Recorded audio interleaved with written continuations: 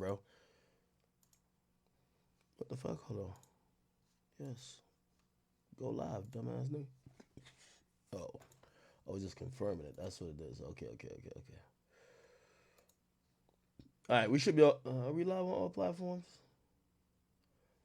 We on Twitch and Rumble. Give me a second. They changed this thing up. Okay, we on King Academics and the Academy Channel. All right, what up with y'all, man? My bad. Consider that small time that I didn't stream. I feel like it's been 8 days so far, and I feel like this is the third time I've streamed in 8 days. Last month, if you guys know, we had the biggest and the most successful streaming month ever. Also, one of the most consistent. I think we did like 22 days out of 30, so only missed 8 days.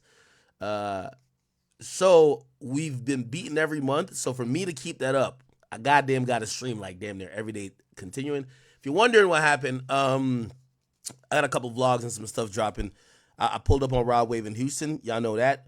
But then I took a quick detour, did a real quick day trip to Savannah, Georgia. So me and Quando got a conversation, you know what I mean? And I ain't gonna lie, the conversation we had was an out-of-body experience. I got to keep it a beam with y'all.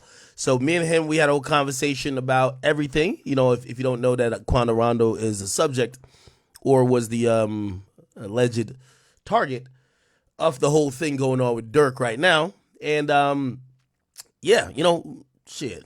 Went down there to get some answers, to talk to him, not about that, but also his music, his own mindset. And I realized that boy is in a very different place. A lot of things going on with him. Also, if you guys don't know, he's actually facing a sentencing. You know, he had gotten a case, and he's about to be sentenced. So I got his mindset on that.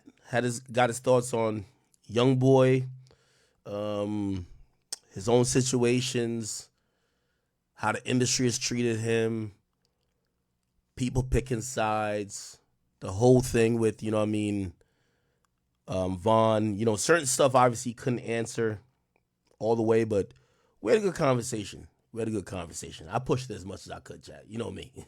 Shit. I went down there. Yo, I got on. First thing, y'all should know, Big Ack ain't trying to get on no motherfucking plane for nobody. So they had asked me a bunch of times before. I didn't. And then Vlad went down there and Vlad got the interview with him. But Vlad got this interview with Quando, right? And the reason why I wasn't trying to go, it just wasn't high on my priority list. I think they were trying to schedule it around him dropping some music. And I was just like, yo, what is he going to say now that he hasn't said? Like, because he was doing mad interviews. He was doing interviews on Zoom, this and third. And for me, like, I'm sorry, I kind of, call me bougie or whatever, but I kind of, like, if you've told the same story 20 times, if I'm going to be the 21st time you tell it, I ain't flying to you, right? Now, after the whole thing unraveled with Dirk, when they called back and they said, yo, we want to talk, Ak, I said, I'll book my own flight. I'll see y'all down there. Okay? So I showed up and I talked to Vlad right before, you know, Vlad was like, yo, Ak, man, I tried. I said, Vlad, I said, I know you were as close to the feds as the feds could get, but Big Act didn't sit on a goddamn plane and show up to Savannah, Georgia for no reason. I'm going to ask what I need to ask. I'm in the building, okay? And I got all the questions off I needed to get off. I think he handled it pretty good, though. Nothing crazy, nothing incriminating. I think it was good. You guys will see it soon, all right? Anyway, yeah. So that's why, you know, I was traveling a bunch, and I do have vlogs and a couple of interviews to support those. We have an extensive vlog. We did a day in a life with Rod Wave. That's coming. Did some shit with Sauce Walker. You know what I mean? I was running through Houston a bit. Y'all know that. And I came back and streamed for like one day. And then I went to Savannah. Didn't really vlog there because I didn't really get to see the whole city type shit. Even though it was like a ghost town out there. I ain't seen nobody. But I guess we were downtown. I didn't even know there's a downtown Savannah. But I interviewed him. And yeah, you know, that will be coming out this week. So if you're not subscribed, let me just point y'all to my main channel. I know King Academics is where y'all go watch all the stream stuff, but the main channel is this. We're still trying to get to 3 million. I feel like it's been a year since we've been trying to get to 3 million. Go here and hit that subscribe button and the notification button. And whenever we upload, I think the Rod Wave stuff will come on Monday. I think the Sauce Walker shit will come on Wednesday. And then I think the Quando Rondo shit will either be in between it or depend on how quickly that gets edited. All right. Sorry. I'm a chewing gum. By the way, that was another pet peeve. I felt like I was about to be on some Angela Yee shit. She does that at the Breakfast Club a lot. It's annoying when guests have gum in their mouth and they're on the mic because there's a smacking noise your mouth makes by chewing gum. Comes across on the mic. And Quando was doing it for a bit. I was like, but I'm trying to make him feel comfortable. But anyway, all right, cool. So since I haven't been here, we have a lot to talk about. First of all, Dirk finally indicted by the grand jury. I'm going to explain to you what all of that means. Bad Baby got cancer. DDG and his baby mama going through it. What else is going on? They say Kodak is tweaking. He appeared on Kai's stream. Salute to Kai. He's running Twitch right now. I'm actually surprised we even got, how much we got? Yeah, we got a decent number on Twitch right now. And little TJ jumped in. Little TJ looked like he was getting that. I tried to diffuse that behind the scenes. I'll let you guys know how that went. I got some more details on the Dirk case. Don't know if I could divulge everything, but we're working a lot of things. The YSL case still going on, even though Thug is free.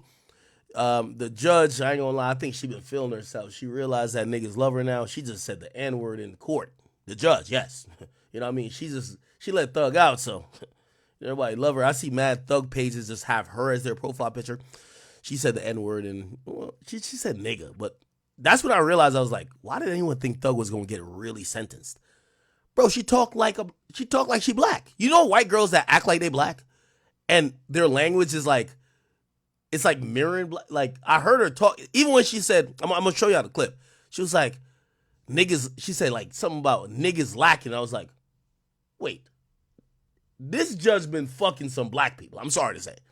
Because she's not only reading as if she's a professional, she's talking like she know the vernacular, which means some black penis been up inside of her, so salute to her.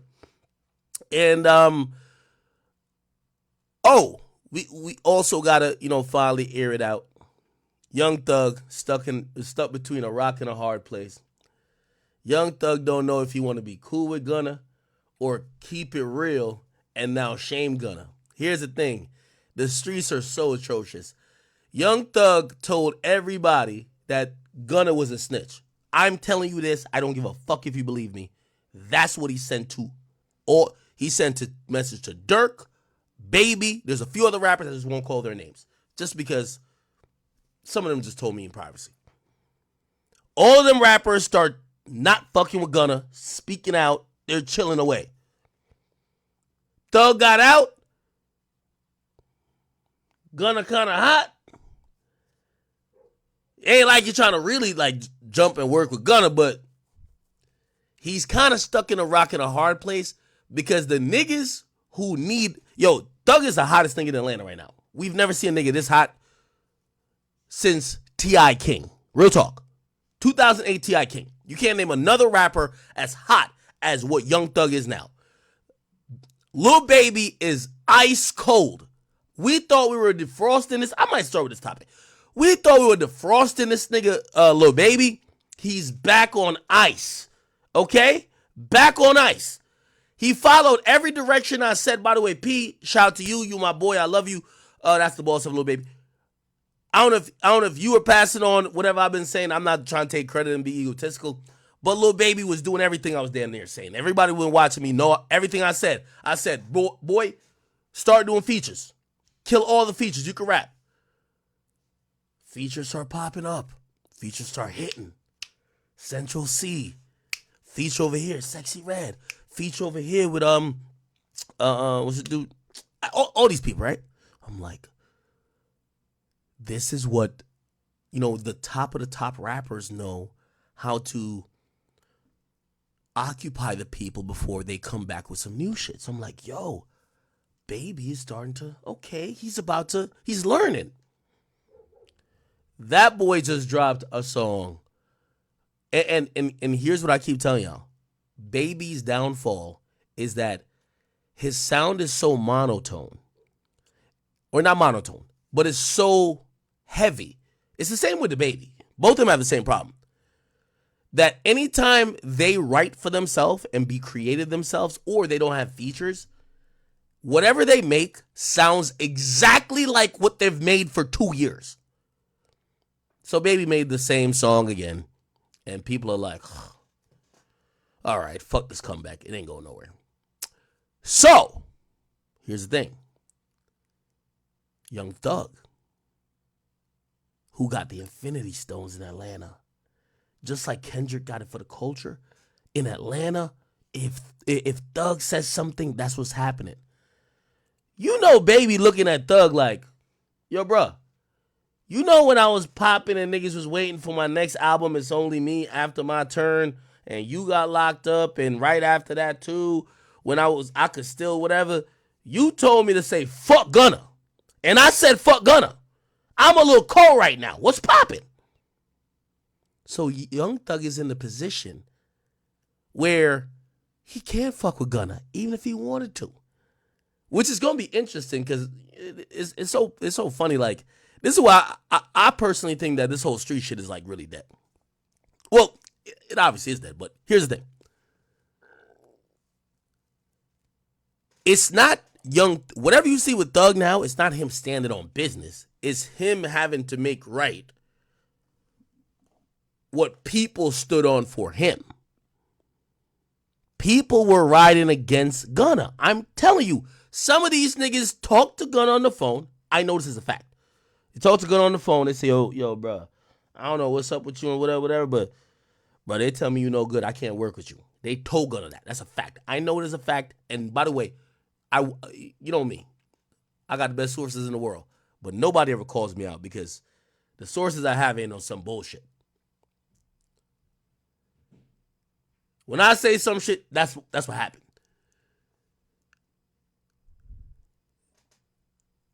When Gunna got out, he tried to talk to all the Atlanta rappers. This ain't public.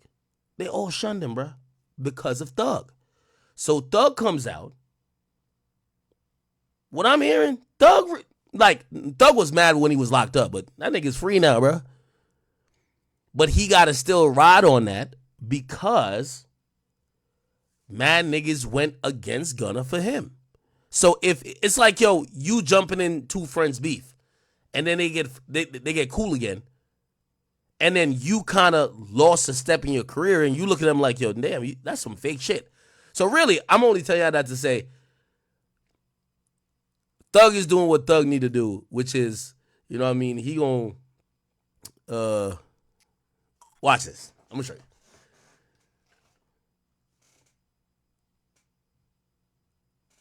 Baby ain't as hot as he is, right? Hot as he used to be. He need Thug. Thug come back. Thug really don't want to be on some fuck Gunna campaign. Thug don't even need to say fuck Gunna. Thug could just do him. But Thug has to realize Wham, or whatever they call him, Baby was running everything you want him to run when he was locked up. And look at this. I'll make some predictions on the stream too. Baby finna drop. And by the way, from what I heard, he had a different album title. Since Young Thug got released, they're now saying it's Whatever Wham Says Goes. They're like switching up his marketing. They're switching up his marketing, right? This is billboards. This is billboards in LA and Chicago. They're switching up Lil Baby's marketing to kind of like mirror the strength that Thug finna give him. Remember when Thug tweeted out? Look, Thug ain't tweeted that many times, even to this day. It's back in June he said it or something like that. Whatever Wham says goes. So this is to show you how dependent everybody is on Thug. But not only that, look. Go down. June 26th, whatever Wham says goes. So now, Baby not that hot no more. Bro, we just seen, we gotta talk about this. Uzi selling 60K? Bro, these niggas know what's up. Yo, Baby sales is going to be abysmal. Trust. So you know what's happening right now, Jack? Believe me. What's happening is that Baby's looking at it to say, nigga, I could have said fuck you and kept working with Gunna and say ain't none of my business, right? I could have kept working with that nigga. He's hot as shit. I would have been still hot as shit. We've been a duo. I said, fuck that. I'm real, I'm street. You real, you street. I went against him. Gunna's hot. I'm a little cool down. What you're going to watch right now is Thug pay his debts back. Watch and believe what I said. He got to pay his debt back.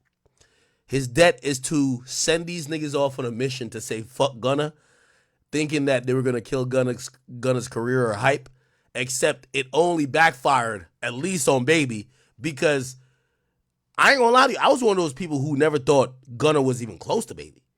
But this is the first year I could be like, oh yeah, Gunna's hotter than Baby. What the fuck? Like right now, Gunna's hot. Right? Am I tripping? Gunna right now is hotter than Baby. So now, Baby's like, yo, bro, you sent me on a dummy mission. Like, all right, you back free now. You got the Infinity stones. You got to go on it. Like, you got to get me back hot. So I'm kind of watching that. Very interesting, if you ask me. Very, very interesting.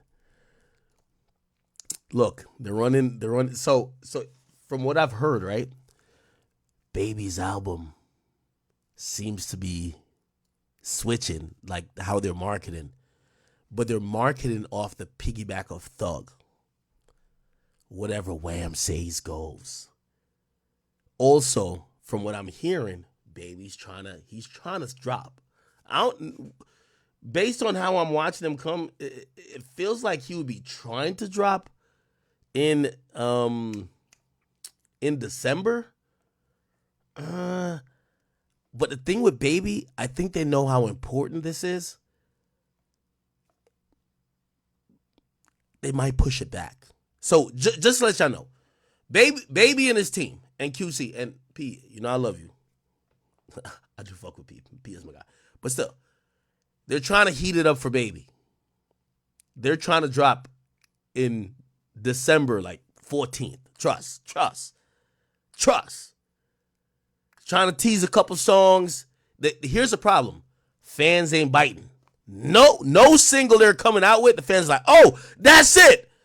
So really, they're probably going to, in reality, they're going to spend a bunch of money and realize, oh, we're going to just have to push this back to February or March. Or they're going to go to Thug and try to get a single with Thug, right? Be like, yo, Thug, we need the single. Or maybe the single comes before. But if I'm Thug, why the hell would me being locked up for 3 years mean I got to revive Lil Baby's career? Nigga, you've been free the whole time. Get out of here, nigga. It's my time to shine. So this is so interesting. Young Thug is out here trying to now repay the debts that he accrued when he was locked up. All right? Because I won't even tell you the source on this, I'm the source. Fuck it. When Thug was locked up, Thug told Baby, Baby, I can say Dirk, Baby Dirk, and 2 other rappers that I know of. Specifically, we not fucking with that nigga. And the plan was I want to drop on his date. So he was salty when he was locked up. But of course, you can imagine everybody's salty when they're locked up. That nigga's free now. Yo, you know what? Oh, shit. You want to know what I heard? Hey, these are just rumors, chat. But this is why I'm telling you who the best journalist in the game. This is why y'all watch me.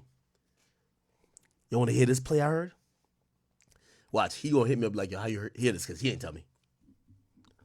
And it's my man's. When Thug gets let out of jail, the talk is this.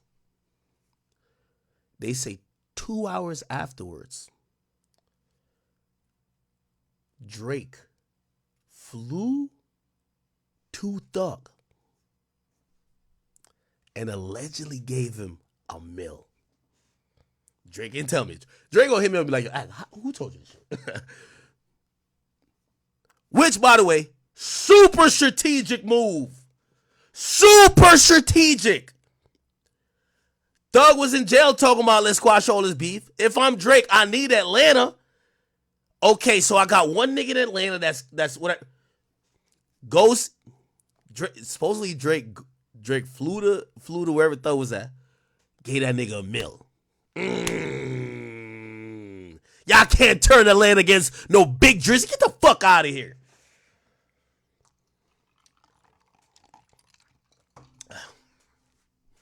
Only the industry insiders would know what that is.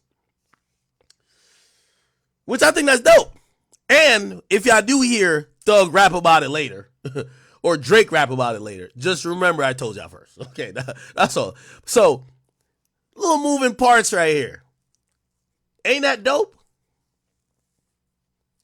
I heard Drake flew to Atlanta. I don't know if it was Atlanta, but flew to wherever and gave him $1 million. So that's dope. You know why that's smart? Thug showed support for Drake when people were thinking shit was going whatever. By the way, y'all want to hear some real shit? Y'all want to hear some real shit? This is why y'all harass me to stream. I got it. I got everything for y'all. You feel me? This is what I heard. Check this out. So once again, which I think Elliot, I ain't gonna lie to you. Elliot was I love you, brother, but I think you were trolling or your sources were trolling. I think y'all just made that up. There's no sort, because if I was you, like, that was an embarrassing look. I would have blasted that source. Get the fuck out of here. Don't ever tell me that Drake and Future got on the phone if they didn't get on the phone, which they didn't. The mere fact that Elliot just kind of like played it off cool, I think either, I won't accuse him of doing it, but like, I think he knew his source ain't on shit. Anyway, so Drake and Future ain't get on the phone.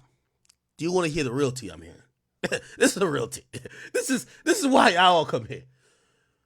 The real tea is not Drake and Future get on the phone. Is who Future is associated with. I allegedly have heard. You want to hear what happened? This is what I'm hearing. They said, once again, the OVO EXO, which I told y'all from the beginning, a lot of this shit was set in motion because EXO. While everybody was looking at, like, Metro was like, Future and Metro are with EXO. So here's the thing. So EXO apparently and Drake, they've gotten on a slightly better terms. They've had conversations. That's what I've heard. So this is how everything is broke down. So Elliot, tell your sources tapping with me. I got the sources, okay? You know what I mean? I always say we don't talk to second in command. We talk to the guy. You get what I'm saying? Put it like this: there's only 4 people in this situation I could have talked to. Anyway, here's the thing. For that other thing. Anyway, here's this new information. So they said Drake and EXO. Now, let me give you a little bit of context. The way how this EXO and OVO shit works is that a lot of the guys, we're not talking about Drake and Weeknd. I know when you think about EXO and OVO, you just think about Drake and Weeknd. You gotta look at the lower level guys. The guys who are street niggas, they're both in Toronto. They share a lot of guys who are like, you know what I mean? These are real dudes. You know what I'm saying? And of course, they're loyal, but it's like, these guys are also, they kind of intermingle, right? So like, you know, I think I ever went back to that song War when it came to when Drake was addressing it. And by the way, here's the thing about this OVO EXO shit. Like, it's been cool and not cool like 3 or 4 times. So like, they've patched it up, not been cool. Patched it up, not been, like, bad times. So what allegedly, you know, people have told me, and again, I'm going to give you a little bit on the sources what tell me. They're telling me, they're like, yo, and this is how I kind of got the info. They say, yo, some of the OVO dudes, they're around some of the dudes in XO these days. They've seen them in clubs. Again, no one you would know. But for the people who knows OVO and knows XO, they'll know the players. And they'll be like, oh, yeah, I ain't gonna lie. It's no way they're beefing when we see these two guys. They were in the club this weekend. Or they were at this spot, like, around each other. Like, how are these two guys beefing? Then we hear, or I eventually hear, that apparently Drake and I'm gonna just say XO. I'm not gonna name any particular person or people, but the XO situation is, managing. I mean, I don't want to make no declaration like, oh, they're best friends again. It's like managing, right? Now, what does that mean? Without XO really going at Drake, all that Future shit goes out the window. Like Future, even Metro to a certain extent. Why? Because they kind of fall under that. They're all like, like EXO kind of like manages them niggas. You get what I'm saying? I've always told y'all, EXO was the, like, in my belief, EXO was the entity that set a few things in play. And by the way, I've also further heard that even with Drake and Future, even though they haven't spoke, it's not that, it was never that deep. I heard that allegedly. Now I don't know if this is true. This is one I'm like, yo, if this ain't true, shit, I'm skeptical of it too. They saying Future claim he ain't know that Kendrick was gonna diss Drake on motherfucking like that. I don't know if that's true. I don't know if that's true, chat. I don't know if that was true. But that's what supposedly is the thought. That is the thought, or that is the explanation that is kind of trickled down. Again, they still haven't spoke. But that's the explanation, which, maybe that goes towards eventually something happening. It feels like de-escalation happening a little bit, right? Which I think Drake's just smart as fuck. You can't go against Atlanta. Never. Like, he fucks with Houston. Houston and Atlanta, you can't go against both of those. Okay, he got Houston. Atlanta now. When everybody's trying to make, like, this whole, Metro in his feelings for some whatever shit. But Future, when people are trying to act like, oh, well, Future's like the president of motherfucking Atlanta, right? Can't have him going against Drake, right? Thug comes in.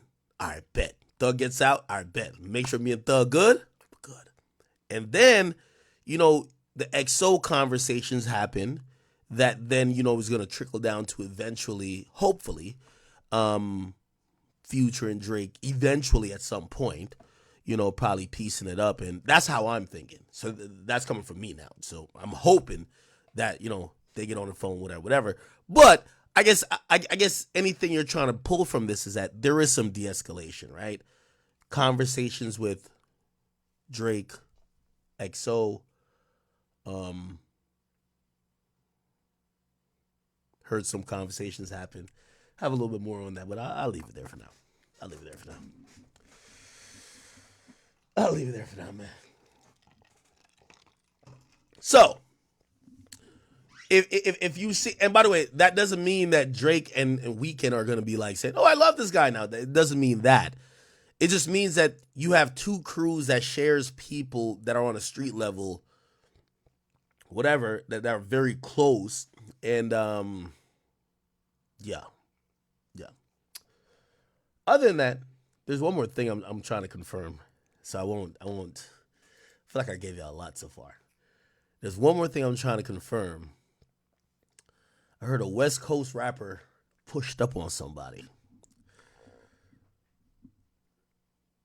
in relation to said thing. Won't say who. Obviously, none of the main players. And actually, I don't know if you know the individual, but I'm still confirming that. We'll get there. We'll get there.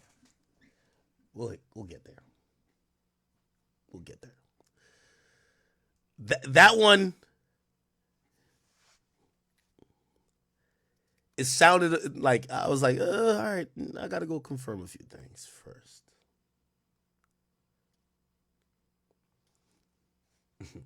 Somebody say gossiping. I think y'all should know by now. When I told you that Cardi was texting Stephon Diggs, you ever heard nobody say, nah, he lying? When I told you, when I be, this is the funny thing about it. I be dying for somebody to say, Ak is lying. I be dying. Like, nigga, I be just sitting here like, yo, please call me out. Tell me I'm lying. Like, nigga, because it's hard for me to hold my tongue. Pause. So when I say some shit, you know,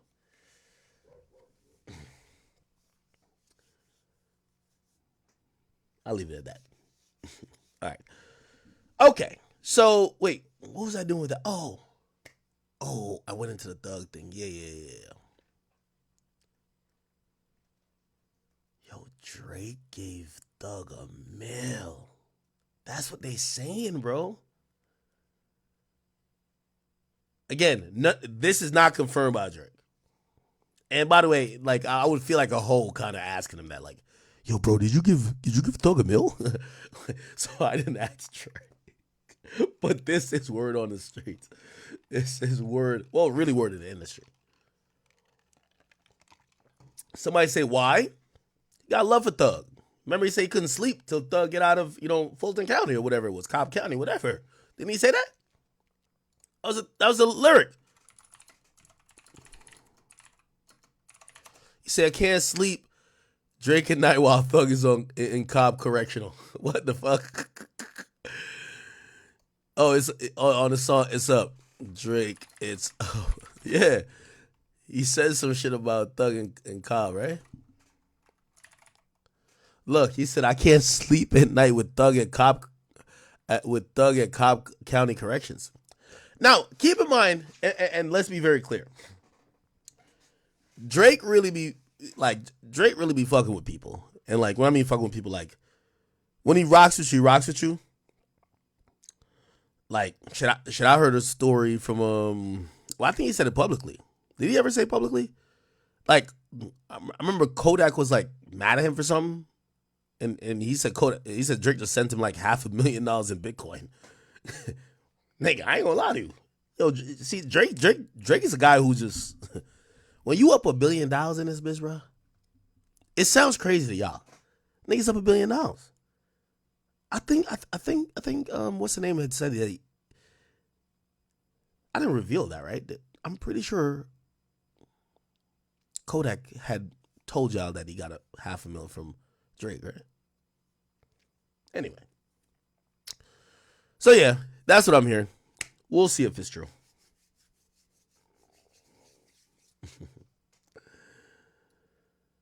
Okay. Somebody say, you're mad at Drake? Why are you mad at Drake?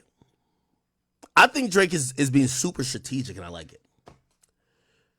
You can't go against Atlanta. So what you have to do, you have to play Atlanta very differently.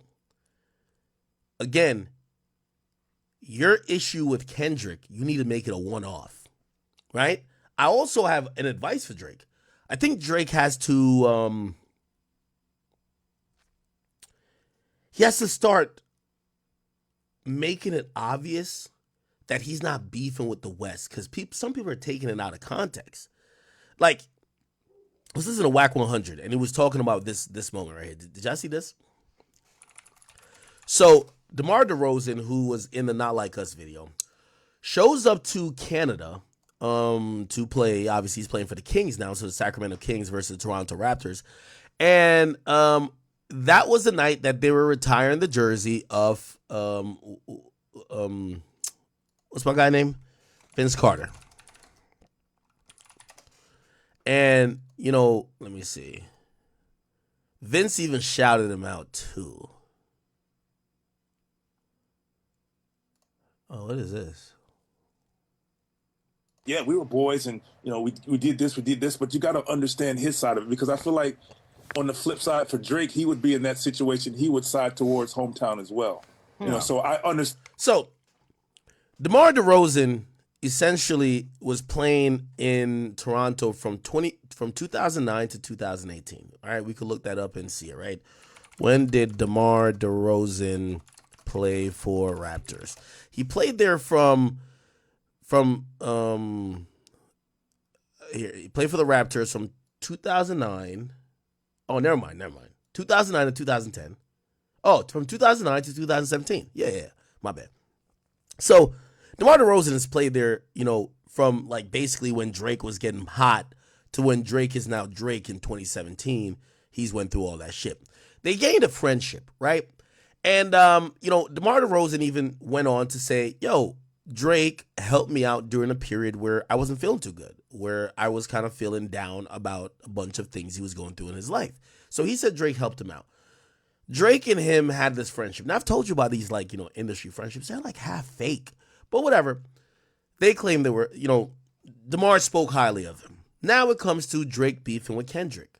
When Drake beefing with Kendrick has this bar in Not Like Us. He's like, yo, I'm glad D-Rose came home. He said, I'm glad D-Rose came home. Yeah, I didn't deserve him neither, right? And if you watch the video, you will see DeRozan in the video. You'll see him in the video pictured here. And by the way, apparently when he just joined the Sacramento Kings, he walked out to Not Like Us playing, right? Okay, now I don't know if he told them to play that song, but, it is what it is. Now, obviously, this was like, somewhat of a, people were wondering like, damn, why are people kind of involving themselves in this beef? Now, there's two sets of thoughts on this. Some people feel like, yo, it's not that serious. I don't think it's that serious. No, I think it's that serious when you're his friend appearing in a music video. It's one thing if you're like jamming out to the song real quick and maybe you're not singing the parts like A minor or whatever. But, if you're one of those people that call Drake your friend and the song is calling Drake a pedophile, and here's the thing, I don't think in pop culture, like 99%, it's one thing, if somebody say you a bitch, and 99% of people just think, oh, he's just talking shit, as opposed to this is reality. There is like a good split on the amount of people, like I don't even want to give a percentage on it, but there's a good amount of people that actually do think that Drake is a pedophile, based on what Kendrick said. So when you see your mans, or supposedly some guy who you helped previously, in a video, you're like, bro, like, what the fuck, right? Now, he spoke on this before. I think he spoke on this before. Let me see. This is before the taunting. Yeah, this is what he said. He said, Drake is still my man, right? Now, I thought I was ridiculous. I was just like, ain't no way Drake is still your man after... Look, he says, oh, shit. Continue. What the fuck?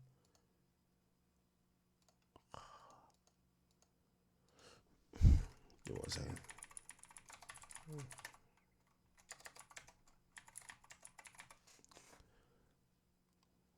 Okay. What? Provide a valid email address.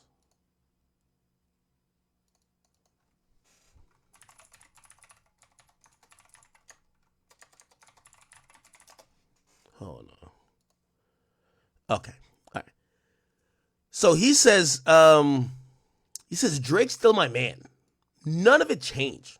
So easy to get overlooked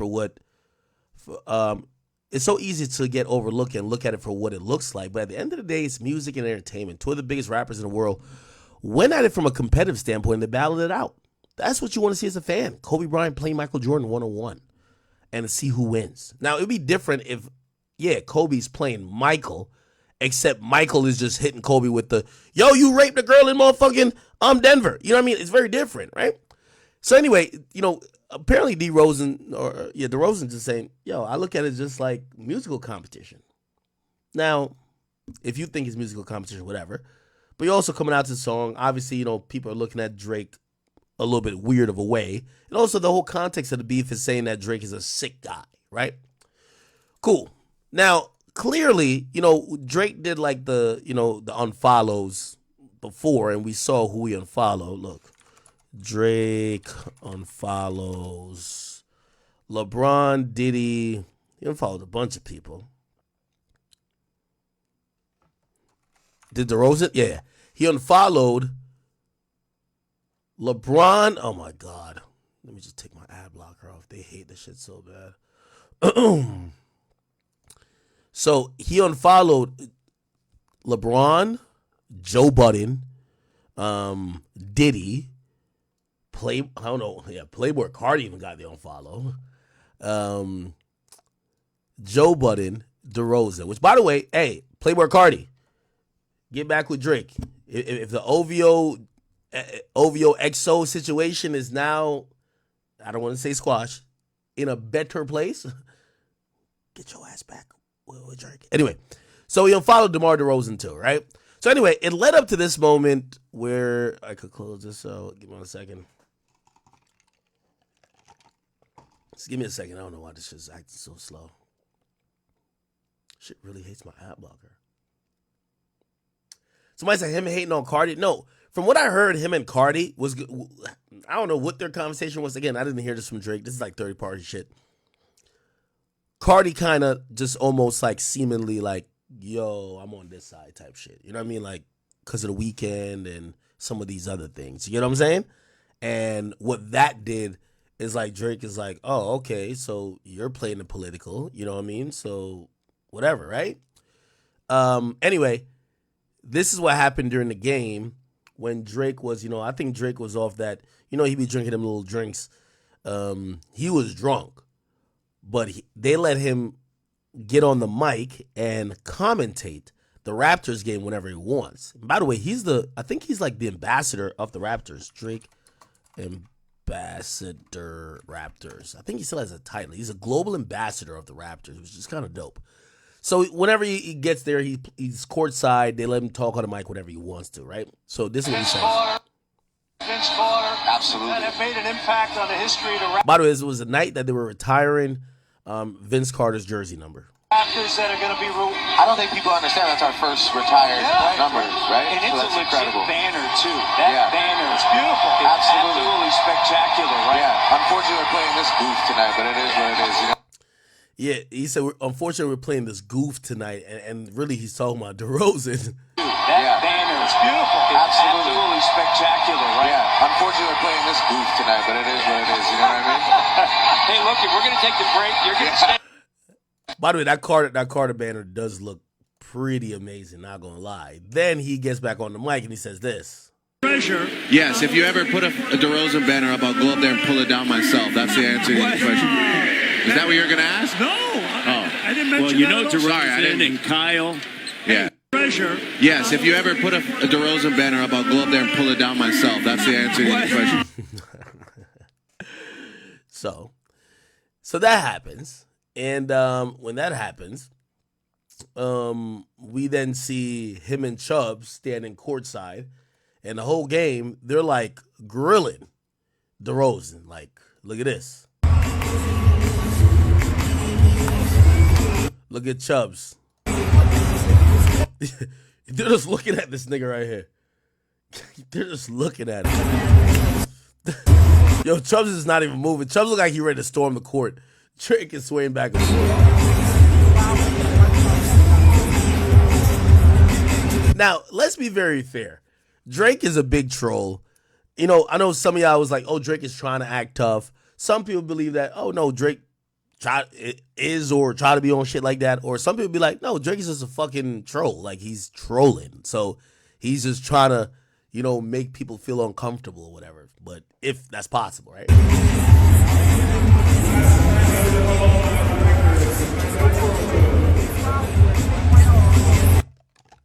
Drake's eyes is just following him like a hawk.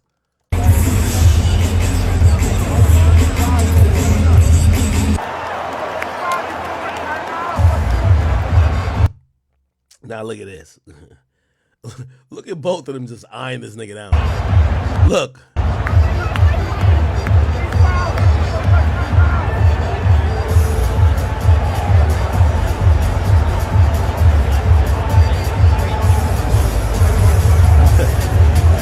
Look, Chubbs is like, yo, no. Look at this guy over here.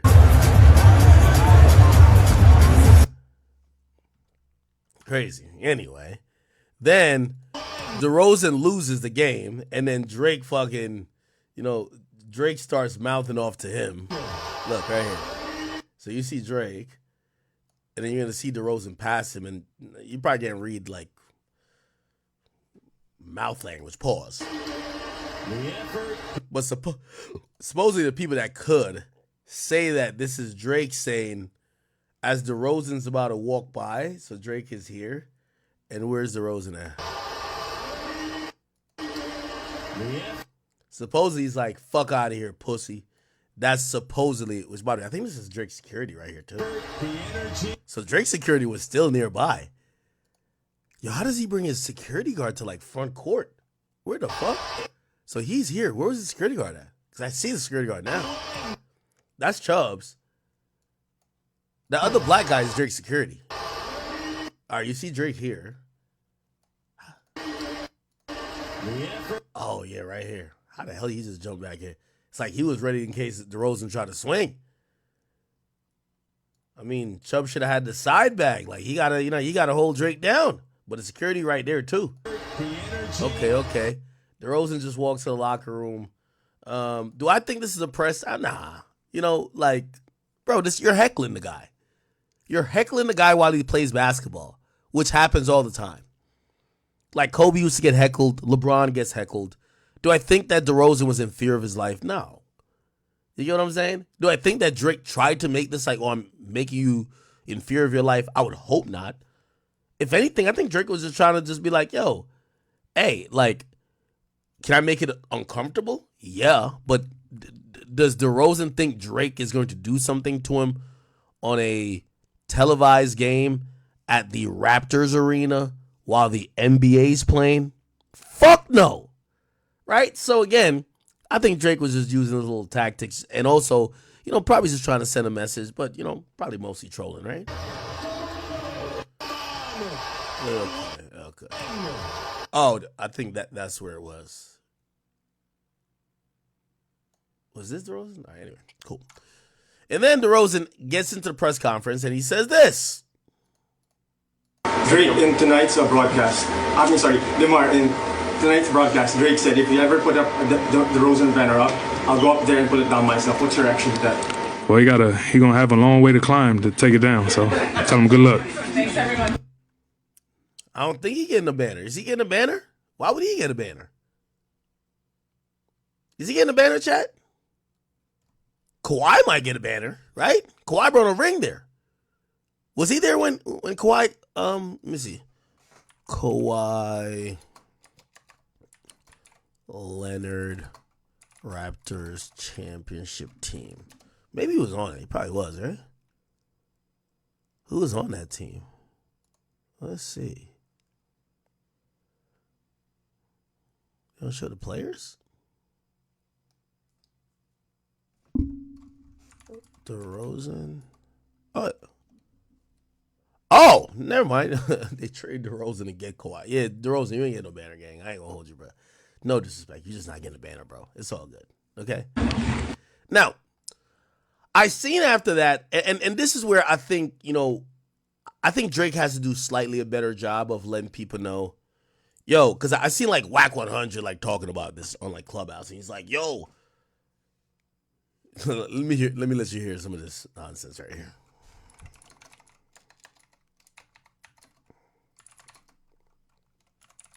Listen to this.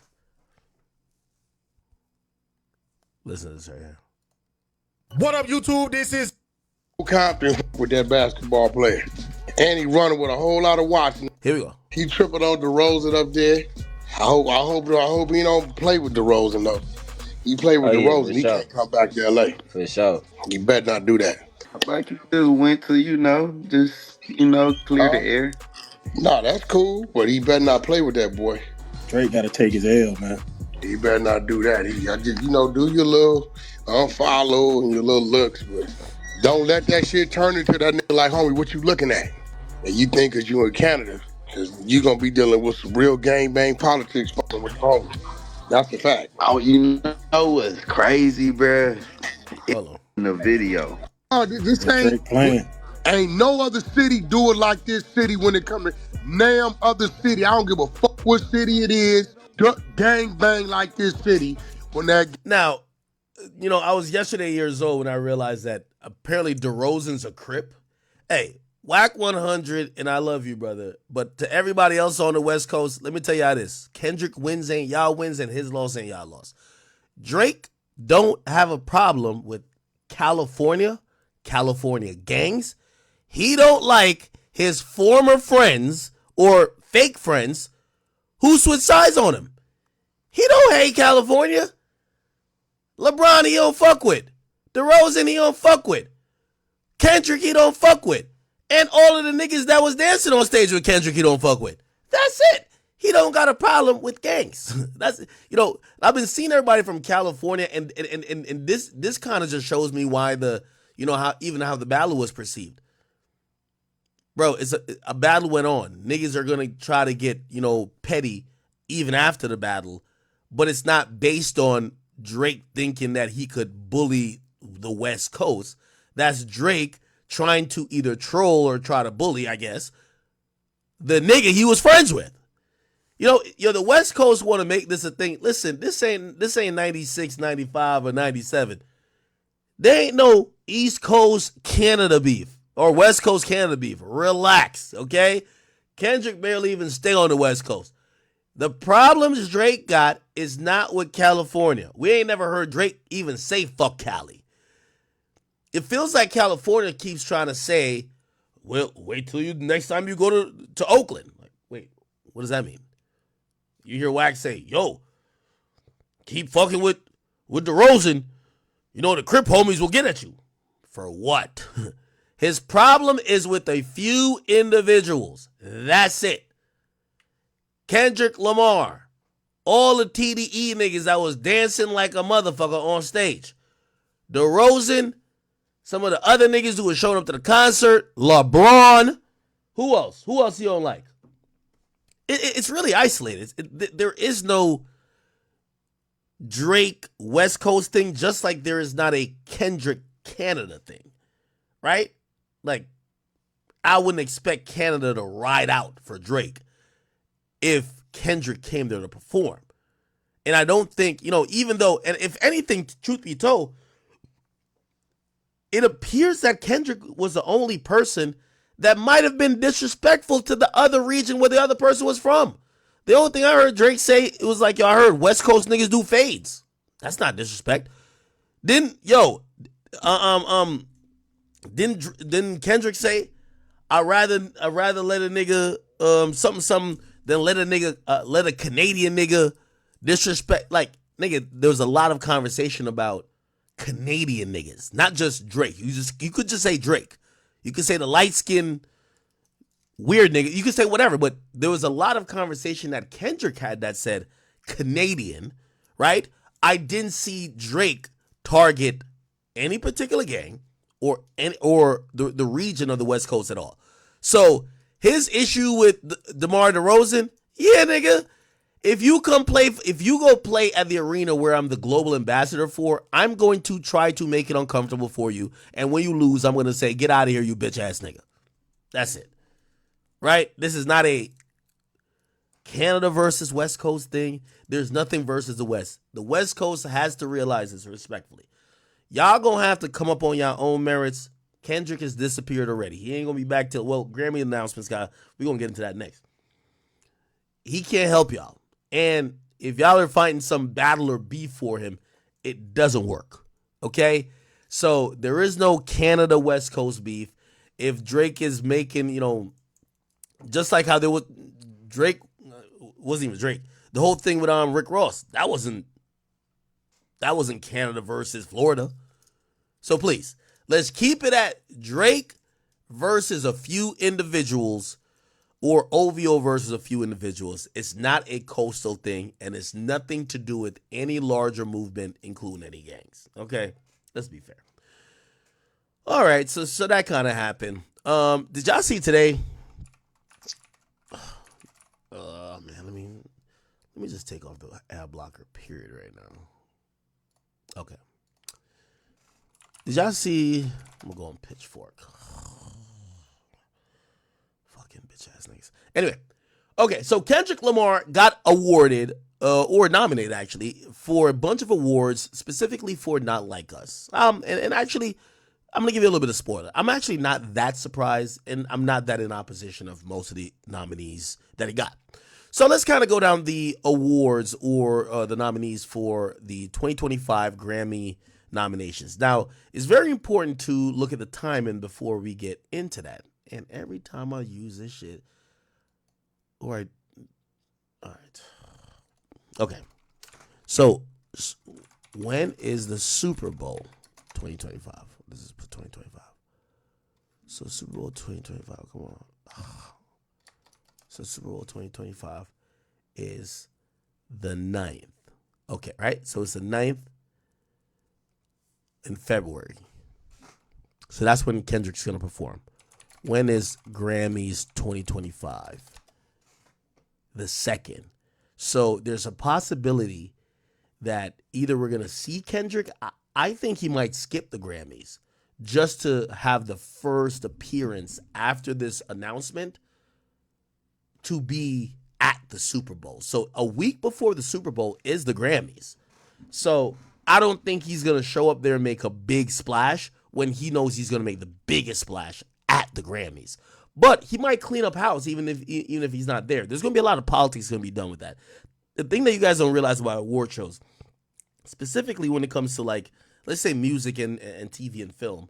So music, we obviously know is the Grammys. And then we have with film and TV, we were talking about the Oscars and the Emmys.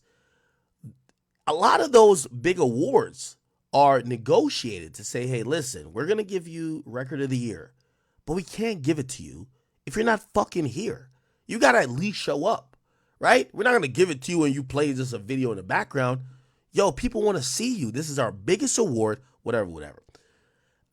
Maybe Kendrick pops up for that, but still, I'll go down the list of, I think there's some politics that he's going to have to play to give the Grammys the look that they're going to need for them to give him 3 to 4 awards for Not Like Us, but then not also burn himself out. Not necessarily actually burn himself out, but not whore himself out in how he likes to be not seen before he pops up at the biggest event of his career, which is going to be the Super Bowl, right?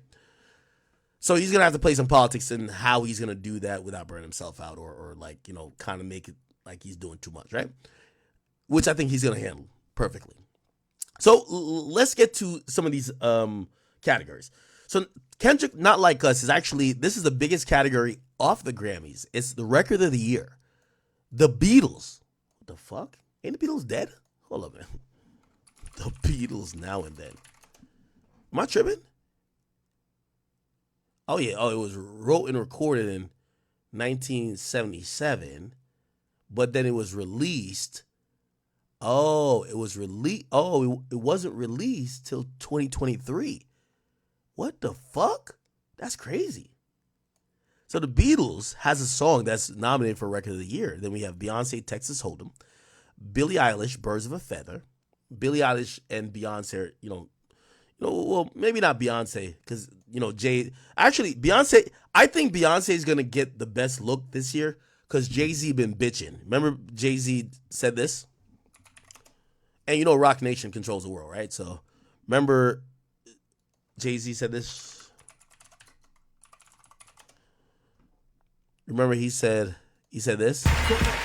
Rolling Stone, put me, and then they went to like a hotel and watched the Grammys. I ain't even understand. I'm just saying, we want y'all to get it right. We love it. I was nominated for the Best Rap Album, and DMX had dropped 2 albums that year. They both were #1. Shout out to DMX. And yo, I ain't gonna lie, man. This is why I like Hov. He's a greedy nigga, man. Hov got $5 billion. Baddest girl in the world. She's worth $2 billion too.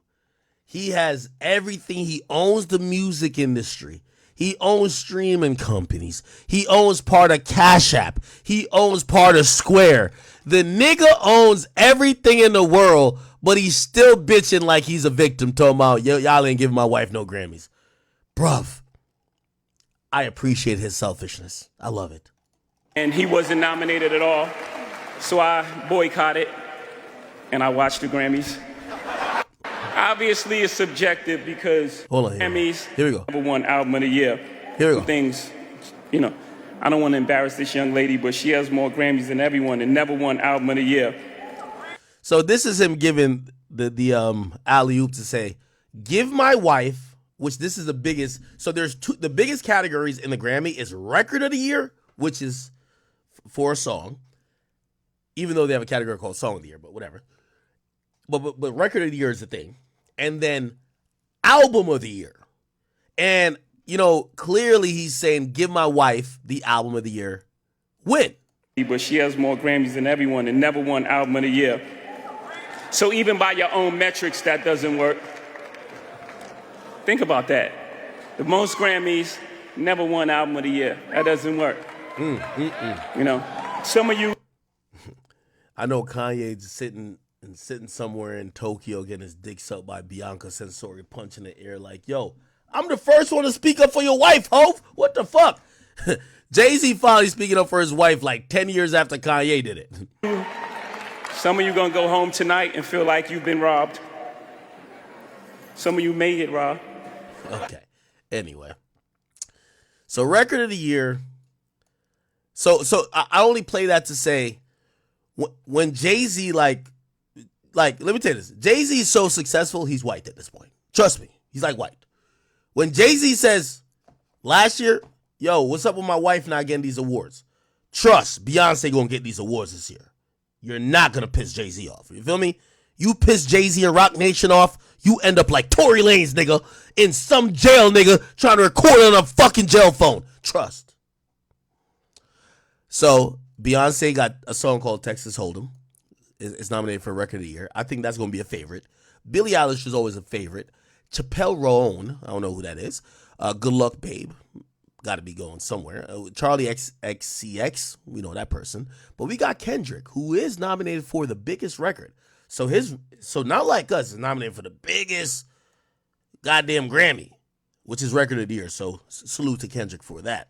Sabrina Carpenter, you know, she's like an America's darling right now. So, you know, she's in the mix too. It's going to be very competitive. And we, of course, got, you know, basically the feminist Michael Jackson, which is Taylor Swift. So, hey, this is going to be pretty tough. I did predict Kendrick to win this, but I could see Kendrick not winning it. But it's either going to Big Taylor, Sabrina, Beyonce, or Billie Eilish. Okay, Charlie XCX, I think is lowered on the totem pole, but they could fuck the whole game up and give it to the Beatles, just basically saying this is why the Beatles is just better than all y'all motherfuckers, right? On some racist shit, right? Album of the year. Now, this is the one that Jay-Z talked about his wife winning, and yes, indeed, she has been nominated. Now, I'm gonna say she's going to win, but she's going to have to stave off or, like, you know, push off Taylor Swift and even Sabrina Carpenter. So, Andre 3000, New Blue Sun. Nigga, ain't this like a flute album? Yo, hold on, bro. What the fuck?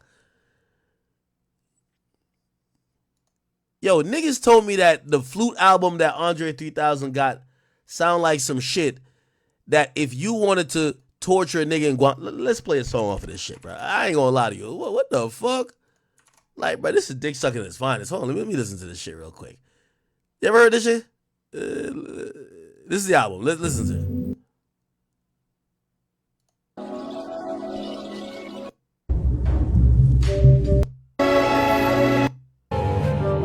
The nigga ain't say a fucking word. The nigga's just blowing through a pipe, nigga.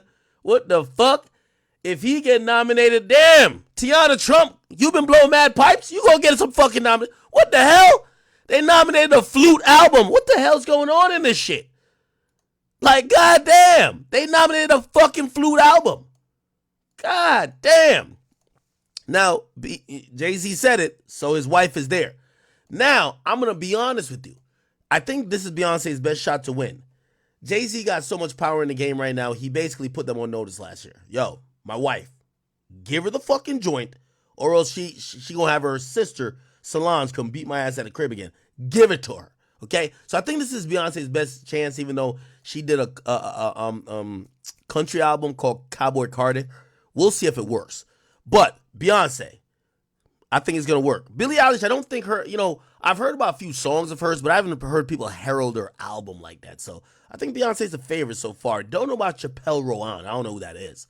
Charlie XCX, I don't think they're going to win. And Jacob Collier, based on the amount of other nominations that these other people got, I don't think they'll win either. So I think Beyonce's stiffest competition is going to be Sabrina Carpenter and then Taylor motherfucking Swift, right? I think Jay spoke up, but Taylor is Taylor. You don't want to go against Taylor, right?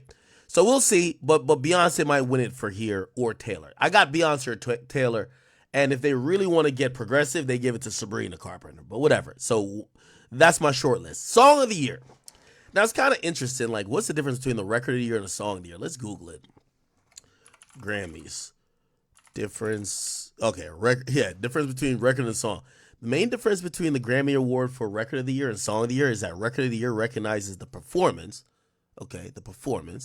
and production, while Song of the Year recognizes the song composition. Okay. So performance and production. So if we're thinking about that in terms of Kendrick, maybe Kendrick will win for the performance and production, but not necessarily win for the composition. Who knows? Anyway, now Kendrick is the most awarded, by rapper standards in this this year's Grammys when it comes to rappers. So we're also wondering what he's going to take home. But let's go over Song of the Year. So Beyonce, Texas Hold'em, Billie Eilish, Birds of a Feather, Chappelle Rowan, Good Luck Babe, Kendrick Lamar, Not Like Us, Lady Gaga and Bruno Mars, Die With a Smile, Sabrina Carpenter, Please, Please, Please, Shabuzi, I like that song so much.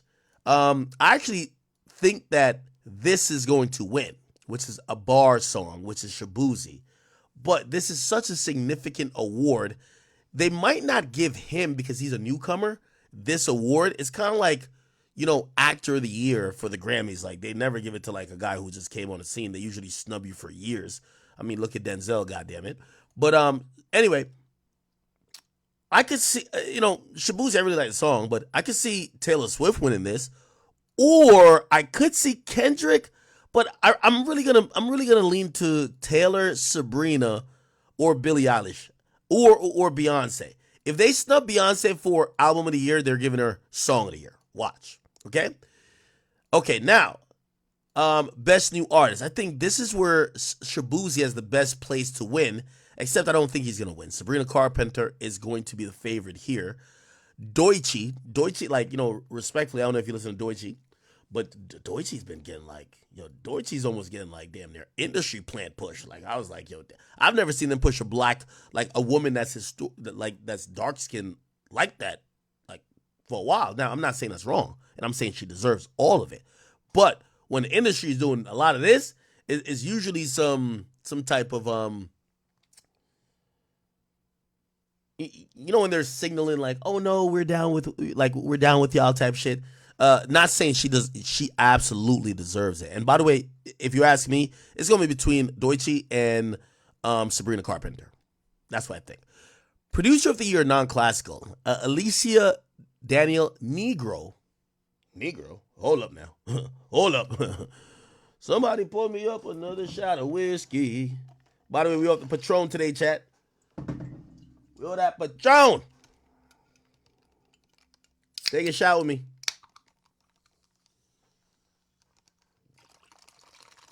Okay. And chat, before y'all get upset, I know we're an hour and 30 in. I know I ain't streamed for a while, so I said to myself, we got to go for 7 hours. So we got at least, 5.5 hours to go. Okay? So chill out. Got 5.5 hours to go. Unless I get too drunk, but y'all gonna keep me up. If I get too drunk, I'll just start ranting and get myself canceled, which I don't think I can get canceled no more because I think only y'all support me. So good. All right. Producer of the Year. So Alicia, don't know who that is. I don't know a lot of these people. Dernst Demile Emile II. Who is that? I don't know that. Eon Fitchkit. I don't know who that is. And Mustard. Now, obviously, we're gonna be pulling for Mustard, even if you don't like Kendrick, nigga. Like, you gotta pull for Mustard, right? Just because, like, bro, like, it's a hip hop person. Now, do I think he's gonna win? I actually don't think he's gonna win. I did predict he was gonna win on Twitter, but I don't think he's gonna win because I think other than Not Like Us, and actually, yo, I'm gonna be honest with you. I think this was supremely disrespectful to Metro Boomin. Like, how is Metro not motherfucking like, like I don't like that nigga at all. But goddamn, you're telling me you put Mustard on this, but not Metro Boomin? The boy dropped 2 fucking albums. Like, how does whatever? But I think Metro should be on this. But anyway, whatever. Songwriter of the Year, non-classical: Amy Allen, Edgar Barrera, Jesse Alexander, Jesse Joe Dillon, and Rye. I don't know who these people are. Best Pop Solo. Let's see. I could see Beyonce or Billie Eilish winning this. Beyonce, Bodyguard; Billie Eilish, Birds of a Feather; Sabrina Carpenter, Espresso; Charlie XCX, Apple, Chappelle Roan, or Roan, Good Luck Babe. Okay, I have no opinion on that. I just say, I think the Grammys are going to get bought by the Carters if Beyonce don't win at least 2. Jay-Z done spoke, and if whoever who run the Grammy committee don't want to catch a RICO, land up in jail, be on Guantanamo Bay, or be in a cell with Tory Lanez, y'all niggas gonna give that nigga wife a goddamn Grammy, my nigga. She needs 2 at least. He really said album of the year, but if you can't give her that, you got to give her 2, which means next year. We'll get you next year. Trust. That's how powerful Jay-Z is, right? Jay-Z's controlling the whole NFL Super Bowl shit. And the Super Bowl, you got to imagine, this is the week before the Super Bowl. He's going to shit on their ratings, right? Cool. Let's see. Best Pop Duo: Beyonce and Post Malone. Damn, how many? Yo, they just gave Beyonce a nomination for everywhere, right? Ariana Grande, Brandy and Monica, The Boy Is Mine, the remix. Oh, they did a Boy Is Mine remix?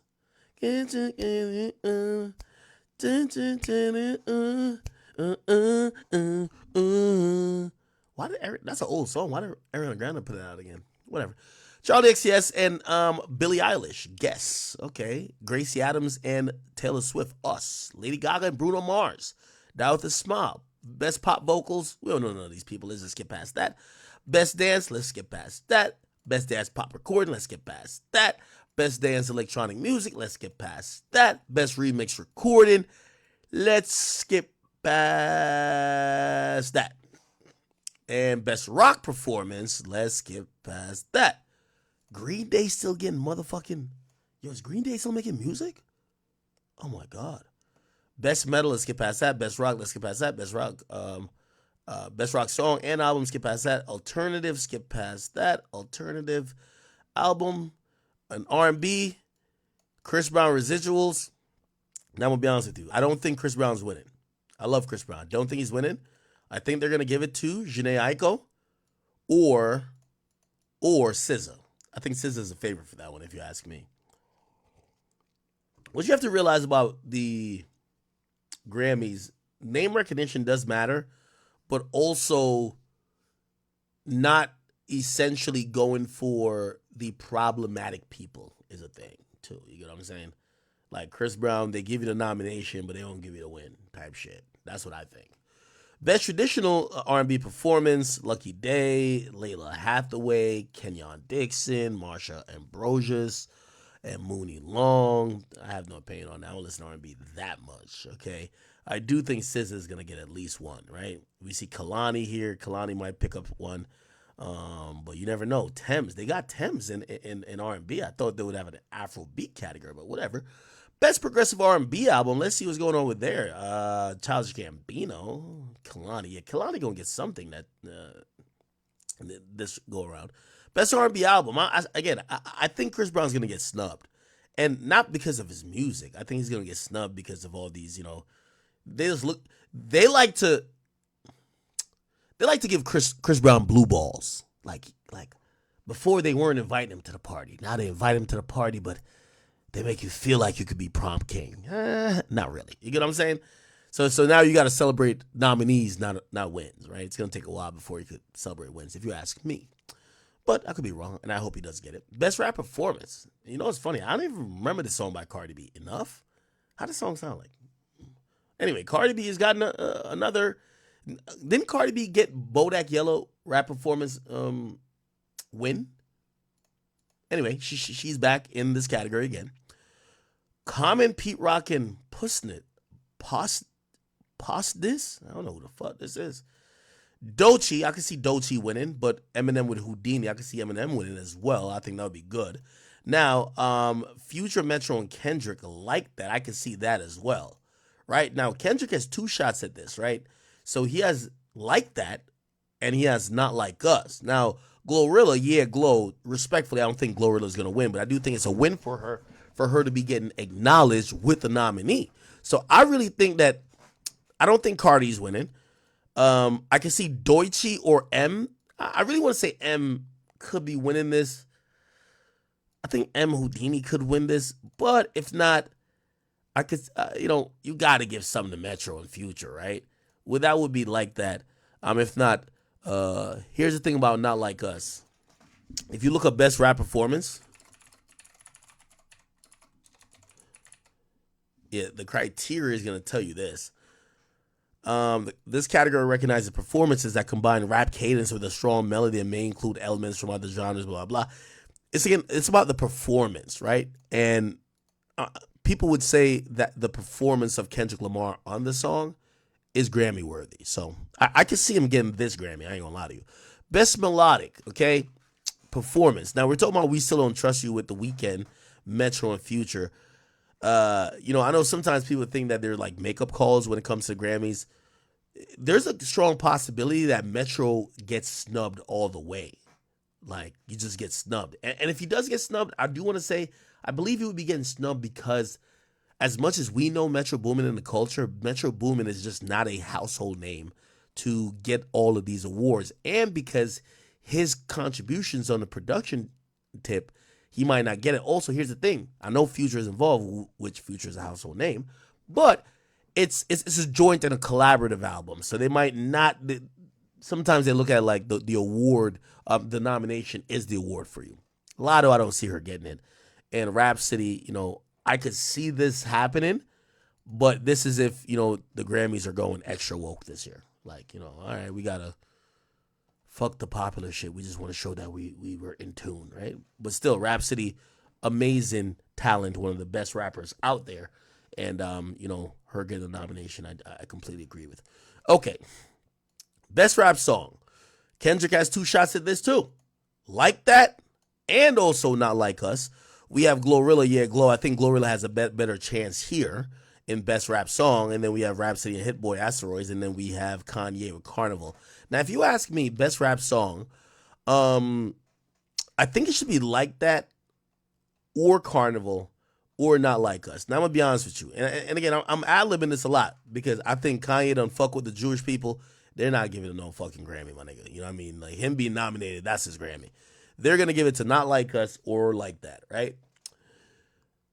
And they might just flip-flop when it comes to melodic rap performance. Best rap performance and best rap song. So best rap album, here we get to it, right? So Eminem, Death of Slim Shady, the coup de grace. I don't know if this is going to win. Common and Pete Rock, salute to them with the Auditorium Volume 1. Doechii, she might actually win on this. I'm not even going to lie to you. That's what I'm saying. This might be a sweep. I just can't imagine that the Grammys will award J. Cole for the beta maleness that he explained. So I think him getting nominated was just the fact that he participated in this year that was kind of dead. Because it goes from like November on, right? And nothing really significant dropped then. When did Drake drop For All the Dogs? Drake For All the Dogs. When was that dropped?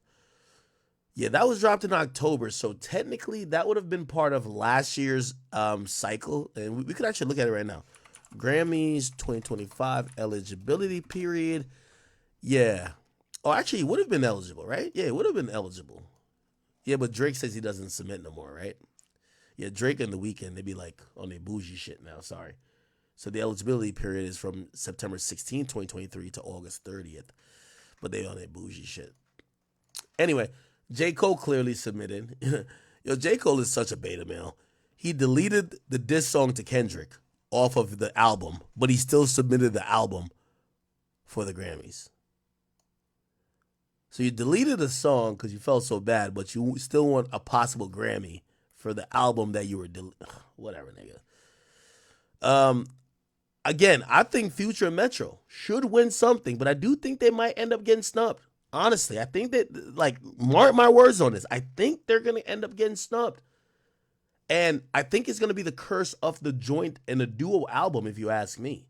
So I think they're going to give it to something that's a little bit cultured, more like, quote unquote, Deutsche. They might give it to M. But I don't. I hope Future and Metro get it, but I think they might snub these guys, bro. I'm gonna be honest with you. And this is just me going off past behavior from the Grammys and how the voting process has been. Best spoken word, we don't need to do that. Hey, isn't this the guy who played Ghost, Omari Hardwick? Oh, I see you. Spoken word. He did a poetry album. All right, my boy. Do your thing. All right. Anything else we need to see here? Okay. Best country solo performance, Beyonce. You see her there. I think Bar Song should win for this. Beyonce gets another one. Yeah, Beyonce got to win something. Texas Hold'em for best country song, best country album, Beyonce. Oh my God. Yeah, they might give her best country album to make her feel good. Because you got to make her feel good because Jay-Z going to be mad and he might just buy the Grammys if you piss that nigga off. That's just how it goes. All right. I think that's about it. So if you ask me, like, yeah, I think Kendrick should have a successful time at the Grammys. Do I think anything is unworthy? By the way, best comedy album, Dave Chappelle's up in there, so salute to him. And do I think, A$AP Rocky is in there for best music video? Wow. Oh, actually, some people did like that video. Yeah, a lot of people like that video. He might win it. But Houdini's up there and also Not Like Us. So we will see. All right. Best album notes? What the fuck? All right. Best engineered album. Producer of the year. Classical. I don't know these people. Best immersive. Best instrumental. Best of the. Okay. All right. I know if we get down there, we'll see some reggae ones. I thought there was a reggae one, right? Yeah, best reggae album. I just want to say, Collie Buddz. Collie Buddz. Get a nomination right there. Shensia. Of course, you always got to throw on a Bob Marley joint on there. You know what I mean? You know what's so funny? They just recreated a new Bob Marley album with old music and it's just the curation just always gets fucking nominated. So it's not new songs, just a new compilation gets nominated, right? And probably will win. But we got Vybz Kartel, Party With Me. It would be dope if Vybz Kartel gets a Grammy, but who knows? Vybz Kartel and Shensia getting it would be dope. All right. Okay. Best African music. We got Sake and Wizkid. Okay. Burna Boy. I love Burna Boy, and I do love Asake and Wizkid. And let me see. Thames. That's my heart. I would love to see Thames get some type of recognition. That'll be good. Okay. I think we're good on this. We are good on this. Best Mexican music. I don't know these other guys, so I'm gonna just say Peso Pluma. I've seen this name before though. Where's Bad Bunny at? He ain't getting no goddamn award. Shakira. Okay. Kali Uchis. Okay. Anita. I've heard of her. Okay, I see what's popping out here. All right. I see what's going on. Best gospel album. Kirk Franklin, man. Still supporting the Lord. That's what I'm talking about. CeCe Winans. Okay. All right. We're good. Perfect. All right. Chat. While we're at it, let's go check out. Not while we're at it, actually. So bad segue.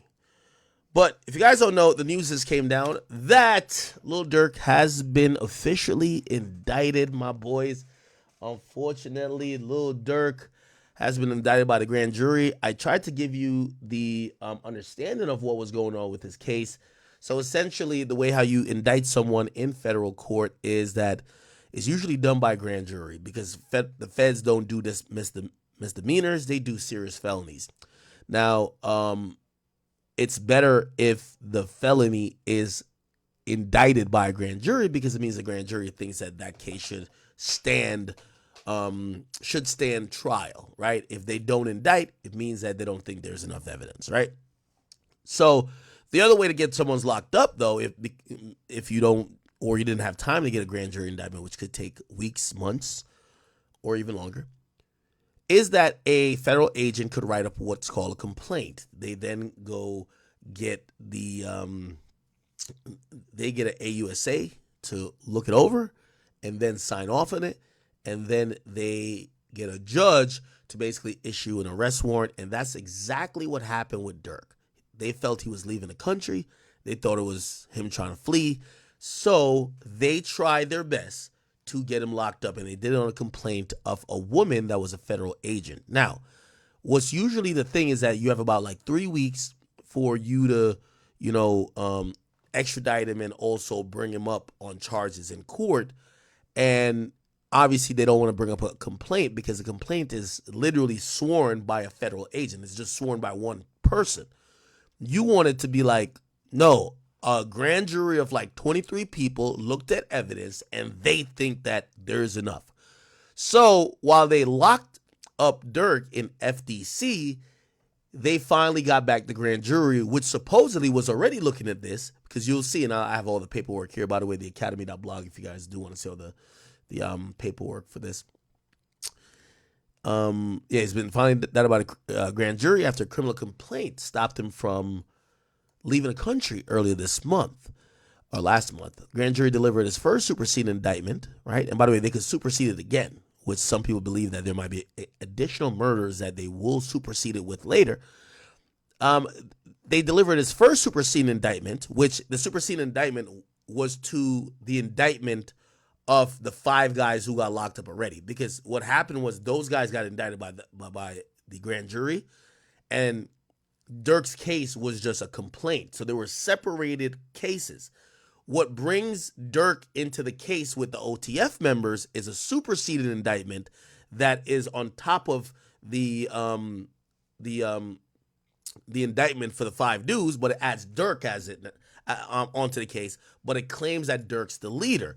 So they've delivered his first superseded indictment, which includes Dirk, which, by the way, Dirk has a Muslim name called Mustafa Abdul Malak. And they're saying he's the leader and the person who did the hiring and gave directions to others to carry out the murder of Quando Rondo.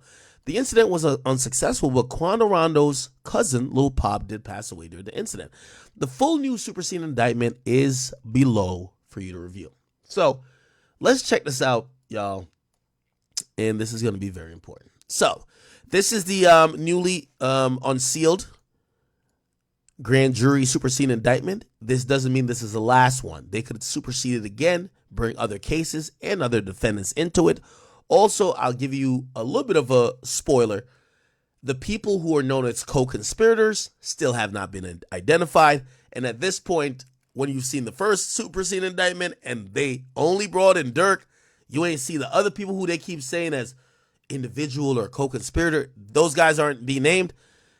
You get a stronger sense that they are cooperating. You get a real strong sense that they're snitching. Okay. So check this out, people. Now, it says United States. It was the plaintiff, Dirk Banks, which, a.k.a. Lil Dirk. I didn't know this was one of his names, a.k.a. Blood. They call Dirk Blood. I didn't know they call him Blood. And a.k.a. Mustafa Abdul Malak. They have Kavon Grant, a.k.a. Cuz or Vonnie. That's OT of Vonnie. Dontrell Wilson, a.k.a. Didi, OTF Didi. Keith Jones, a.k.a. Flocka, OTF Flocka. I guess OTF Flocka. David Brian Lindsay, known as Brown Eyes. And Asa Houston, known as Boogie. Now, when they had first did the complaint against Dirk, they put one charge, which was just murder for hire. Now the superseding indictment gives Dirk the other charges the other guys have. So he gets more charges, right? But they still have the same ones. So what is that? It's conspiracy and use of interstate facilities to commit murder for hire, resulting in death. So it's, this is conspiracy for murder for hire. Then it's use, carry, and discharge of firearms and/or machine gun and possession of such firearms in furtherance of a crime, resulting in death. Now, this is going to be interesting because if Dirk is charged with now having these firearms, let's make the argument, chat. Yo, I'm the money guy. I'm not touching the guns. I'm just putting up the money. But it seems like that they're saying Dirk was really close to this, right? We'll get into it. Possession of a machine gun, obviously, that isn't for everybody. That's for that one guy.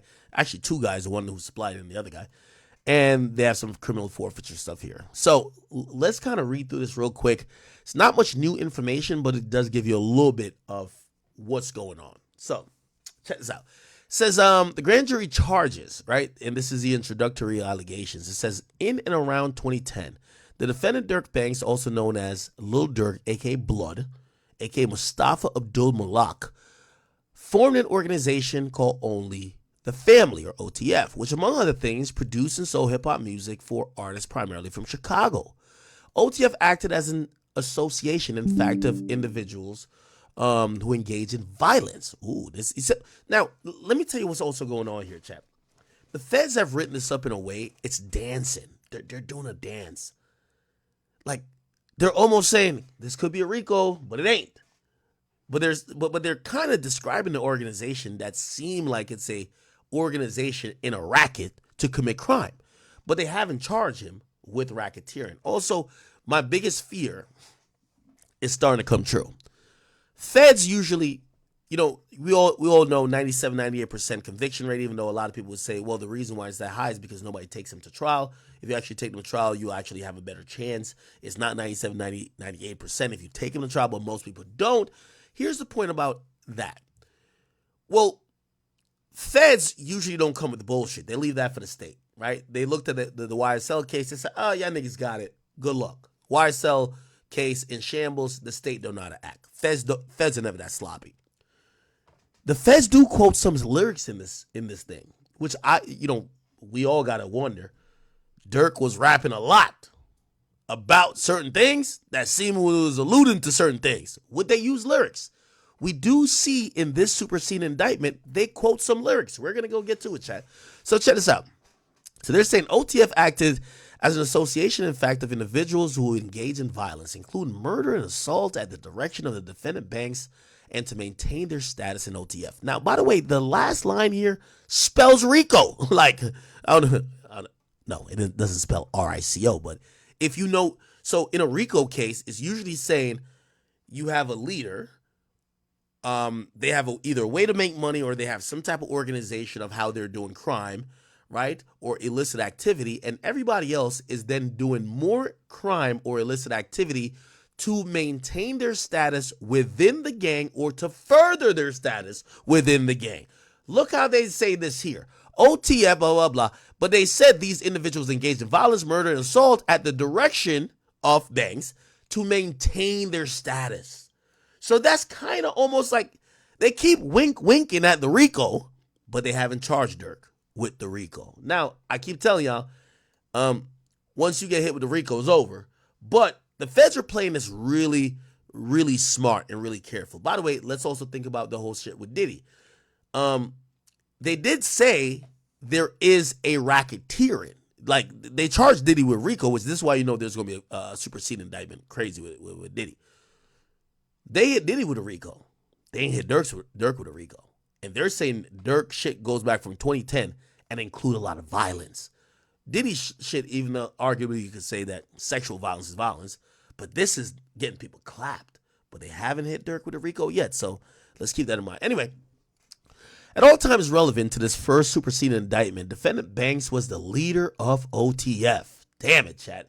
When the indictment comes down and it puts you at the top of the pyramid, it basically says, you got nobody to snitch on.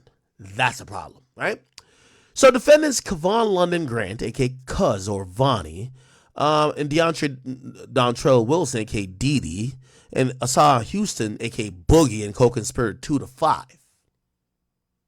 Remember, co-conspirator 1 was Dirk, but now they've finally named him, so now they're talking about 2 to 5. Were members or associates of OTF. Interesting. Defendant Keith Jones, a.k.a. Flocka, and Brian Lindsay were members of other gangs in Illinois. Now, the feds have shown that they're not that stupid. Now, this is probably why they didn't hit Dirk with the RICO. Because if they're going to charge the OTF gang, if it's going to be an OTF gang RICO, you know what, say, defendants Keith Jones Flocka and David Brown Eyes would say? We're not an OTF. So there's two guys, they're not an OTF, right? But they're in other gangs in Illinois. From what I've heard, they're from this Taytown situation, which you're going to see in court. The prosecutors are going to say, Dirk, start linking up with these Taytown dudes or these other guys, some ancillary guys or gangs too, but we're using them for muscle. Now, Dirk does have a defense here, people. The defense is, well, according to the indictment, Dirk never recruited nobody. You know who recruited them? Dontrell Wilson, a.k.a. Didi. So Didi recruited these guys, supposedly. So Dirk would be like, hey, what y'all talking about? I ain't recruit nobody. What you talking about? But they're going to try to piece things together. Now, it's clear to me there's multiple snitches. I read through this before. I'm sorry to give you the spoiler because I would like to read it live with you, but nothing is really saying. We keep hearing about this wire. Now, first and foremost, okay, no one's like wearing a wire like that, bro. You know what I mean? They would just probably give you a recording device, and the recording device could be as big as this. Like, you know what I mean? There's nothing that you could pat somebody down and you find a big-ass wire just going across their fucking gut. No, they would just give you a fucking recording device that you just probably just flick. You just touch it and it just records everything. You get what I'm saying? Nothing in this indictment or what we've seen so far has made it clear yet. Not saying that there is none. Nothing has made it clear to say there is a wire. Okay? By the way, is my am I good? Is my audio low? My audio is low, let me know. Let me know if my audio is low, chat. Just let me know. We good? I think we good. Somebody said a low. Let me try to turn the bitch up. Okay. All right. Cool. All right. So we're just trying to figure this out. Okay, this is a superseding indictment. It's the first one. Okay, so great. So it says, on or about November 6th, now they're going to talk about the death of King Von, Davon Bennett, which is King Von, high-ranking member of OTF and close member of the defendant banks, got into a physical altercation with Taquan Bowman, which is Quan Rondo, in a nightclub. And during the fight, an associate pulled out a gun and shot him. Okay, after the murder, defendant banks made clear in coded language. Ooh, this is interesting. After the murder, defendant banks made clear in coded language that he would pay a bounty or monetary reward and or payment to anyone who took part in the killing of Quan Rondo for his role in the death of King Von. On or about the 18th, the co-conspirators learned that TV was staying in a hotel in Los Angeles as alleged in counts 1 and 2, and after learning of his location, at the direction of Banks, so they're saying Banks said this, defendants Wilson, Jones, Lindsay, and Houston, co-conspirator 2, traveled from Chicago to LA for the purpose of murdering TB. By the way, this is a little bit sloppily written because Dirk Banks, well, actually, never mind. No. Yeah, my bad. Yeah, Wilson, Jones, Lindsay, and Houston and co-conspirator 2 went from Chicago to Illinois. Grant and Banks came from Miami. My bad. So I thought they fucked up. Though they were saying now that Dirk came from Chicago. He didn't. On the same day, defendants Banks, and Grant traveled by private jet to LA. Okay. They traveled from Miami, by the way. As alleged in counts 1 and 2 on August 19th, at the direction of Banks, defendant Grant, Wilson, Jones, Lindsay, and Houston, co-conspirator 2, used 2 vehicles to track, stalk, and attempt to kill him by gunfire, including with a fully automatic firearm, resulting in the death of SR, which is Lil Pop. Following the attempted murder of TB, which is Quando, and the murder of Lil Pop, defendant Banks sought to commercialize his death by rapping, this is where music comes in, chat, about his revenge. on Quando Rondo with music that explicitly refers or references audio from a news clip taken shortly after Lil Pop's murder, where TB screamed, "No! No!" Not being funny, I'm just putting some effect on it. After seeing Lil Pop's dead body. So it says, told me they got an addy. Go, go. Got a location. Go, go. Green light. Go, go, go, go. Look on the news and see your son. You screaming, no. I believe that is from the song War About It. Is it? Let's look. Let's look. Is that it?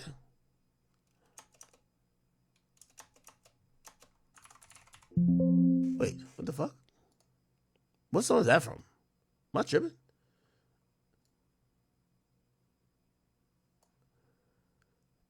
What song is that? What song is that? Oh, that's Computer Murderers? Ooh. No, it's not. What song is that?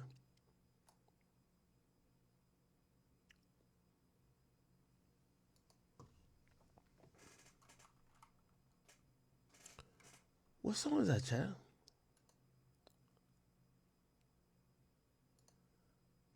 Baby Face Ray Dirk lyrics.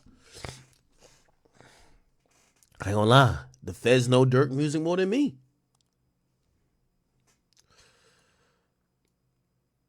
Okay, let's see. Let's get to it. By the way, I didn't load up YouTube chat yet. Shout out to everybody on the King Akademiks page. I miss y'all, man.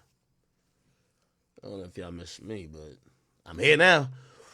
Okay, here we go. I'm loading up the chat. Wait, why is this acting like this is like frozen?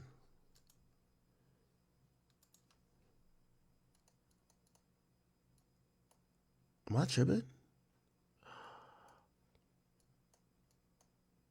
Wait, is this shit frozen?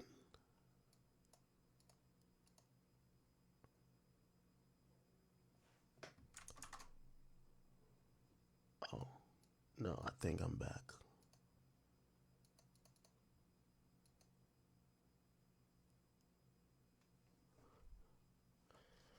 All right, just give me a second. I'm loading this up. Babyface Ray. Let's get back to it. Okay, please stop freezing. Damn. Okay, here we go.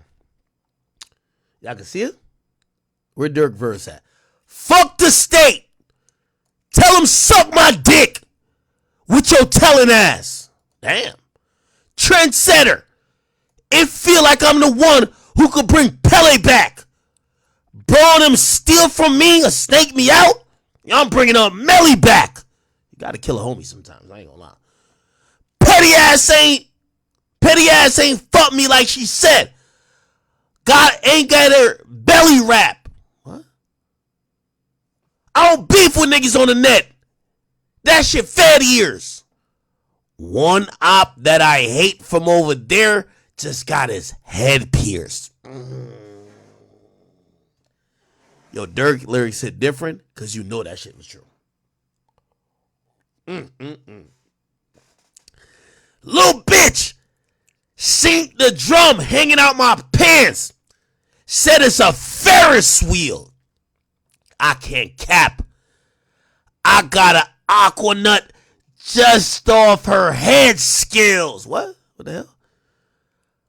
I had paid the half for all the drink that I was sipping. $5K for a pint. I robbed them back, so I ain't tripping. I think about my brothers that I lost. I'm in my feelings.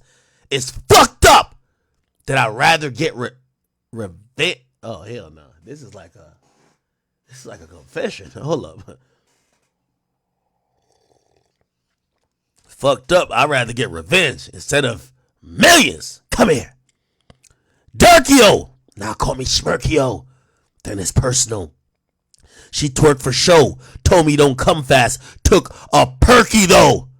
A nigga asked me who I killed before. That nigga was probably the fans. I ain't gonna lie to you. One to chat if the nigga who asked I was the fans. That nigga was the fans. That nigga had the wire on. A nigga asked me who I killed before. Me? Like who you working for? Say my name for clout, but in them streets, they ass gonna hurt you though. They told me they got an addy. Go! Got a location. Go, go! Oh shit. Green light. Go, go, go, go! Look on the news and see your son. Now you're screaming, no! Pussy. And all them niggas hanging with him. If you know, you know.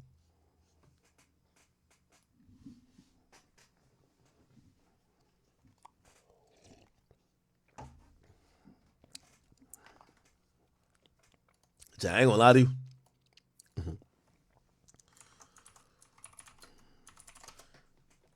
I love Dirk. But the moment I heard this, I said, Dirk must be watching too much Law and Order, bro. No, actually remind me of Slim Jesus. Right here. Watch this.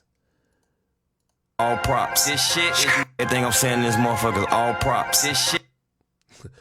When I seen Dirk do the disclaimer himself, I'm like, wait. Ain't no way Dirk think that, like, it's like me saying, everything I'm about to say is cap. But yeah, I robbed him, I shot him. That nigga did. Rest in piss, my boy. I paid 10 grand for you to die. Like, what? Wait, hold on. The disclaimer don't work. The disclaimer only work when you're capping. Y'all remember the Slim Jesus video back in the day? Slim Jesus had a video, nigga, back in the day. Slim Jesus. Drill time. Y'all remember this? Look at this shit right here. Look. Boy, you posted. Look. Once I seen this, warning. Any props used in this video that show or resembles any illegal material are merely props and shouldn't be taken serious. Don't try this at home. Here's the difference. Slim Jesus goons look like this. No disrespect to them. What block? The nigga was rap. Yo, Slim Jesus was playing it on face. This nigga say, yo, y'all niggas gotta come to Frank block. No disrespect to Frank. I don't even know who Frank is. But I ain't gonna lie to you. Once I seen this nigga, yo, you could tell this nigga went to private school. Look at this nigga right here. I was clicking around this shit. I'm like, wait, this is niggas goons? Get to drum and let.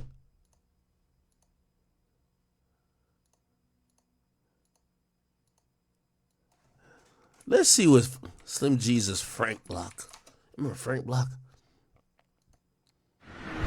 Oh, this was, what the fuck? On the block.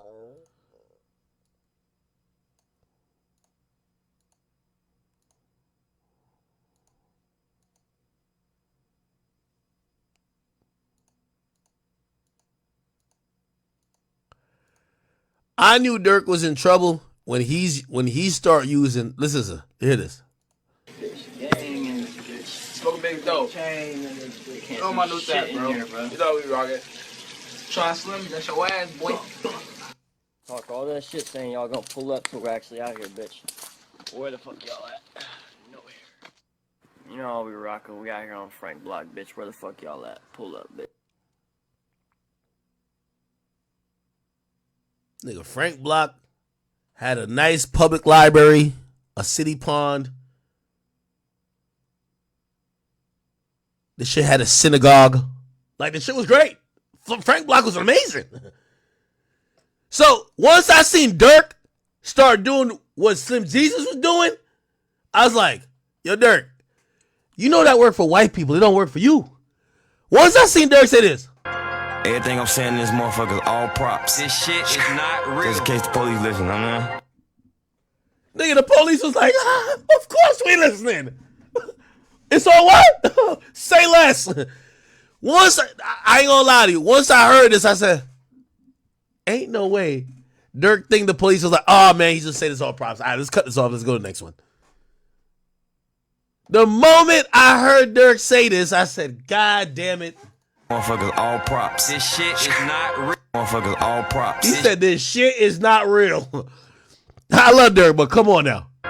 Everything I'm saying in this motherfuckers all props. This shit is not real. Just in case the police. Nigga. Yo, this shit ain't real.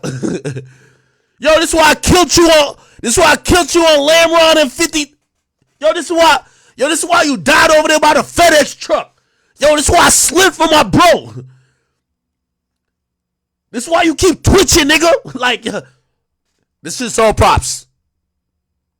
I ain't gonna lie to you. When I seen Dirk say that, I was like, yo, the engineer was probably like, okay. All props. This shit is not real. Just in case the police. This shit is not real. This is in case the police listening. Imagine the police be like, favorite. The police is like, goddamn, favorite. Listen, I'm not high speed real slide. Oh man. Okay. Damn, I gotta listen to this song. So you tell me the song that they quoting is the song with him and Babyface Ray.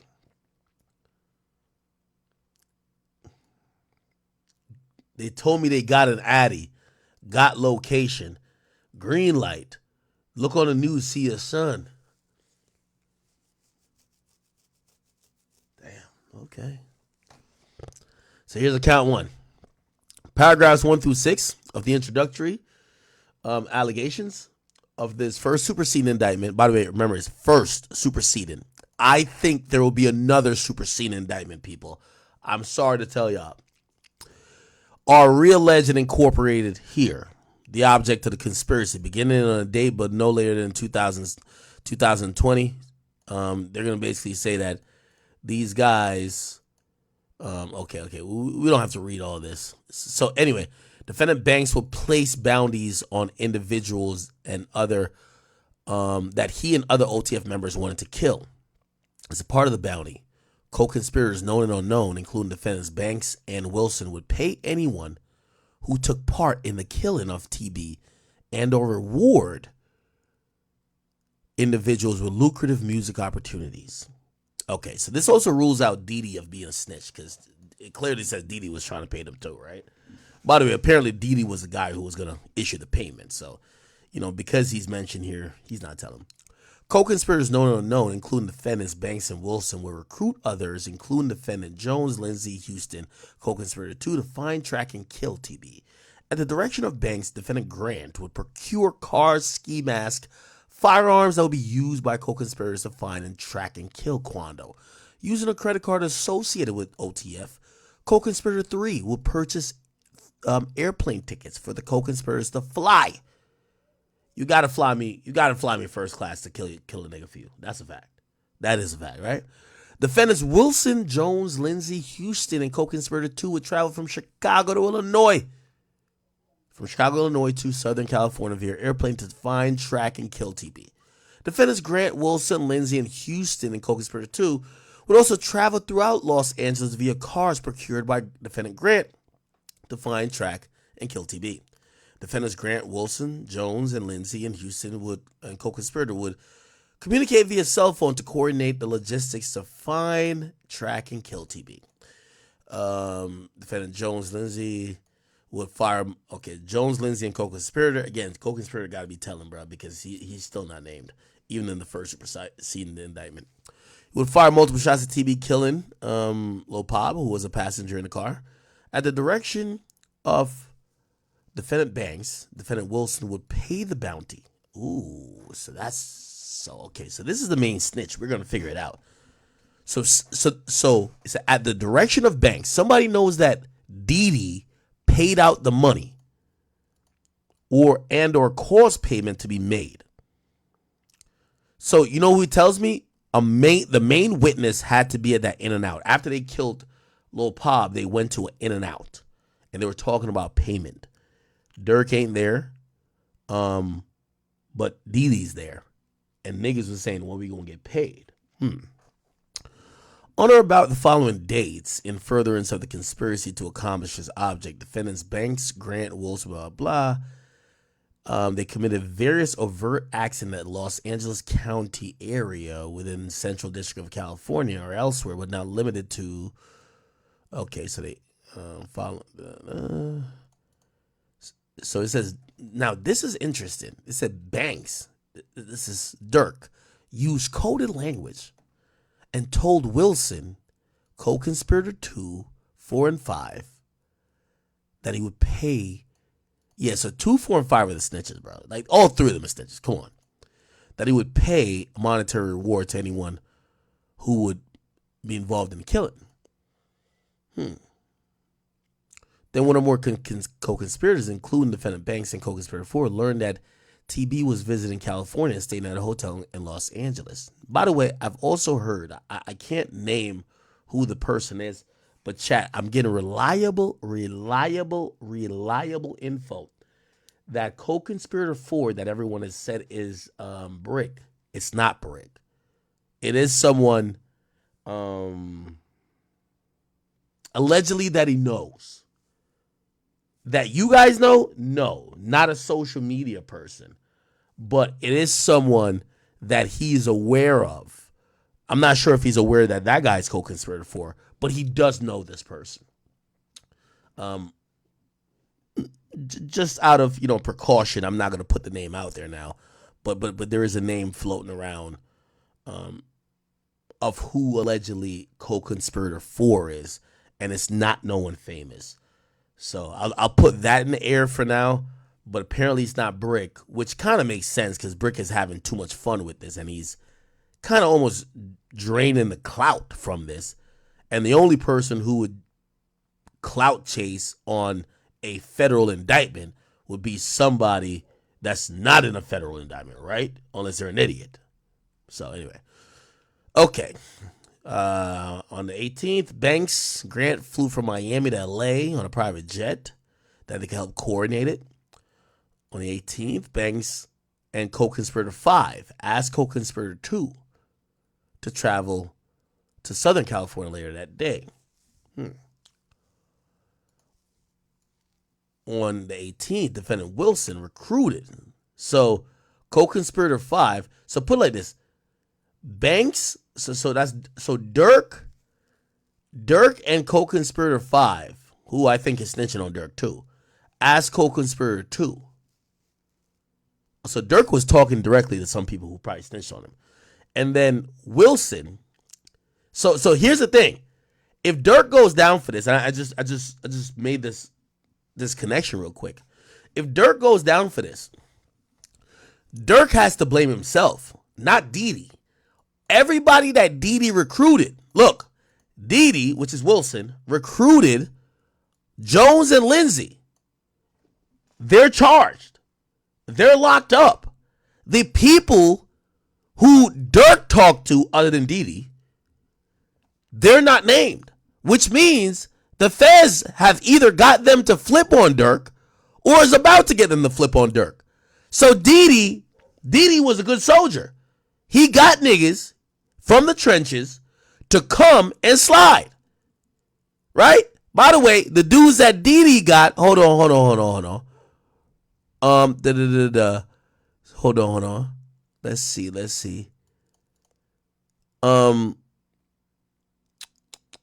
Hold on.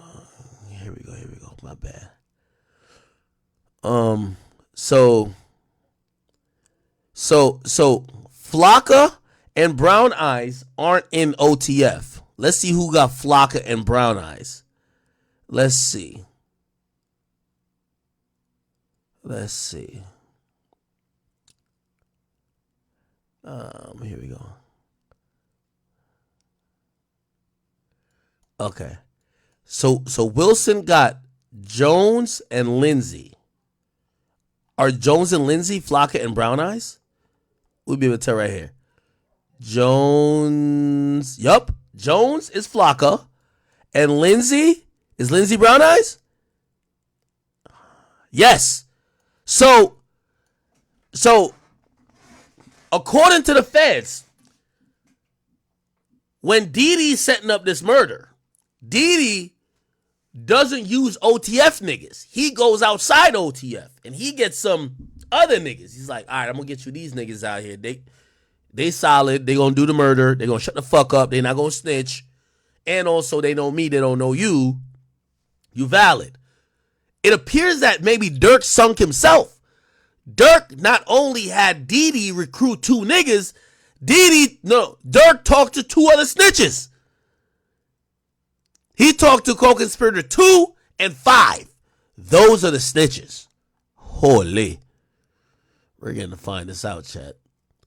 So you can't really say Dirk's man snitched on him. Dirk is saying directly. It's saying directly. Wilson recruited Brown Eyes and Flacco. They're charged, right? But it said before, Banks, that's Dirk, and co-conspirator 5 asked co-conspirator 2 to go to Cali that day. So that's 2 people not named, but they're connected directly to Dirk. Right? Then co-conspirator 3 asked for biographical information. That's like an assistant or something. Right? Okay. And then we know 4. So 2 and 5 we know. And then 4 is, from what I heard, the dude is allegedly from Rolling 60s. It's just not Brick Baby. That's what I heard. He from 60s. Brick know him, or should know him, I'm guessing. Do everybody from 60s know each other? I don't know. But supposedly he knows him. But it's not Brick. But Brick is online clout chasing like it's him. Because, shit, if y'all gonna call a nigga the killer and he know he ain't gonna get no charges, all right, bet. Let me take all the clout. I get it. Even though I don't know how the gang members feel about Brick kind of like, basking in that, but whatever. Cool. So it appears that Dirk was in direct contact. Dirk and co-conspirator 5. So co-conspirator 5 is a snitch. And 2. And 2 was the shooter. This 2 right here is going to be, I think he's overcooked. So I think he trying to snitch for a good deal. He probably, fuck McDonald's, nigga. He probably has some Philippe's, Maestros. Fuck Olive Garden. When he was up in the interrogation room, he said, I need some good steak. I need some good pasta. Y'all want me to tell on the whole gang? Give me the best food. Bring that little chef that be doing all this. I need that. I tell on everybody. Co-conspirator 2 is the guy. He's snitching like a motherfucker. Trust. Yeah, he ain't snitched for the McDonald's. The way how he's important to this case, co-conspirator 2 probably said, we need Gordon Ramsay to chef up in front of me. If he chef up his best meal, I'll sink this entire gang. Facts. Salt Bay's just a cameo. Facts. But Dirk's in big trouble because it's linking.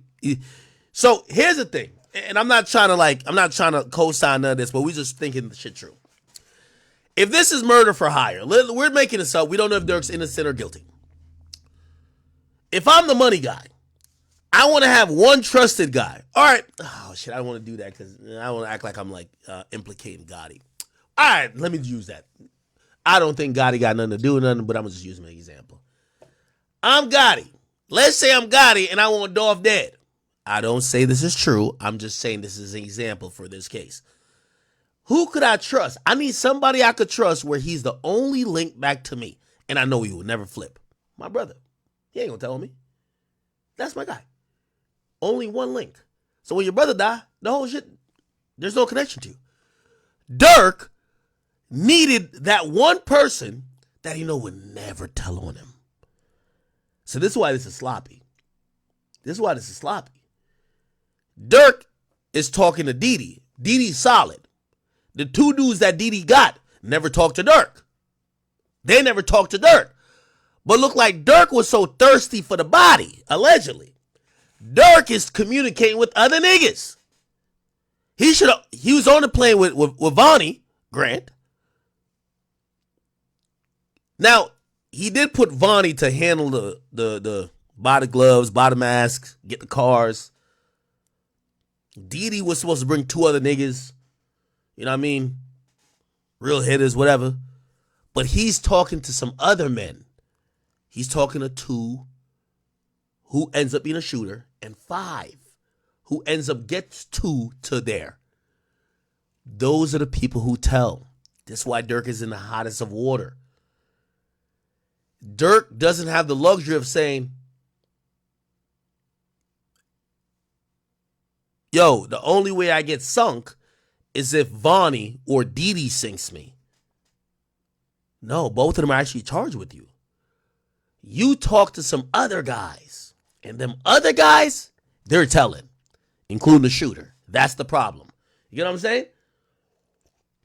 If you're going to do murder for hire, I'm not trying to give no advice to nobody. You shouldn't do it.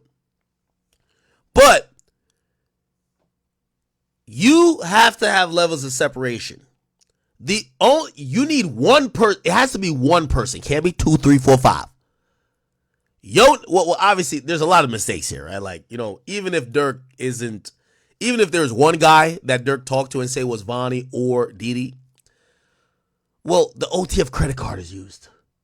The OTF assistant who books flights is, yeah. So it's sloppy already. We're not gonna lie, it's sloppy. It's just sloppy. But Dirk moves a little bit different. If he never talked, look, I'm telling you, chat. Come on, look. It says Banks. So co-conspirator 4 finds the drop, and then Dirk, who flew with Grant, it says Dirk Banks and co-conspirator 5 asked 2 to travel. And co-conspirator 2 is one of the shooters. Bad work. I always say this. It's the reason why they say 2 people can hold a secret if one of them is dead. Remember that. You can't have too many people on the conspiracy. All that gang, whatever. When you the top guy, remember, they're not going to put all the millions to get into OTF unless they can get you. So you got to limit the amount of people you talk to. I don't think Dirk did nothing. I think you're an innocent man. Man, I think y'all just reading too much into the lyrics. Fairs too. But if he was doing this, Dirk should have had only one nigga who he ever communicated with. One. It should never say you're talking to co-conspirator 2, 5. What? That's going to be a problem. Anyway, so Didi, the guys who Didi recruit, they're indicted. So essentially, they ain't got much to give up on Dirk. They got shit to give up on Didi, right? But now we know why Dirk is called hook, line, and sinker. He was talking to too many people, and some of those people got either picked up by the feds or booked, and they either struck a deal and they snitched on him. Then they went and got co-conspirator 3, who got the credit card, who we're going to think is a civilian. They gave it up to, right? Now, here's the thing. Yeah, Dirk is too trusting. Defendant Banks, well, I guess this looks bad in court, but this could be nothing, right? Defendant Banks, so Dirk texts his co-conspirator 3, yo, don't book no flights under my name, gang. Now, that could be innocuous. Yo, hey, he has privacy concerns. Don't book no flights under my name. Or it could be like, hey, listen, just make sure I heard about some shit, I ain't with it. Don't have that being associated with me. You could kind of spin it that way, Now, this is where it gets complicated. Avert Act 7. They use the card ending in 2039, which is the OTF credit card. Oh, my God. The feds must be licking their fucking chops. Let's look at the last 5 purchases. Oh, we bought a studio mic to set up a studio in the Waldorf. We bought a couple flights for Dirk's girlfriend and his kids to come see him. Then we bought 5 ski masks, 3 automatic weapons, and then we paid for an Airbnb where they go hide out, and 2 cars that they could go do the killing. Oh my God! Not all on the credit card. Jesus, This is another thing. This is why you can't do crime with broke niggas. Respectfully. Broke niggas never have no credit. Like, part of doing the crime and getting away with it is me telling you, bruv, you pay for it, I'm gonna get you back. This is, y'all don't realize that's how Gotti and what's his name was about to get away with the Dolph shit. That's what they basically did with them stupid ass shooters. Yo, yeah, y'all pay for it.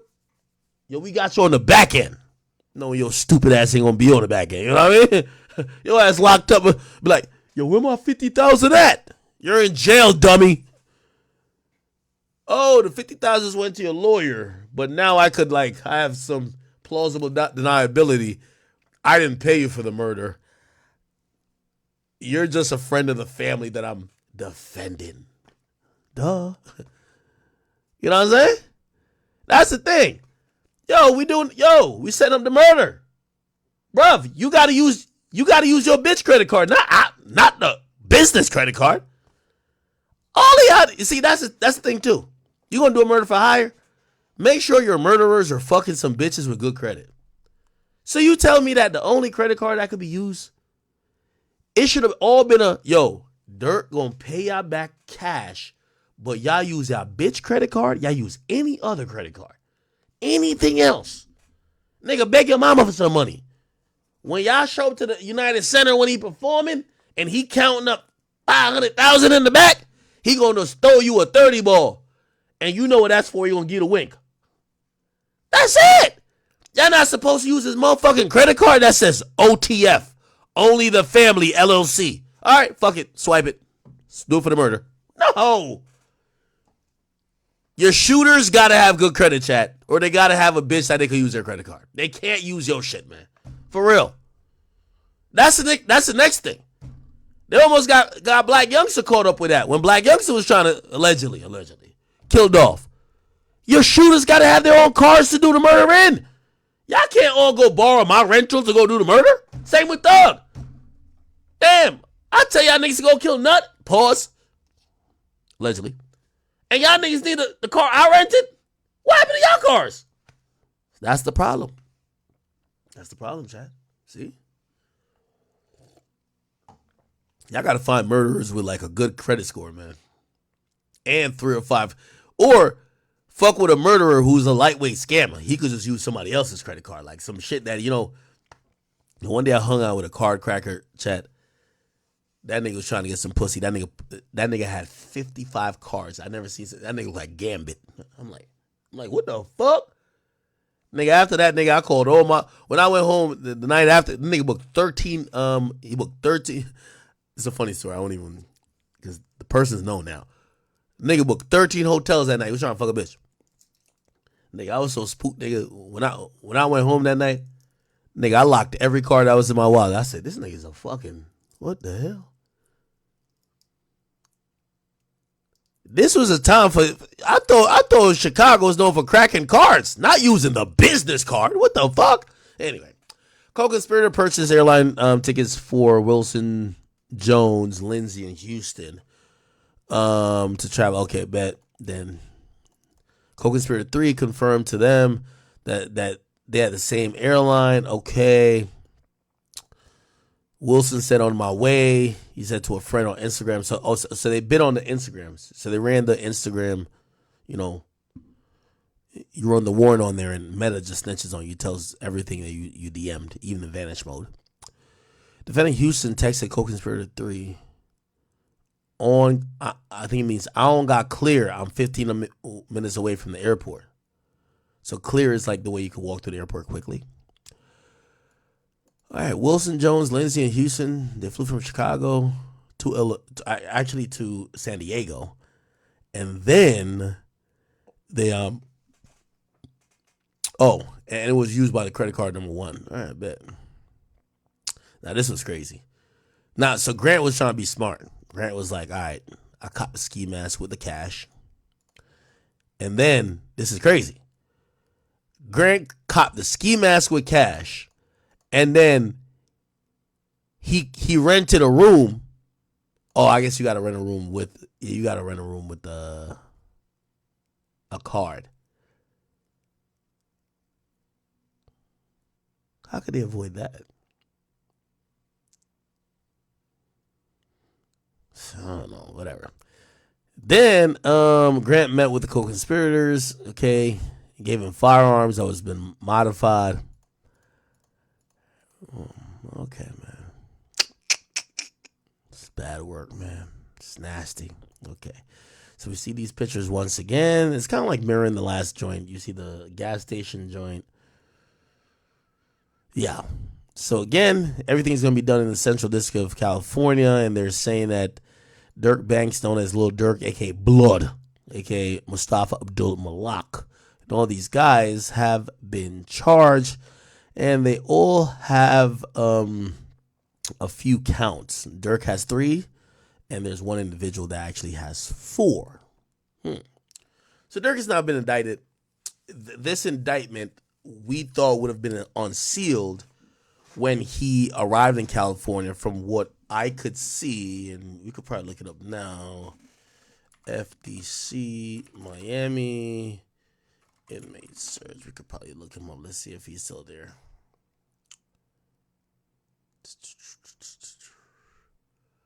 Inmates, find an inmate. Dirk Banks. Yep, he's still there. Here we go. We found him 32. He's still in Miami, yeah. So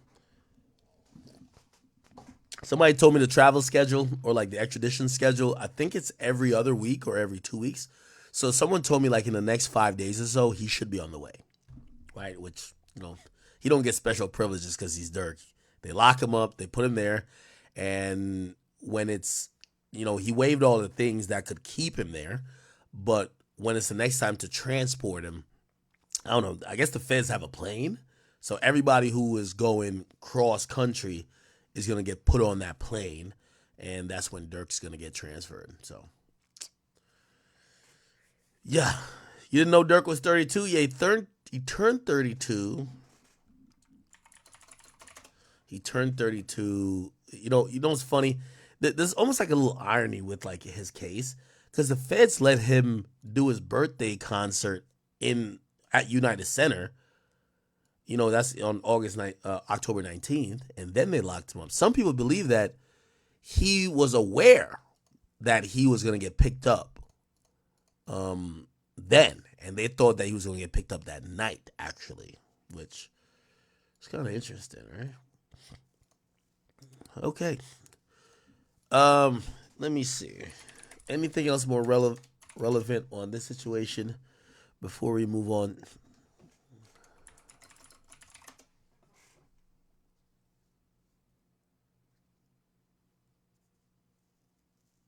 What the fuck? Oh no, that's some old shit. My bad. You could tell they were starting. All right, there is some Diddy stuff, but let's try to stick on the Dirk situation right now. Yeah, there's not much really. As we talk about to lead J. Cole, Justin Bieber, he won a Grammy. Talk to me about the challenges of representing such a high-profile defendant like this. Jesse, great to be with you again. The challenges in this case in particular are going to be especially hard in light of the circumstantial and other evidence that you have described. But whenever you're representing somebody of Lil Durk's status, you're concerned primarily with the criminal charges, but you're also concerned with his brand, which also is at stake in such a high-profile matter. Would this necessarily hurt his brand? Because I did a separate sidebar episode about this, where I had a guest on who talked about. But I think as the lawyer, as you pointed out, you have to be primarily concerned about keeping his liberty. Would it be tough for you, or is it tough for any defense attorney to represent a high-profile defendant? Because the spotlight gets put on the legal counsel too. I mean, we're talking about the same thing. Which, by the way, so the continued Dirk paperwork also shows. So I don't know if you guys do go check out the academy.blog. You'll see like all the paperwork related to Dirk. You'll also see like his lawyers and some of these other things too. He hasn't really chose the lawyer he's gonna fully stay with. Actually, you'll see it in here. He hasn't. He was given some temporary counsel. Let's see. Oh, it's not in this one. It's in the other one. Give me 1 second. So, yeah, he got temporary counsel at this point. We don't know who he's gonna go with for the full information. Let me see. No, not that. All right. Anyway, Dirk hasn't picked the lawyer supposedly that is gonna go forward and rock out with this. Again, he hasn't shown up to California yet, but I do hear, and this is the latest I've heard. This is through the grapevines, people. I heard a few people who are very important hit Dirk's family, hit his father. His father is really important in figuring out his legal counsel and say, yo, this is a lawyer you got to go with, whatever. I've heard a few lawyers that have been thrown around, and we're talking about these super lawyers, right? These guys are, we've seen them defend other people, not only in state cases or whatever. We've just seen them defend people just all around. And, it appears that Dirk is still like deciding, but he is having, counsel represent him through this process because he hasn't even gotten arraigned yet. But he hasn't picked his full lawyer yet, but people have been throwing all type of lawyers at him. And you got to imagine whatever lawyer that's going to rep Dirk is going to be hitting him with like, yo, Smirk, you got to pay us a federal indictment, murder for hire, superseding shit coming through. Yo, we need $5 million, gang. You know what I'm saying? Now, granted, do I think that Dirk was never aware of this and he would be shocked by this? I think he wants whatever counsel that would get him off. Right? We don't know what that looks like, though. Right? And why do I say that? Because TMZ is reporting that while Lil Durk is currently locked up in Miami, he's awaiting extradition to California, he is, quote, in great spirits, that he's getting along well with not only the staff, but fellow detainees. Talk to me about that. The idea of a celebrity, and we've talked about this with, with Sean Combs being locked up in the Metropolitan Detention Center. He seems to be, in that case, I think he's more under isolated containment. I don't think he has much interaction with the other inmates or the other detainees, I should say. But, being a celebrity in this situation might be a little bit different.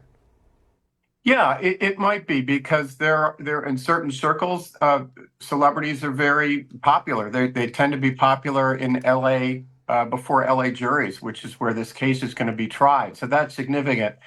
And he obviously is charismatic, and that can be something that can be a quality if he does testify at trial that could be very much in his favor. The fact that he seems to be in a good mood suggests that you may well be right, that the evidence against him is may be weak. And we have to always remember, as you do and your sophisticated viewers do, that there's a presumption of innocence here, and that the similarities with some other cases don't mean that he is necessarily responsible in this case.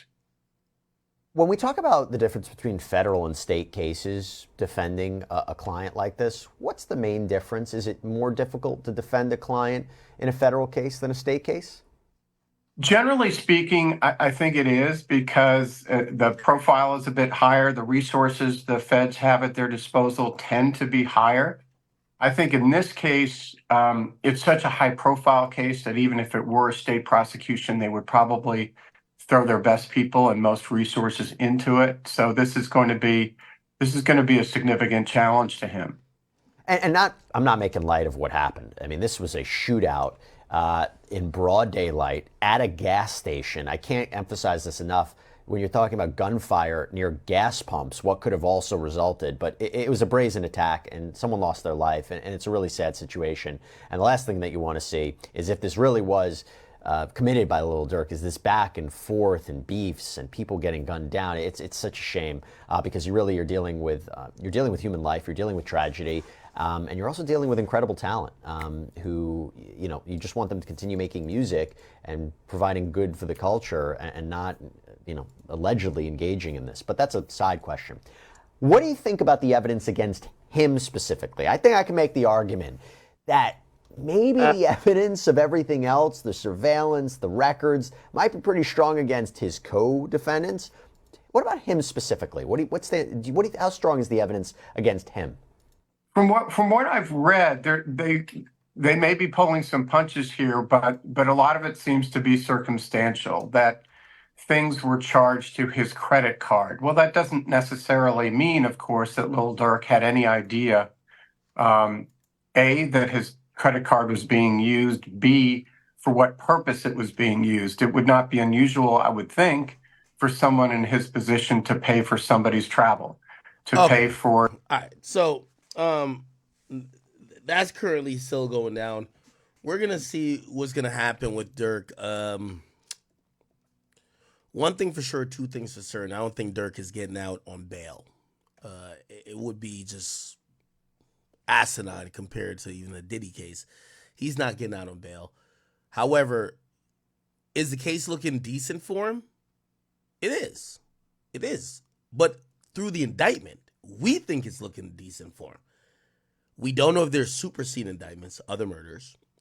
And I know we already hit a superseding indictment, but all that did was add him to the current indictment.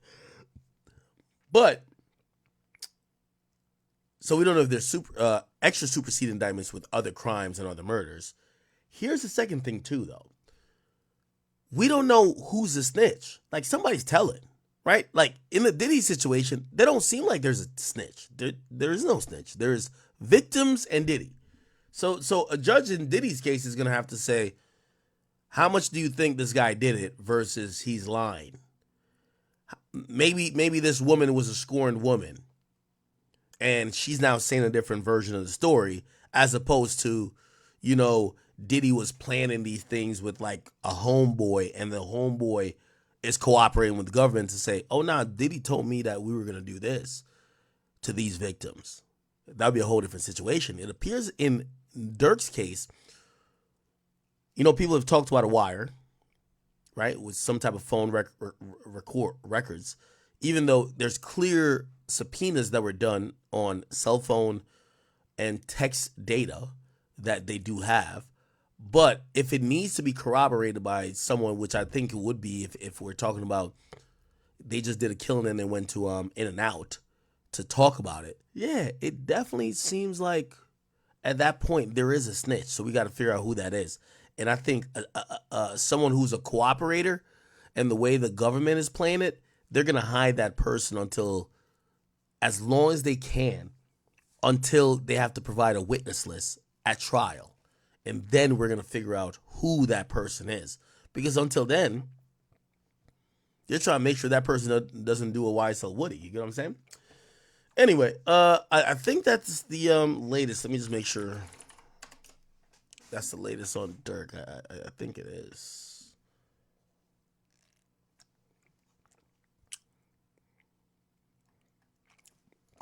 Now, if you're wondering, Mustafa Malak. So, a few months ago, August 30th, he says Lil Durk chose Mustafa Abdul Malak as his Muslim name. Now, is that a thing where people have a Muslim name? I don't know. But this came from this post, and this was his post, where he said Mustafa Abdul Malak. And he was wearing this clothing, and these were the three pictures, and he says, Allah, even in your darkest time, he has never left from your side. He will never leave you behind. Trust him. Now, somebody in the comments made sure to say he did rap about it. He said it's not in the Bible to wife one girl. I'm a Muslim. I go by the Quran. Oh shit, he did say that. Wait, so Durk had 4 wives and shit? Wait, if you're a Muslim, you get 4 wives? Yo, chat, real talk. I'm not even bullshitting. Let me see. He did say that. So, oh, right here, my bad. So, okay. Trenches, bitches, I got her a salon. Gucci and Poochie is deep in her budget. She hitting up Virgil for Louis Vuitton. It's not in the Bible to wife off one girl. I'm Muslim, I go by Quran. The way I be smiling and holding my gun, she be thinking I'm mimicking Vaughn. Grandson, she only play me in the whip. India Royale, cosmetic. I'm just promoting my bitch. Drake song do a Wait, Muslims could have 3 wives?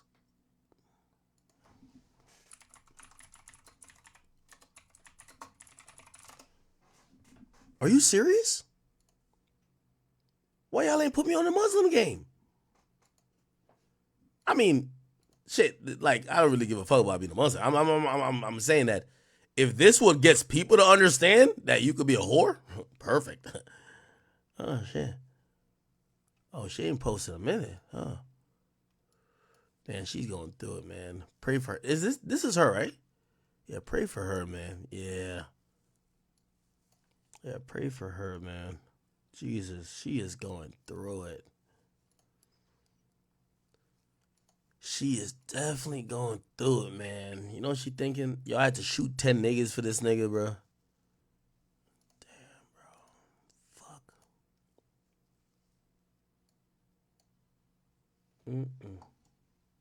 Someone said everybody knows that? Nigga, I grew up Christian. I grew up Baptist. They was talking about no sex before marriage. I ain't know you could get a religion where it says, fuck all the hoes you want.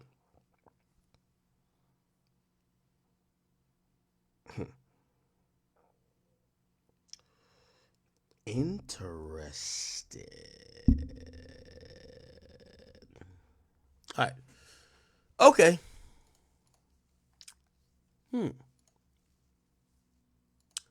Mustafa Abdul Malak. Pray for Dirk. Yeah. If you didn't see this, you know. So apparently, Dirk did give an update. You know, like 8 days ago. He said, "Yo, I'm in great spirits." After his arrest, he says the jail food just sucks. So it was in MDC or FDC actually in Miami. He says, "Yo, I'm cool. I'm chilling. You know, what I mean, I'm cooling out." Which, shit, I could imagine. You know, his family, they probably care so much. We've seen like his kids, and by the way, I think one of his other kids. What's the other kid? Dirk son. One of his other sons just stood up for him. Not Zayden. It was the other kid. Let's look at his kids real quick. I think it was Angelo. I think he's the oldest. Oh, wait, does he have 8? He has 8? Okay. So I think, Zayden spoke up, and then I think Angelo said something. Angelo posted this. Said, "I love you, Dad. I got your back." You know what I mean? Damn. It's a little bit older. This is how he looks now. Okay. But yeah, nah, he's getting his dad back, you know? It's messed up, but hopefully they figure it out. Okay. So, his family probably, stressing like a motherfucker. So at least he's kind of sending out a message. I'm cool right now. One thing we could say about Dirk ain't never came off like no bitch. Ever.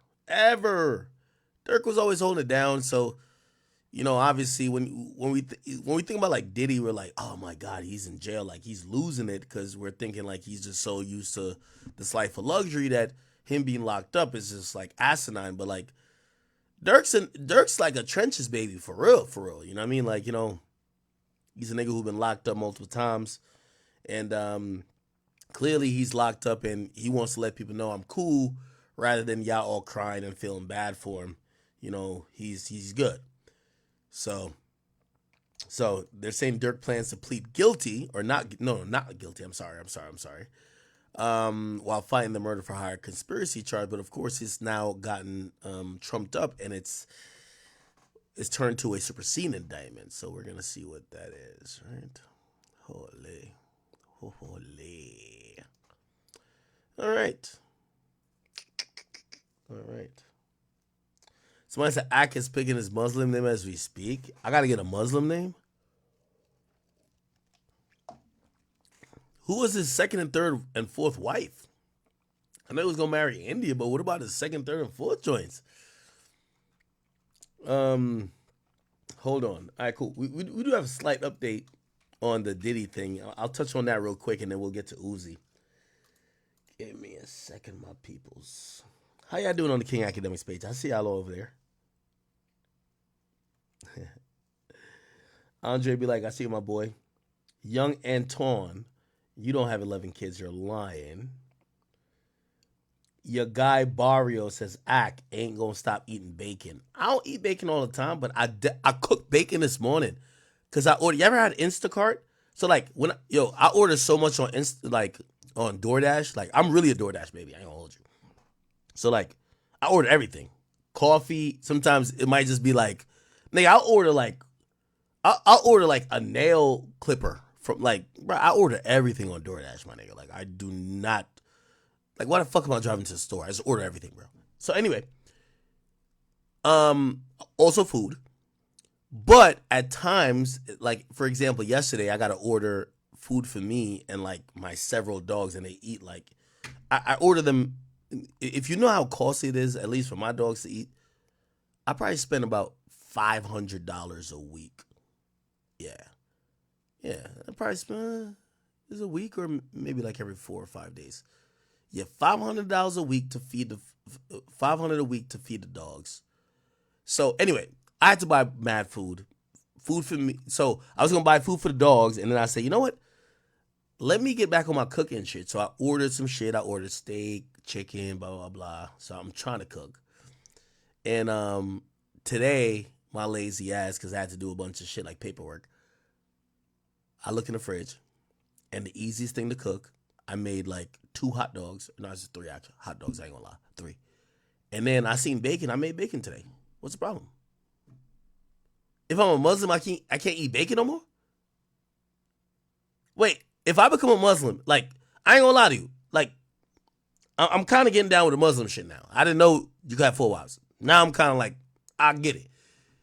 If I become a Muslim, I can't eat bacon no more? Like, the bacon was hitting this morning. I ain't gonna lie to you. It was. Bacon was fire.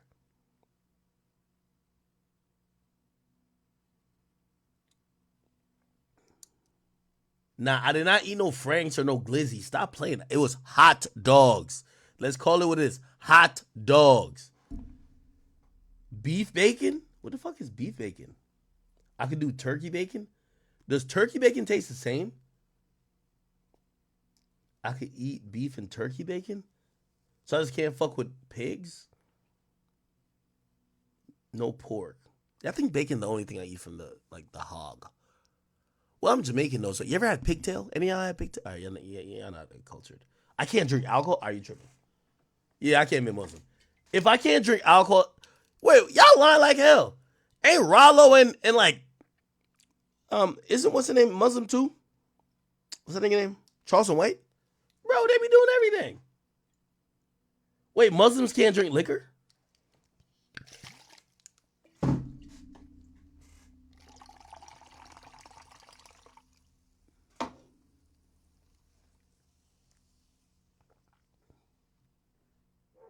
No liquor?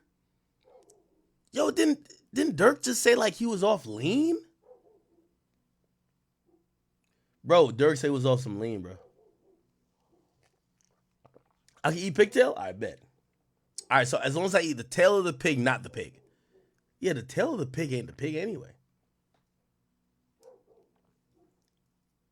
Yo, anybody who's Jamaican, stew peas on rice with some pigtail. Yo, bumbo clot. All right, let me stop. About to have me salivating over food in here, man. Yo, chat. Somebody gave me this idea, but I don't know if they clowning me. Y'all tell me right now if I should do it. First of all, you know the vlogs. The vlogs been going up. We got a crazy vlog coming with in Houston. Trust me, Akademiks, like, I always like vlogging. I used to watch vloggers. Now I'm vlogging low-key. So that's kind of cool. But should Big Ak, somebody told me this and I can't tell if I should be offended or I'm like, oh, that's a good idea. But they had told me before I went to go do the shit with Rod Wave, they said, yo, act. Yo, niggas already be like, they always be clowning you, trying to like something with food. Bro, why don't you just have a food review channel? Like, nigga, fuck it. Like, that shit would go up. Like, nigga, you go out of town, nigga, just go review some food type shit. And I'm like, should I do food reviews? Ooh. Not the Big Ack burger.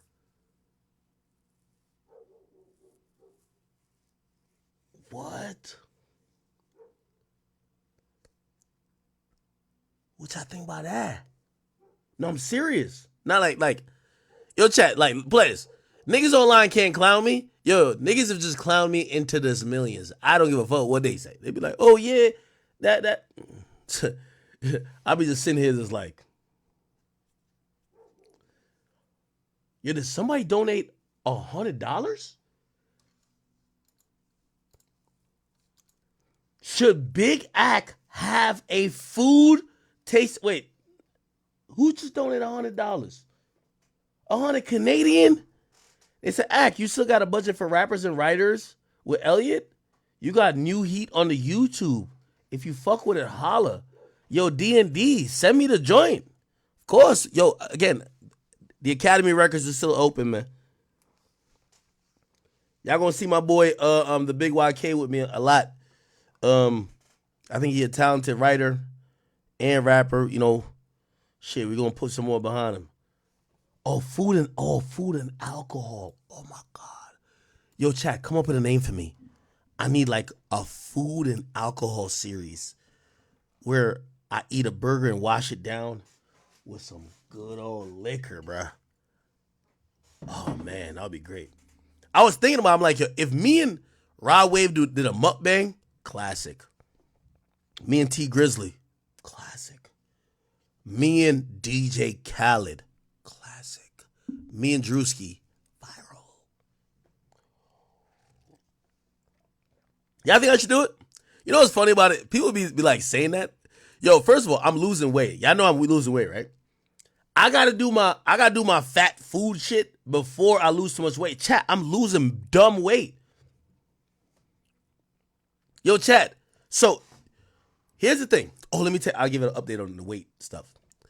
I'm the same weight now, right now, as I'm sitting here, I'm the same weight as like, I think like 3 months into Everyday Struggle. So I went in a little bit heavier and then I lost a little bit of weight because I was like super conscious. I was on camera. And then after a while, I just like said, fuck the camera. And I just started kind of like doing me. And then I gained 20 pounds over 2 years. So from 2017 to 2019, I gained like, really to 2020, I gained 20 pounds. I lost all of that. I'm the same weight now, bro. And low-key, maybe I lose a little bit more. What I'm trying to say is that before, like, you ever seen Fat Joe now? Look at Fat Joe. Yo, there's this funny ass shit. Y'all gotta see this, chat. This is crazy. Yo, they said Fat Joe was fat for so long. Yo, did they show the picture? Look, y'all gotta see this. Oh, y'all gotta see this shit, chat. Yo, they said Fat Joe was so fat for years that now that he lost weight, nah, real talk, chat. They said his knees is bent inwards because the weight used to just buckle his shit. Pause. Look at his legs. They said, bro, he was used to carrying 3 tons of just lard and cholesterol. Yo, Khaled the only nigga who has never lost weight, bro. I don't know. When I go to my general physician, the only 2 people keep it being with you is your mama and your general physician. They're going to tell you fat, nigga. Everybody else going to lie to you. The bitches, especially when you're rich, they're going to lie to you. They just going to lift the belly up and suck the dick. Real talk. I'm telling you the facts. Who is telling Khaled, like, Khaled, you have never lost a pound in 10 years. Yo, Khaled is like egregious. I ain't going to lie to you. Khaled was on Weight Watchers. Like, look, here's this. Look, Khaled did something with Weight Watchers. My goal was 250. It inspired me. I know I was close. So I was like, you know what, let me put a little more workout in and really not go over no point system. So as of today, you are at 250. That's cap. Nigga, this was in 2019. Y'all want to see Khaled now, bro? Khaled got some other shit going on, bro. The crazy thing is Khaled got the most workout videos, but he only gained weight, bro. This shit crazy, dog. That's so beautiful. Khaled be on some shit, bro. Khaled on some shit, bro. Holy, I ain't gonna lie to you, okay? I ain't gonna lie to you. Khaled be on some shit. But hear what I'm saying. Let's get back from Khaled. Let's get back to Fat Joe. Hold on. Let's get back to Fat Joe. Bro, they said Fat Joe had so much weight on his body for years. They said his knees start buckling inside. Look how the nigga walking. Look, bruv. Look. What? Yo, his knees is right here, and his foot is there. Bro, it should look like Pluto. And Pluto got hit by a car. Wait, hold up. They said he just has so much weight on his body that like his knees, it couldn't stand vertical no more. It just buckled in. That's crazy. Look, this shit look crazier. Nah, that's crazy. That's crazy. Yo, how does his knee go? His knees at an angle like this, like.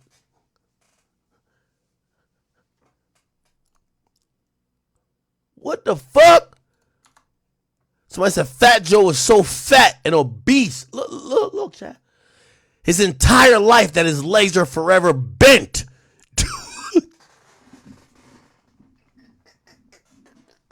No.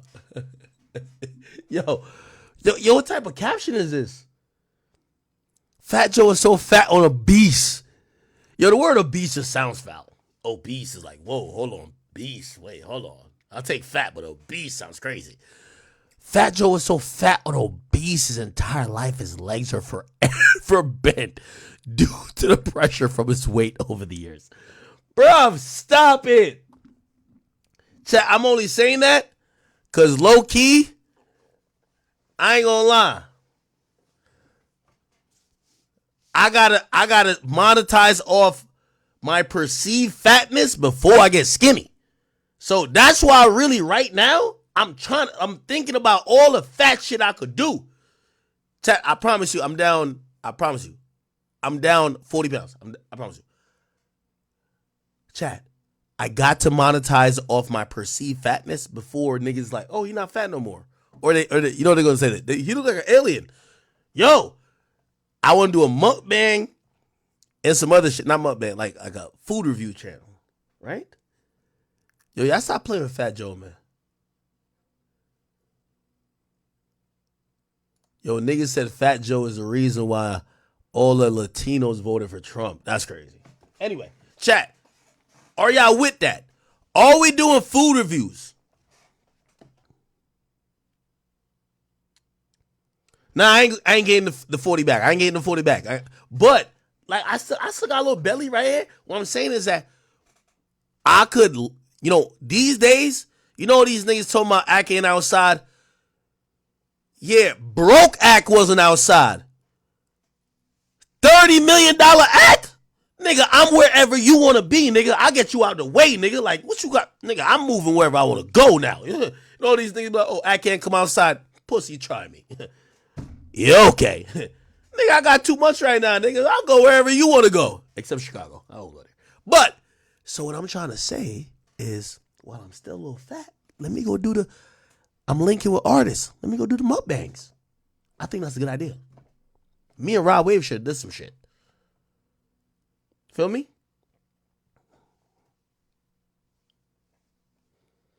So, all right, chat. If you do see some shit like that, don't be that surprised. Anyway, all right. How did I get off topic? All right. DJ Khaled was lying. That nigga's not 250, man. DJ Khaled look like a bowling ball, nigga. I seen that nigga in person. What the fuck? You know, and then, you know, Khaled come with that energy. The thing about Khaled is... Okay, anyway. All right, don't worry, man. We gonna get to it, man. Y'all get Keith Lee out the paint. All right, bet. All right, where were we at? do some ASMRs too. I can't even try. All right, bet. Let's see what we get into. By the way, if you guys are tuning in, don't you worry. Don't adjust your sets. Yes, Act is live. This is not a replay. We're only 3 hours in. We got at least 4 more hours to go. I am extremely lit off of some shit. I do like that idea, chat. We're going to do Big Act liquor and food tasting. Same time. We're going to take a shot, eat some food. The only thing is I don't eat mad type of food, so I'm going to have to get a surrogate. It's all good, though. All right. All right, so Dirk is good. Oh, let me give you the Diddy update. Pause. Let me give you the Diddy update when we got to talk Uzi. What's going on with Uzi? 60K? 60K? Oh, that's crazy. Okay. So let me give you the update on Diddy real quick. Pause. This will be on the site, the Akademiks.blog. If you guys do go check it out afterwards. But let me just get this prepared real quick for you. So Diddy's trying for bond again, right? So like he's trying for bond even though the circuit court hasn't decided if he's going to get bond, right? They haven't decided if he's going to get bond. It might take a while. Again, nobody's in a rush to decide on the issue about bond in appeal court, right? It's like, bro, you know what I mean? Again, he could submit more bond applications if he has new reasons, but he's appealing the second bond hearing or the bond application, which was with the district judge. I think that was made in front of Lamar Carter, if I was wrong, or I may be wrong, but no, actually it was made in front of him, but then he got taken off the case. Give me 1 second. Oh, shit. Here we go. Let me give you the latest update. So Diddy and his lawyers are trying to go for bail again. Then we're going to talk about his sons for a slight bit. Then we'll get off of the Diddy stuff. We don't got too much. Monday we'll get some more Diddy charges, but civil suits. But we know how that's going at this point. Okay, here we go. Perfect. Let's see if we could go here. Does this go there? Yes.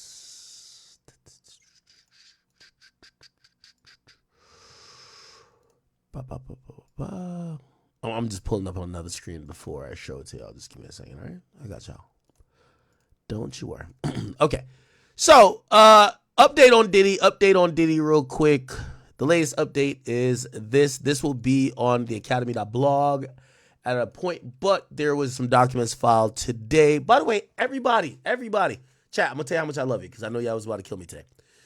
Today is Mama Demicks' birthday. Mama Demicks is born today. Today's my mama's birthday.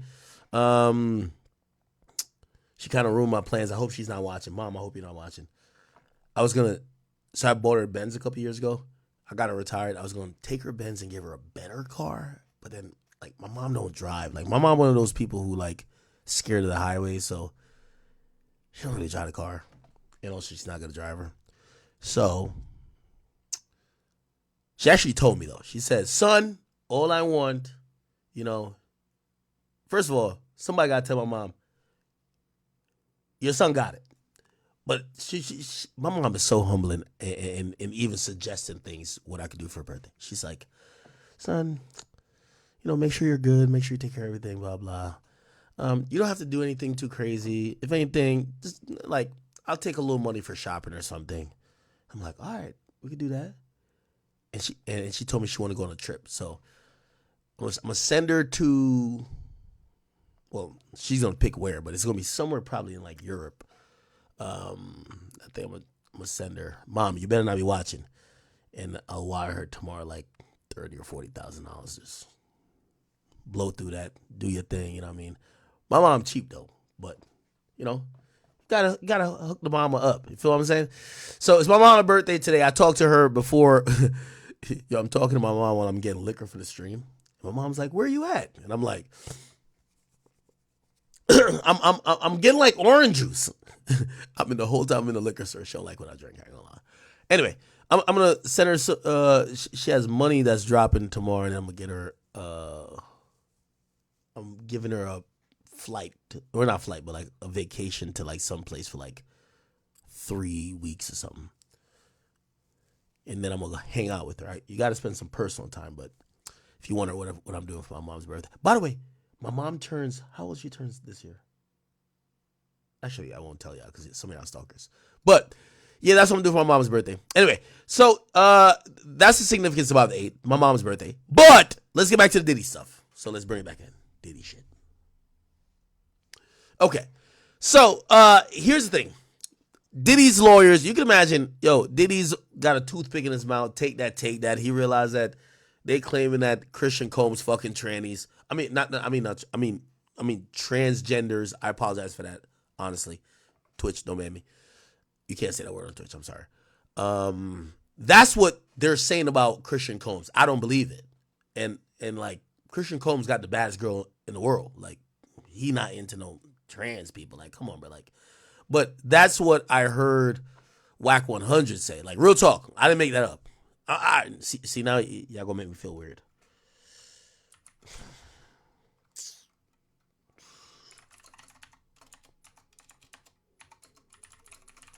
Yeah, I did not make that up. I promise you. Look. Hey, Scandal Squad, welcome. Here we go. Watch out who they Here we go. pushing up Who's this? on me. But it's not. Yeah, them niggas gangster now. Like, that's the same shit. Like, when he dropped the diss song. Listen, man, Dude is nothing like that. He's a regular little bitty dude that will piss on himself as soon as the beat starts.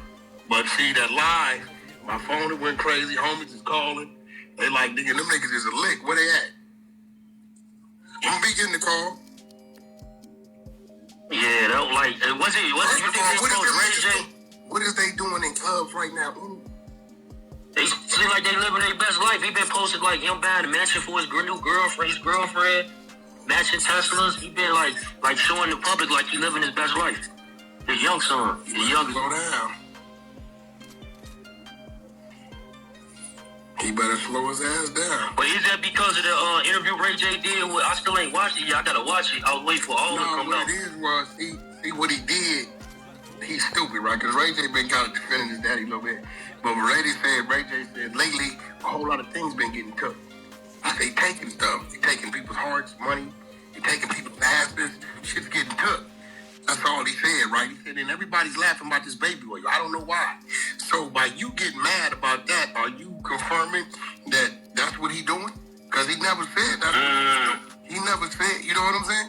He never put a name on it. He just up there clowning and joking. But I don't know. I guess he thought they was 8 deep.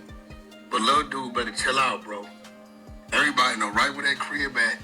And you real easy. And see, Ray J know. Because, nigga, you fuck with transgenders. Nigga, you know, niggas, we been... So that's what you Wait. Hold on. What? Now, I'm going to clear this up with Christian. I don't believe none of this. Whack, I don't believe my man Christian Combs is fucking with no transgenders. And I think that's some blasphemous allegations. Trump back in office. We done with that he, she, they, them, their type of shit. We back on some regular shit. I'm sorry. All that woke shit is done. Okay? All that you could be a man in that's done. Okay? So y'all could, if y'all really into that type of stuff, you could still do it. But we ain't gonna like just act like everybody, because the thing is with even Biden and like Kamala, they make it seem like everybody fucking these transgendered individuals. It's not the truth. Okay? I don't believe this about Christian. Okay? I don't know where Whack heard this from, but I'm gonna clear it up. You're taking people's asses, shit's getting took. That's all he said, right? He said, and everybody's laughing about this baby oil. I don't know why.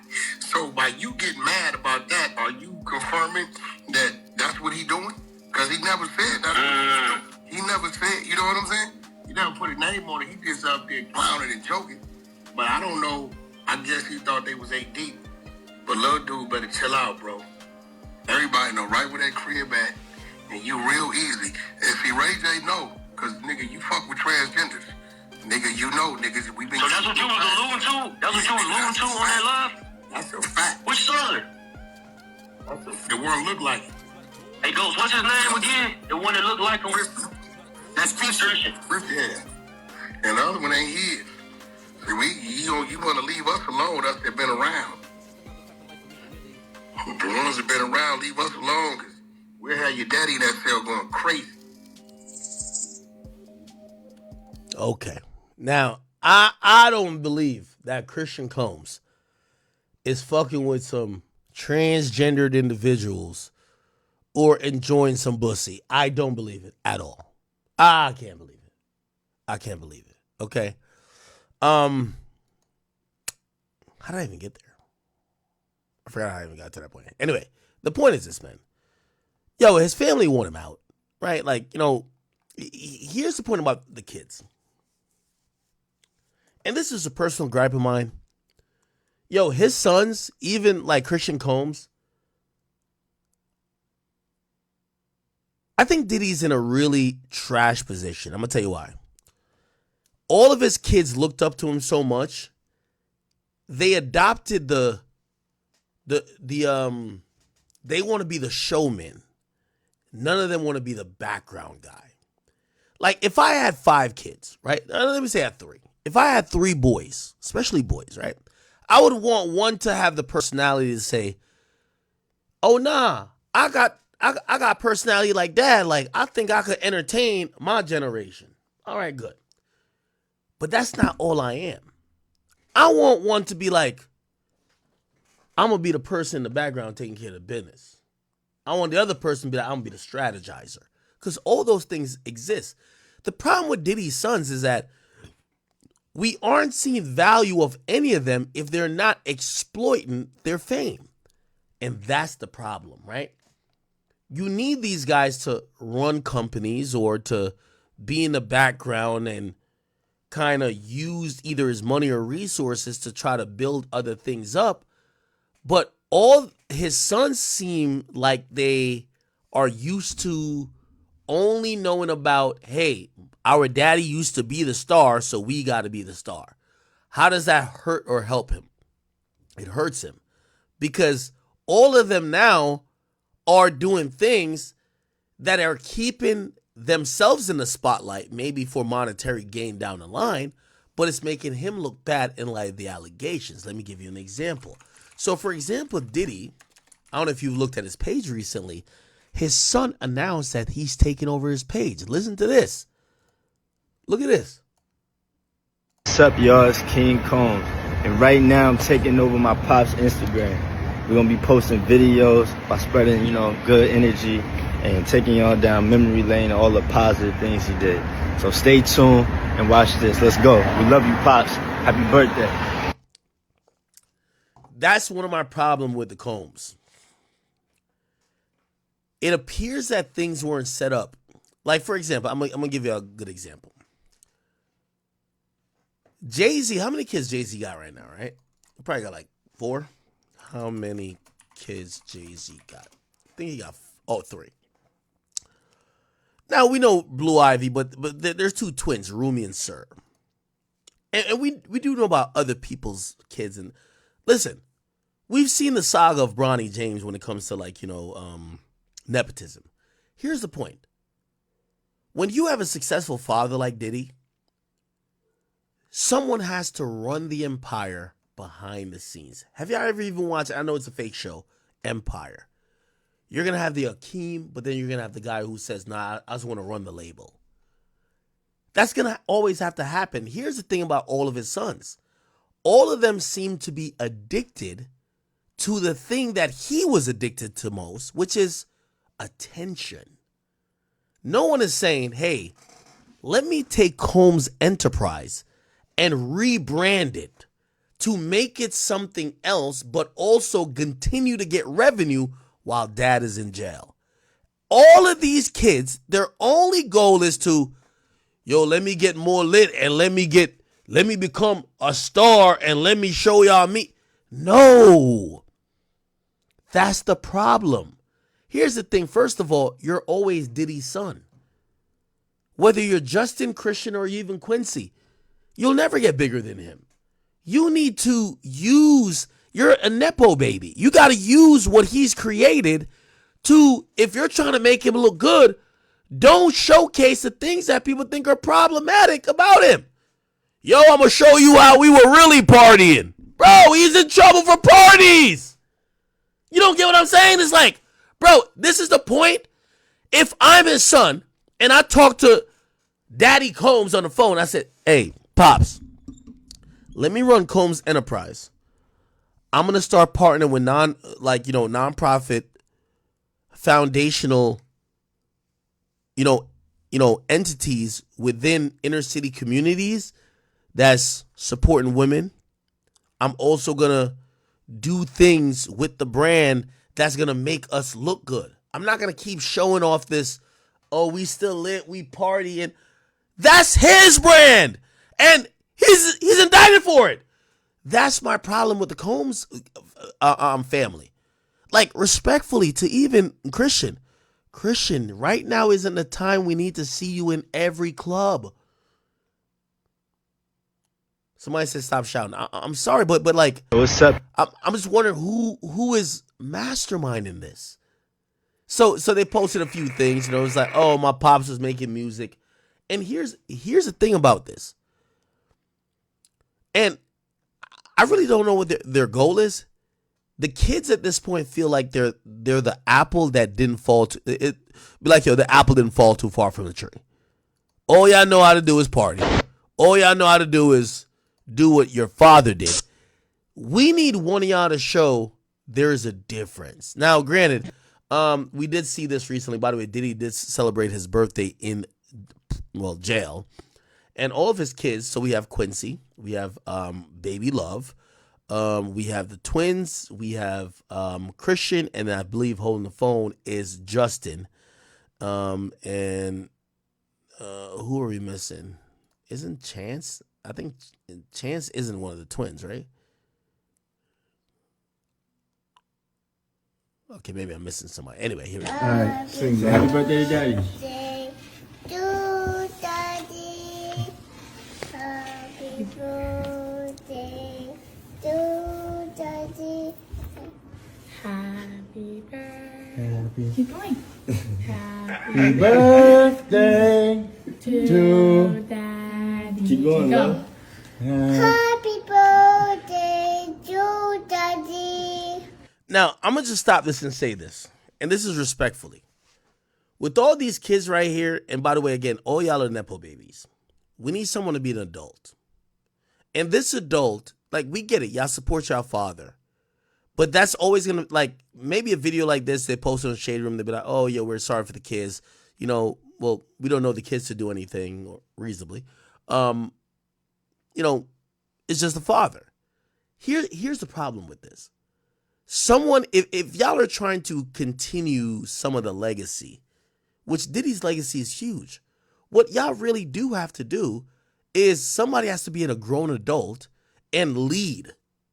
Oh, hey, we're going to show you a different side. Like, I thought it was going to be Quincy. I thought it was going to be him. And this is why, like, I was so surprised when I saw his YouTube video. When I saw his YouTube video talking about he was going to vlog. I'm like, all right, bet. You're going to show us the gentle side. Oh, wait. Oh. The fuck? Quincy Combs. I thought he was going to show us the gentle side of the Combs family. You know what this nigga dropped the vlog on? Earlier than anticipated. I just got to show y'all this, bro. First of all, this was the, My life. No, you have to wait. You're annoying. Do it. ETA on the way. ETA on the way. ETA what? On the way. Believe that. It's just like yours. Right now I got $4.6 million. Well, not after this moment. Kinda. Instagram new update, thank you. I'm gonna take your bitch with this bandana, boy. They don't get it. Are you sure? It's actually never as it seems. Car that don't got no driver, right? Nah, son, look, son. I'm always doing something. What's up, man? Always. Oh, I'm dropping 2. ETA on the way. And that's what makes this life. If I'm Diddy, I'm telling my kids, we need to show the gentler side of us. The side of us that's not just partying, getting maybe high off drugs or lit or inebriated.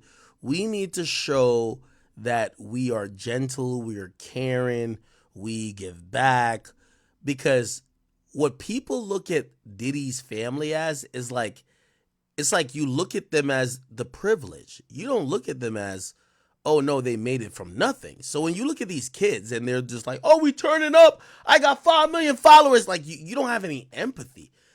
If I'm Diddy, I'm telling these kids like, yo, bro, we need to garner sympathy and empathy from the people who I've given music to for 30 years. You know how you do that? You show moments of, you know, us being vulnerable, us, you know, caring for people, not us turning up. Life, a journey. Home family vacation.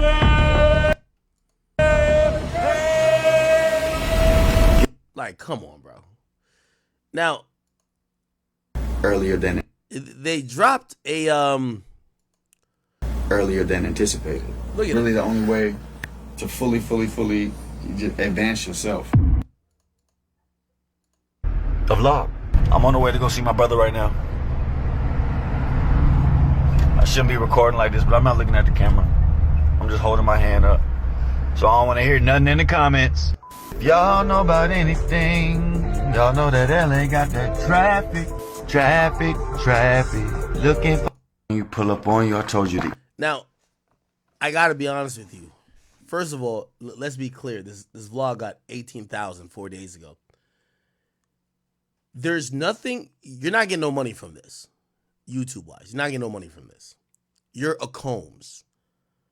What you should be trying to do is to garner public support. If I'm the kids, if I'm one of the Diddy's kids, I'm like, we gotta put out the image that people who, you know, whether rightly or wrongly, that have dealt with their dad or just seen the Combs family succeed, they're coming back at us. We are being persecuted. Not looking like y'all are unbothered and turning up. EP is finished. ETA. ETA on the way.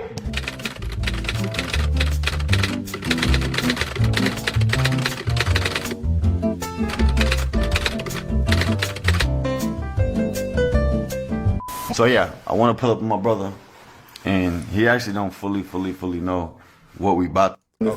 Just try it out. I'm scared too, but it's like if I die, I'm not dying by myself. I'm dying with my brother. Not gonna fucking die though. We's not dying, no. But like I said, I'm trying to do shit different, right? I'm trying to do shit different. Only for Q. I'm doing car tests. I sent it out to the fans, but I'm like, you know what? It's called Waymo. I want to give a car test in the Waymo. Let's do it. See what the Ride around LA, listen to the ETA. Right. It's late, you know what I mean? Why not catch a little vibe? Ride around LA, listen to ETA. Come on. Riding around LA, listen to ETA. Riding around LA, listen to ETA. So fun fact about this little app, right? It's the car that don't got no driver, right? That's okay. Hold on. You know how to nice. Okay, I'm trying to we'll just get out. It's gonna probably say, hey, it's Savannah. Bam Bam's ready. Oh. Hey, you gonna look at it. Basil, roasted garlic, sea salt, oregano, olive oil drizzle, throw some Italian sauces on there, and to top it off, balsamic glaze. Bomb. The saddest part about this is that, like, no one is telling these kids, hey, you do know they're working on a documentary about your father being a predator and a sex trafficker. This documentary hasn't came out yet. You have 50 working on one. You have all these networks working on one. It's gonna drop during his trial. That's how it works. Just like how they try to drop a lot of shit with Tory during or right about his trial.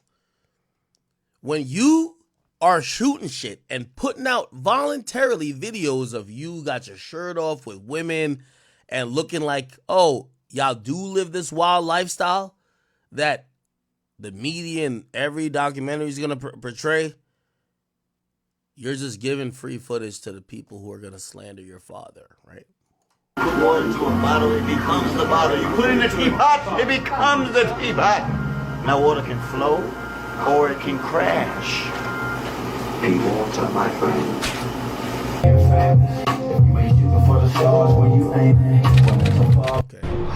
I love that. Yeah. Had to pull up on West Coast Custom. Shout out to Ryan. Always taking care of the kid. Always just showing me all the newest of the newest shit. Stuff I ain't even supposed to see yet. So appreciate you, Ryan, for always showing me the exclusives. But ETA is on the way. Earlier than anticipated. You're supposed to be getting the files. Right over your place, so throw that ass. Trey.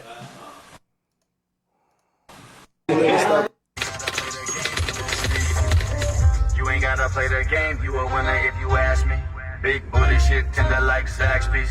And the next morning, he called me and said, "You're an uncle." And he told me your name and everything. I swear to God. We may bleep this out later, but that was 33 years ago. Yes, 33 years ago. So.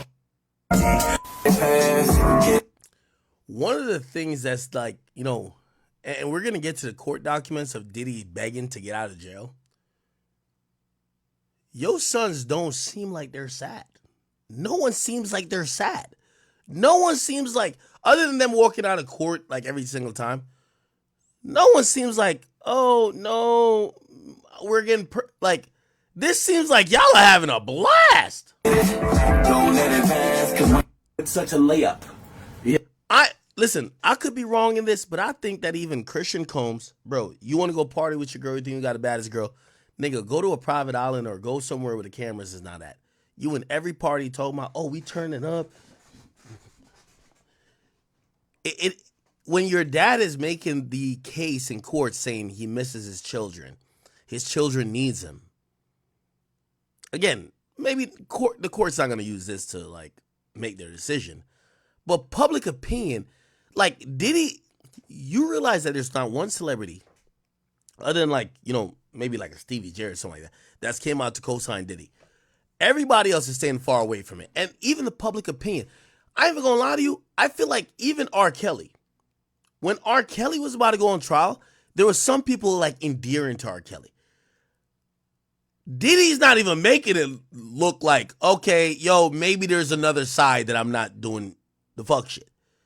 Everybody who's looking at this is like, oh, well, your son's just having a blast, right? You know, for successfully went and see some different characters, right? So I don't know how it looked to everybody.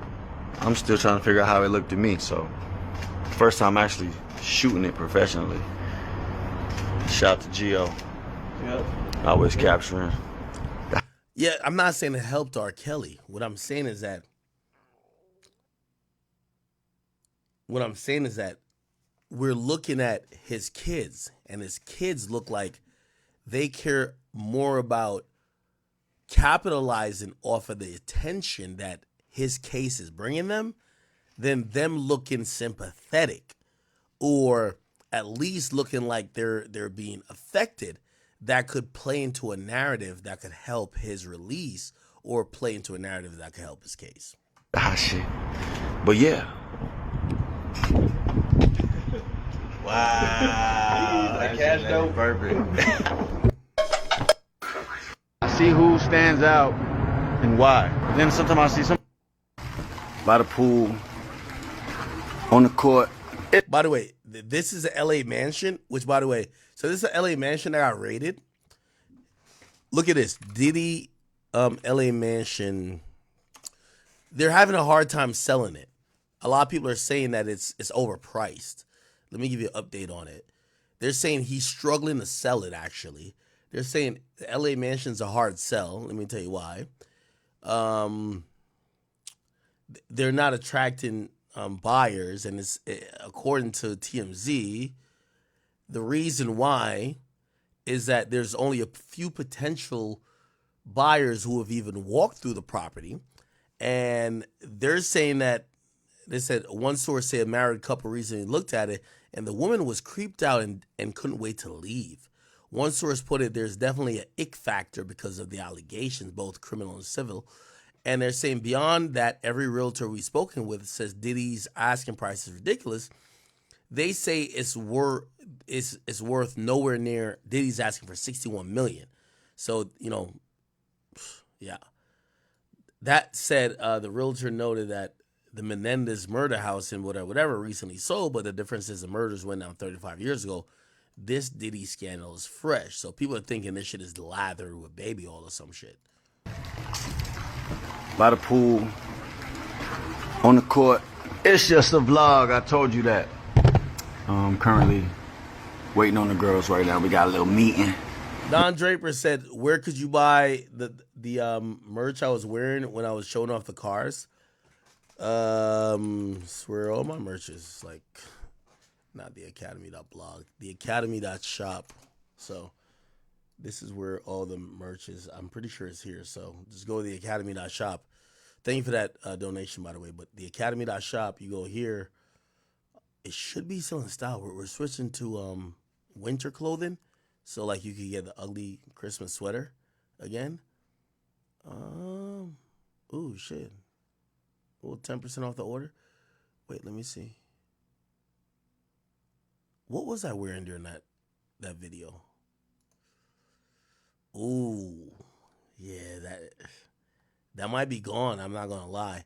What you could do, if you care about a particular item, do the mystery box. Honestly, the mystery box is gonna have like some of the stuff that's not listed there. Anyway. You know, they getting older, so try and teach them a little bit about their business, what to expect, how to put your little business hat on. But yeah, they smart. Just trying to make sure they stay sharp. Cause they were crazy. They were crazy. Make sure all your knives is sharp. Take a shower. You look like a little bit. That's the little baby girl, huh? That's baby girl. Hey, burrito. Hi, burrito baby. Hey, burrito baby. Hi, burrito baby. Girls, come here. Yes. I'm gonna ask you a question. As y'all know, I'm dropping my EP. Yep. Do you have a favorite song off the EP? Yes, I do. You do? What is it? It's like... Yeah, Christian Combs. You ain't eat today, boy? That's your breakfast, your lunch, or your dinner? The Big Bakery. Gelson's? Yeah. You know, when it's somebody else's, it always tastes better. Like, that's what you told me. Food that you don't even like. You be like, I know y'all seen I've been working out. Now, chat, am I like wrong in expecting these kids to be like sad constantly? Because I don't know, this vlog just doesn't hit the same because there's an elephant in the room. Your dad's like arrested for like motherfucking sex trafficking charges. Anyway, y'all, we about to have a meeting and we can't disclose the deets of the meeting, so we'll hit y'all back in a little bit. Oh, this is the meeting right here? Oh, we dropping on Friday, y'all. Are you ready? ETA on the way. Yeah. Hey, whatever. Anyway, so let's get back to what was actually intended. So here we go. What was filed today in court is that please take note that upon declaration of Mark Agnifilio, that there's a new memorandum in law by defendant Sean Combs with his attorneys that will move the court to, be determined by the court for an order of releasing him on the proposed stipulations. Let me see if I can bring those up. Give me 1 second. Okay. So that was that. Is this number 2? I think this is number 2 right here. Okay. So let's read through this real quick. I don't want to make this long. So Mr. Combs, through his counsel, renews his motion for release pending trial. This renewed motion is based on significantly updated proposed bail package, new evidences, as well as circumstances regarding Mr. Combs' ability to prepare for trial while being detained. First, he's proposed an updated bail package that's far more robust. Now, that's yo, he already offered $50 million and like a fucking ankle monitor and no woman to a spot. Like, what more could you do? But let's see what means more robust. Says second, the new evidence received in discovery from the government undermines the primary basis on which the government initially sought. Okay, so they finally got some discovery. That's good. It says, and Judge Carter ordered attention. So basically, they're saying they didn't have the discovery before. Now they got it, and it undermines the order that Judge Carter did, which they've subsequently been appealing since then, right? The evidence makes clear that the government's case is thin. It confirms the defense initial description of the events depicted in March 2016 recording. The video is not evidence of a coerced freak-off, but rather minutes-long glimpse into a complex but decades-long consensual relationship between Mr. Combs and Cassie. Additionally, the new evidence refused the government's proffer at the initial hearing regarding a potential second alleged victim. And the new evidence confirms that government obstruction and witness tampering allegations at the initial bail hearing lacked a factual basis. Third, Mr. Combs' current conditions of confinement infringes on his constitutional rights to participate in his defense. Given the government amended estimate of amount of discovery in this case, and its unique format include voluminous video and photographic evidence, Mr. Combs' release on proposed condition is necessary so he could review all the discovery and prepare for trial. Despite the MDC's best effort to facilitate the defense team's needs, the current arrangements makes trial preparation impossible, as evidenced by the recent multi-agent sweep of the facility and resulting lockdown. The Bail Reform Act and the Constitution demands more. Accordingly, Mr. Combs moves to reopen prior detention decision and request release on the proposed updated bail conditions detailed herein. Let's hear Big Diddy's updated bail conditions. Okay, we got to hear the proposed updated conditions of release are sufficient. The defense proposes the following updated bail package, which will I'm a little tipsy. Hold on, let me get a little non-sober.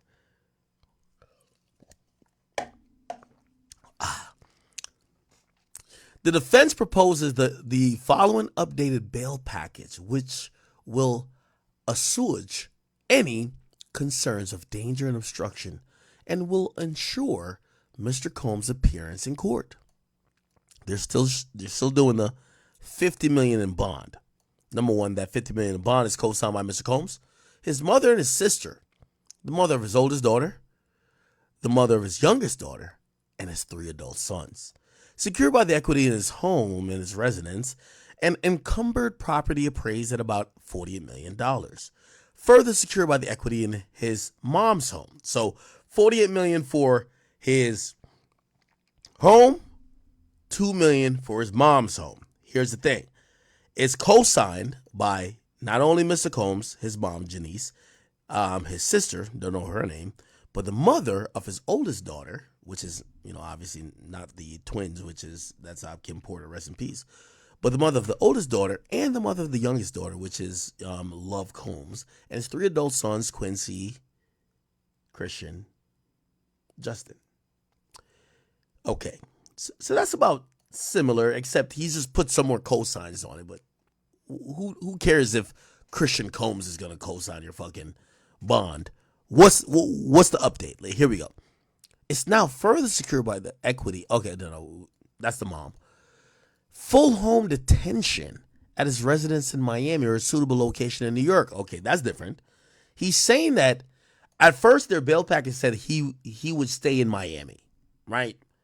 But now he's saying he'll stay in a suitable location, which means if y'all want to have him at a hotel, if y'all want to have him at some place in New York.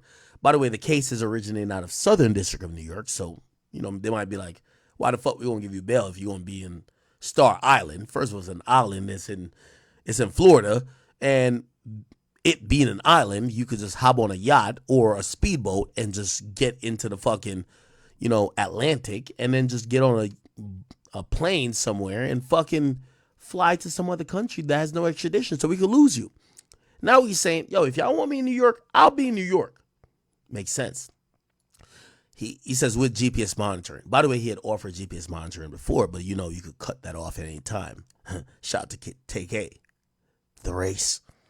Counsel will travel to this location for any in-person meeting with Mr. Combs or have counsel meetings via video. All right, yeah, he can't leave, so that makes sense. Nothing new with that. To the extent Mr. Combs' travel is necessary to attend court or pre-approved medical appointments, the travel will be restricted to the Southern and Eastern District of New York or the Southern District of Florida. They're saying, hey, listen, if you got to go to, his doctor's appointment, bro, please, come on, right? Mr. Combs must pay, and this is the point of it, right? Now, this is important because Youngboy did get out on similar things where Youngboy was paying for everything, right? So Combs is paying for all or part of the cost of location monitoring, which means all the federal oversight, the local law enforcement that they got to tap in with, the security, the actual devices. Diddy's saying, we're not going to put that to the taxpayer. We're down to pay it. Okay. 3, 24/7 monitoring by qualified security personnel approved by government and pretrial services. He will have no access to telephones. Now, this is going to be a big problem, Chad. If somebody's in their house, it's like Pablo Escobar. Anybody watch Narcos? One in the chat if you watch Narcos. One in the chat if you watch Narcos. What you'll know if you watch Narcos is that when Pablo Escobar was able to make his own jail, is that he made his own rules. Well, if you think about house arrest, put it like this, and I'm going to say this very lightly. Youngboy was on federal house arrest, and I showed up.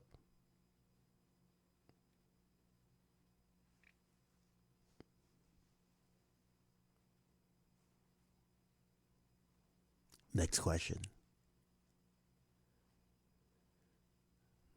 Exactly. So to say that Diddy will not have access to a telephone, but he's in a mansion that costs $50 million.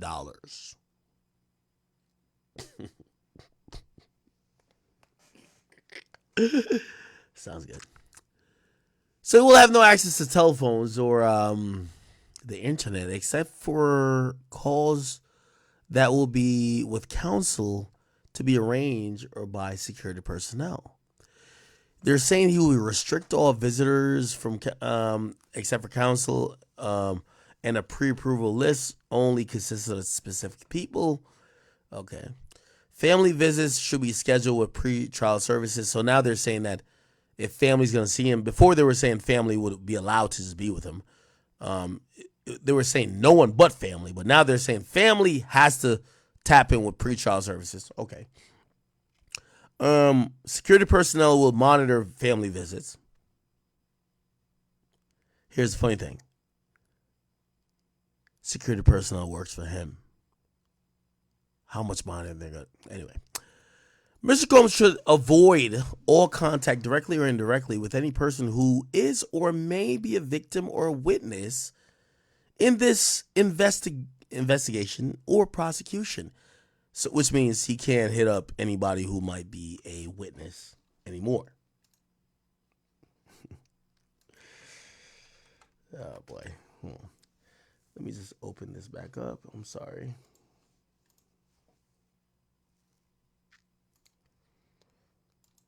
Accidentally closed the chat. Give me a second. I bet. All right. Cool. He'll provide consent to provide pretrial services, random access to the residence, so pretrial services could do whatever they want. His passport was surrendered to counsel, which will be then provided to pretrial services.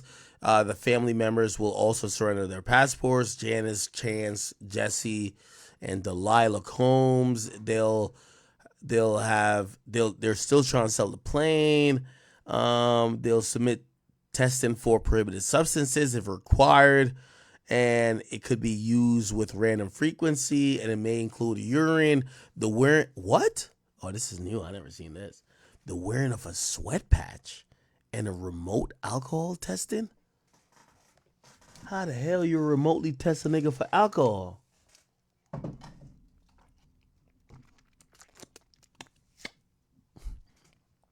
Crazy shit, huh?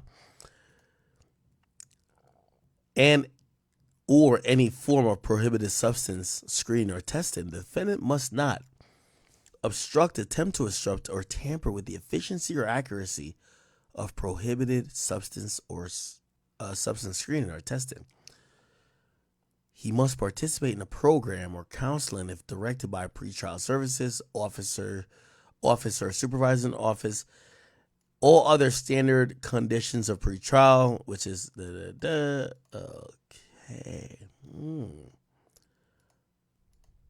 So they're quoting some other shit. Okay, all right. Now they're talking about new evidence.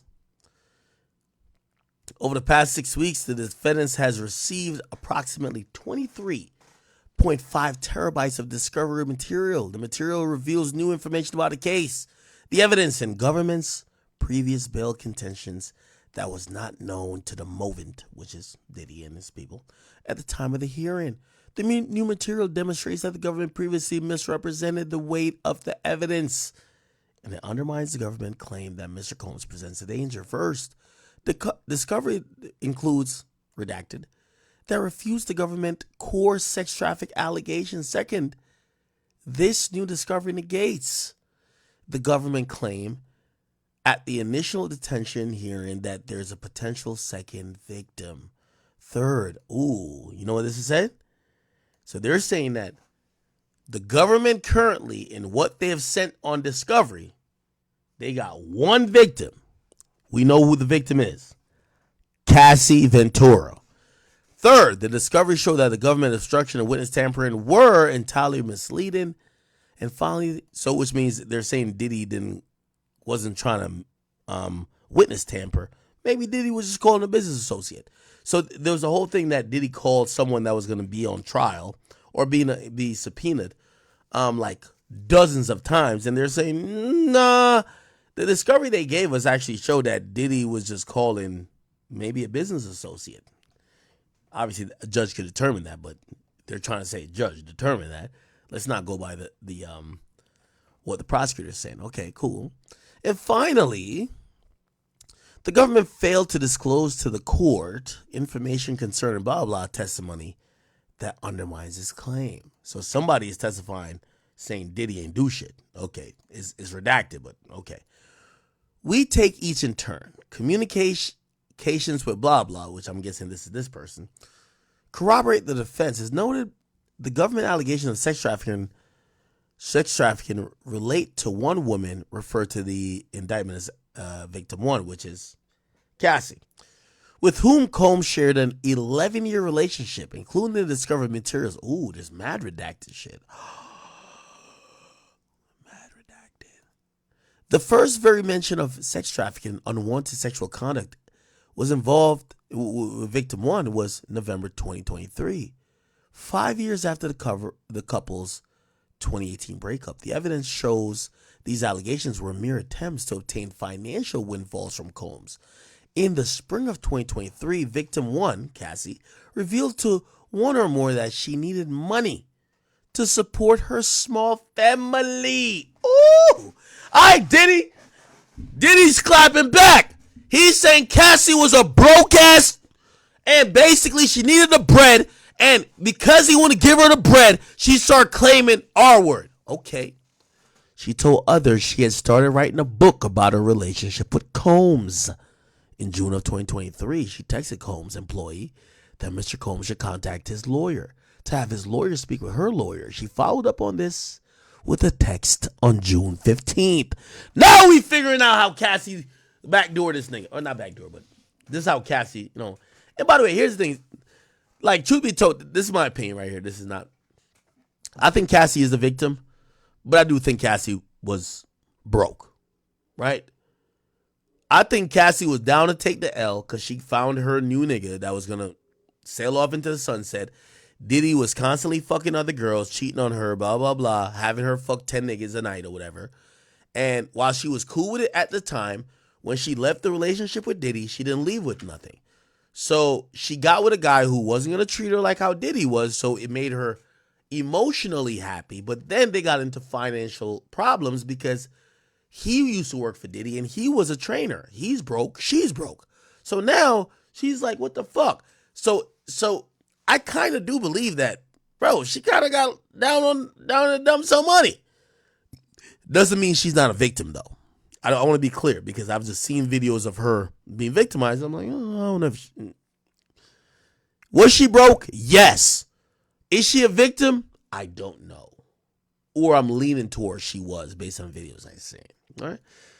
Okay, so they're saying that Cassie hit up, this employee saying Diddy should contact the lawyer. Says she followed up with a text on June 15th. By the way, remember the lawsuit was filed in November. So this is before. They're detailing how Cassie was trying to get a bread. Same lawyer, her lawyer contacted one of Mr. Combs' lawyer, who, expecting that she might make an extortion demand, recorded the conversation. Oh, shit. You gotta record the extortionists, people. You gotta record them. Okay, so one of Diddy's lawyers recorded Cassie's lawyers. All right, you're getting interested. During the approximately 80-minute recorded call, gotta record him. The lawyer confirmed that victim one, which is Cassie, was writing a tell-all book, and that Diddy. By the way, when did Diddy show up on the Breakfast Club? This is going to be very interesting. Diddy Breakfast Club. This was it, right? The last one? This was the last one? Oh, he showed up in September. So all that, I'm giving back the publishing, he knew what was going on. He knew what's going on because Cassie was allegedly shaking him down from June. She was doing it from June. Okay. Look, the same day her lawyer contacted with Mr. Combs' lawyer, who was expecting that he might make an extortionate demand and record a conversation. Ooh, that's going to be interesting. That's going to be played in court. Yo, now, oh my God, this is going to be so interesting.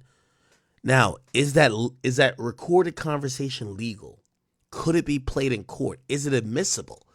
Because I ain't gonna lie, if I'm on a jury and y'all are telling me this guy sex trafficked you, and you never said nothing until you asked him for some millions of dollars and he said no, and now he sex trafficked you, I don't know.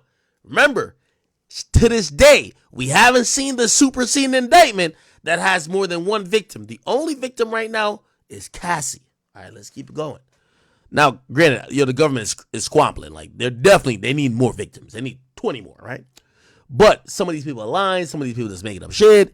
They got to have solid victims. Cassie's a solid one, except Diddy's lawyers are playing their first hand. How Cassie a victim? She asked her she was cool with everything until she asked us for money 4 months before. We told her fuck off, and now she went to y'all. Okay, good. So it's an 80-minute recorded call. The lawyer says victim one was writing a tell-all, and that Diddy could buy the exclusive right for the book for $30 million, which would ensure it wasn't published. Diddy and his lawyers considered this as an extortion attempt and did not pay the money. In fall of 2023, the victim one pursued a different strategy. The ASA, which is the Adult Survivors Act, was suspended the traditional statute of limitation for sexual assault claims, which was scheduled to expire on November 2023. In November, the victim one indicated in a discussion between her lawyer and Combs, for the very first time 5 years after the relationship ended, that she had been sexually abused by Mr. Combs. Let's put this in perspective, people.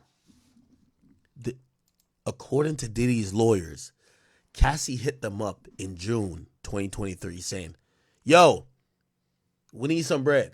Me and the trainer that I done cheated on you or I left you for, we're broke. The only way I could make money, because niggas don't want to hear me sing, I'm not going to be a star. I'm finna write a tell-all book about me being with you.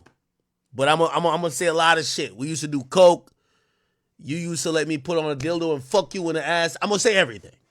by the way, I don't know if that happened. I'm just saying, like, that's what she was probably saying. Like, I'm gonna say everything. But if you don't want me to say nothing, I'll say fuck the book.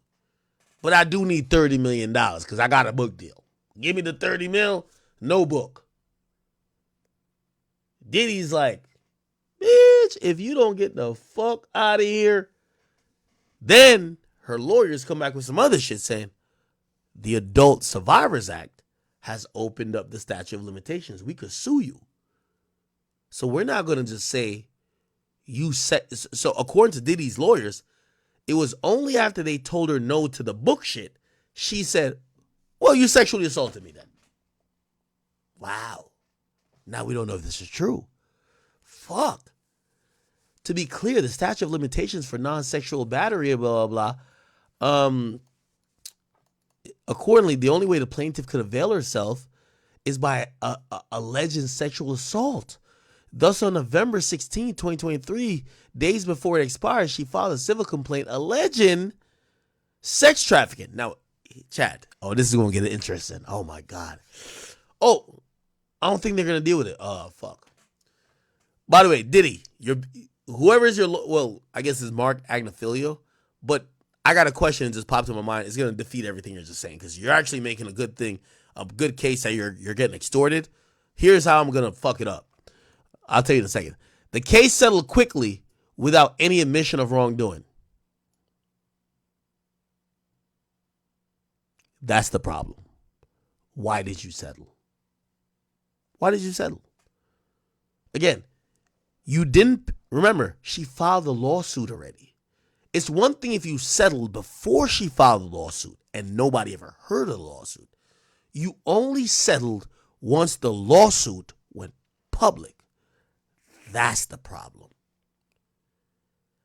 If he had settled before, whatever. But he only settled once it went public, which kind of like takes away his claim that, all right, if you're saying she's extorting you, well, the other part of her extortion was saying, I'm going to blast this to the public. After she blasts this to the public, why do you buckle to her extortion? The extortion plot was to say, if you don't want me to blast it to the public, but you settled quickly after she blasted you, that's going to be a problem. Okay. With the release of the civil complaint, law enforcement saw an opportunity to build a criminal case. Discovery shows that within days of the criminal case settling, the investigation began. The government recycled victims' one allegation, but the case requires her potential testimony, which will be refuted by years of written correspondence or other documentary evidence. Ooh. The alleged second victim is not a victim at all. During the initial bail hearing, the government alluded to a potential second victim, arguing that Mr. Combs' contact with this purported victim were evidence of obstruction. Oh, that got to be the girl. Oh, September.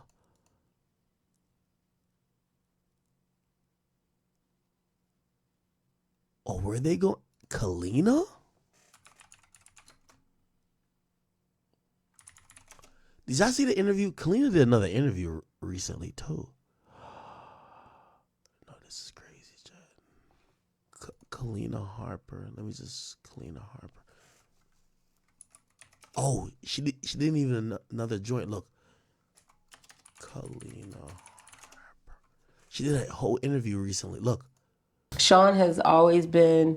So the reason why Diddy's in jail is because Diddy contacted her like 100 times. He texted her, was whatever. Now, she's from Diddy Dirty Money. Let me just give you the details real quick because I gotta take a piss and I'm gonna grab something to eat. So she's from Diddy Dirty Money, right? They're the wait, is it Diddy? What's the name of that group? No, it's Dirty Money, right? Yeah, it's Dirty Money. That's the name of the group. Yeah. And the group was essentially Dawn and Kalina, right? So Dawn, Richards, and Kalina. Dawn just sued Diddy, and Kalina's backing up Diddy. Now, here's the problem. Kalina is married. The reason why people think that, and that's why the feds think Kalina, Diddy, married. Kalina is married to. She's married to. Let me show y'all. She's supposedly married to one of the people who are cool with Diddy. Tony Vick. Yeah, he was a supporting cast member on the 3rd and 4th season of Love and Hip Hop, blah, blah, blah. They're saying that she marries to somebody who's cool with Diddy, so maybe Diddy promised her husband. It's kind of like not to get shit all the way hot, but it's like, let me not even mention that. I was gonna mention the Kelsey thing, but let me just chill, okay? All right. Anyway, all right, cool. So she's talking about Diddy here, and before we get back to this, so this is the feds said that Diddy contacted her mad times. Let's see what she says about it. I'm gonna go take a piss and grab something to eat real quick. Didn't do anything to me in this family where our dog's name was Rapist. Wait, what? Alive? What happened with your dad? What's your relationship like with him now? That I love my kids so much. My kids in hip hop, of course, that brought a lot of attention. A lot of niggas talking about, oh, I'll be a sugar daddy, whatever. But this specific person was in the gospel industry. Wow. Just in general, I couldn't believe that. I'm gonna be honest with you, her physical appearance looks like she either has some substance abuse problem or she's under some type of drug. I'm gonna be honest with you. Her physical appearance only. Like, I'm just keeping it a bean. What happened? Like, it just shit stopped. Quite a few times in Dawn's lawsuit. Okay. All right, good. So now she's about to talk about this lawsuit. Hold on. I might have to play back when I get back, but just watch what she's saying and give me 1 second. I gotta go take a piss, bro. This liquor's running through me. Pause. I'm kind of like fixes everything. I mean, who's to say? I think we block shit ourselves. Like, I think we get into mental spaces where we want to blame it on other people, but it was just a nasty place me and Tony were in. It was a nasty place I was in. It was a nasty place to not have the support from my family and the love. I was flying my brothers and sisters out and spending thousands of dollars on birthdays. What's your relationship like? What's your relationship like with Dawn? I don't fuck with Dawn like that. I mean, I do, like as a person, like as a individual, like my heart. But she never was like sisterly. She never was like somebody who I could say wanted to take care of me. So as much as I tried, she would let me in. Maybe that was because of Danny DeCane. I don't fucking know. I don't know those girls like that. I know D Woods in passing. I know Chanel from the studio. They were always cool in passing, but I don't know the dynamics of that shit enough to be able to tell you like where it came from. But it was like weird shit happening while we were in the group. Like, even if I would just ask to like rehearse. Let's rehearse, nigga, just AMAs, you know what I'm saying? And she would like laugh at me and keep it moving. Yeah, it would be shit, weird shit like that. And I would be like, you know, like, I don't know. I think we all have like different we all have different executive functions. And when you come into this business, the first thing you got to be thinking is like, if somebody's going to fly me out of town, I need to eat. So then that's a per diem. Or if you're a writer like me and you work in a studio and you're working on a budget, you automatically know that there's a food budget. But she just was like, she didn't know these things. So I would come in the studio and be like, where's the food budget? What are we eating tonight? And it was like, food budget? Like, yeah, there's a food budget. It's a tab. You know, we're running it up. Or like, I'm finna go get my per diem. Like, he got us in New York and we live in LA. If you have me in New York and I live in LA and we're working in LA, but we're in New York for a short amount of time, I need per diem so I can live. And so I was having those conversations and Dawn didn't even know what per diem was. So I pay homage to my husband for being a real nigga. Excuse my language. We were just talking about. Like, she wasn't like my sister. That's what I expected her to be. Like, I really wanted us to be like a family. But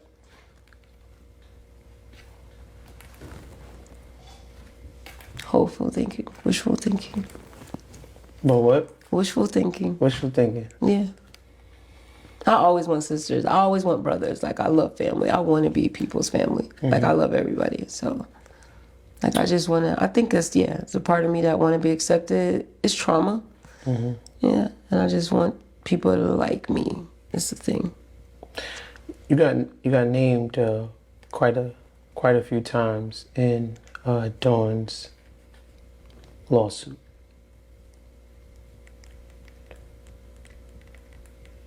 I'm assuming there wasn't a conversation beforehand. No. No. What was it like finding that out when you woke up?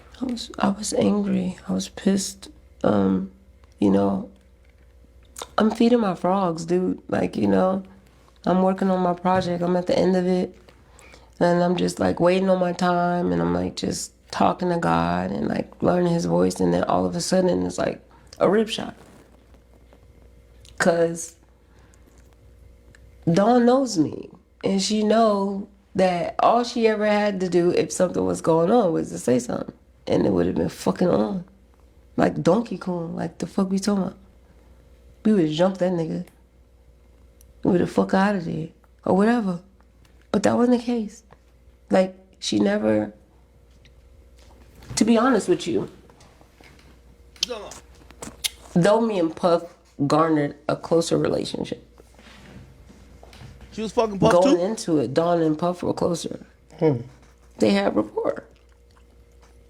So, Puff can be mama a little bit, like little fucking catty. So, I just always thought that I got clapped on for YouTube? his protection. You're trolling. I got clapped on YouTube?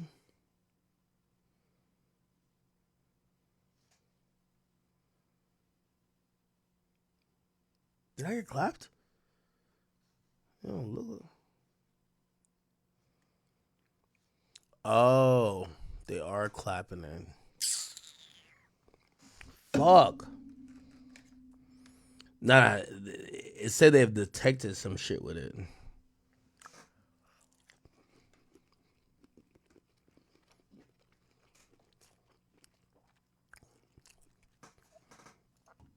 Let me just play it on Twitter, bro.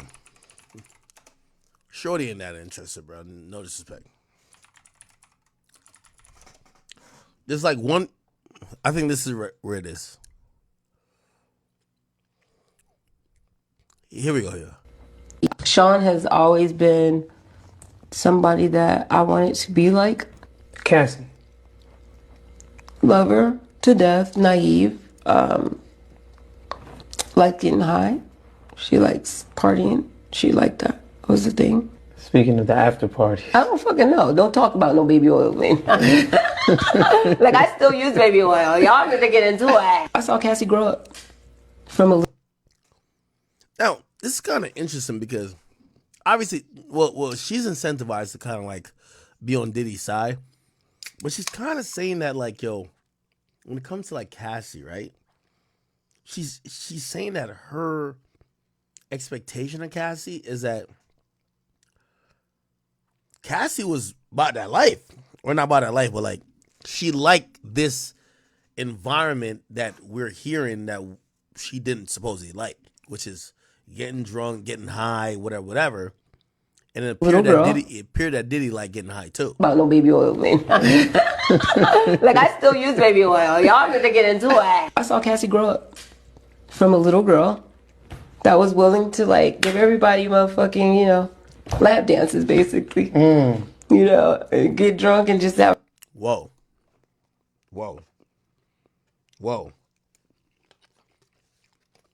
She basically saying Cassie was a hoe.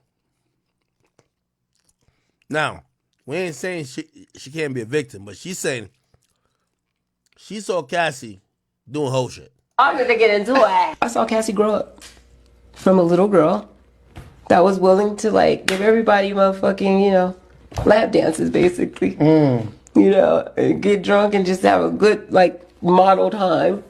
What's your relationship like with Dawn? I don't fuck with Dawn like that. And I'm gonna fucking stand on business. I didn't see that. What I saw was what the fuck is going on with you because you acting weird. You're a weird bitch. Is what I seen. And it's a list of niggas. Where y'all at? Talk about it. Dawn's a weird motherfucker, man. But y'all motherfucker call me to tell the truth. I'm finna motherfucker tell the truth. Just go with it. Just go with it. I'm gonna be honest with you. Here's my whole thing with the whole situation. It seemed like everybody involved in this situation is a little bit off. I don't think she in her right mind. She told my other people that she claimed that ain't in their right mind, and I'm just confused. We don't have to think about nothing. Just go with it. Oh, just go with it. Just go with it.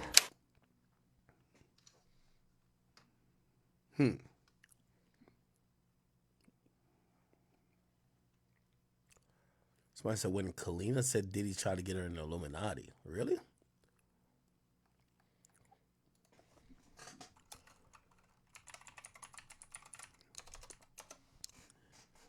That was in 2015.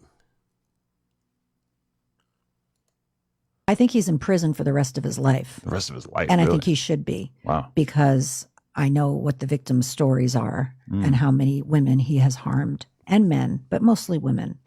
And, you know, the fact that he was denied bail is huge. Most people get bail. And why was he denied bail? Because the prosecution argued and the judge agreed that he was tampering with witnesses. And that was in my case. So what happened in my case was we filed Don Richard's complaint. A couple of days later, only one person spoke out publicly against Dawn and basically said she was a liar. That person, it turns out, the government, because they had tapped Diddy's phone, Diddy had had over 100 contacts with her between the day we filed the complaint and the day she spoke out against my client. After that, there were 0.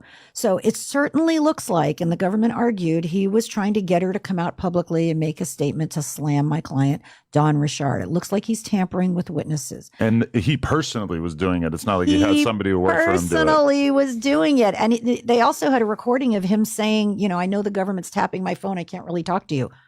Okay. So, I mean, the guy's not as bright as he probably thinks he is. Okay.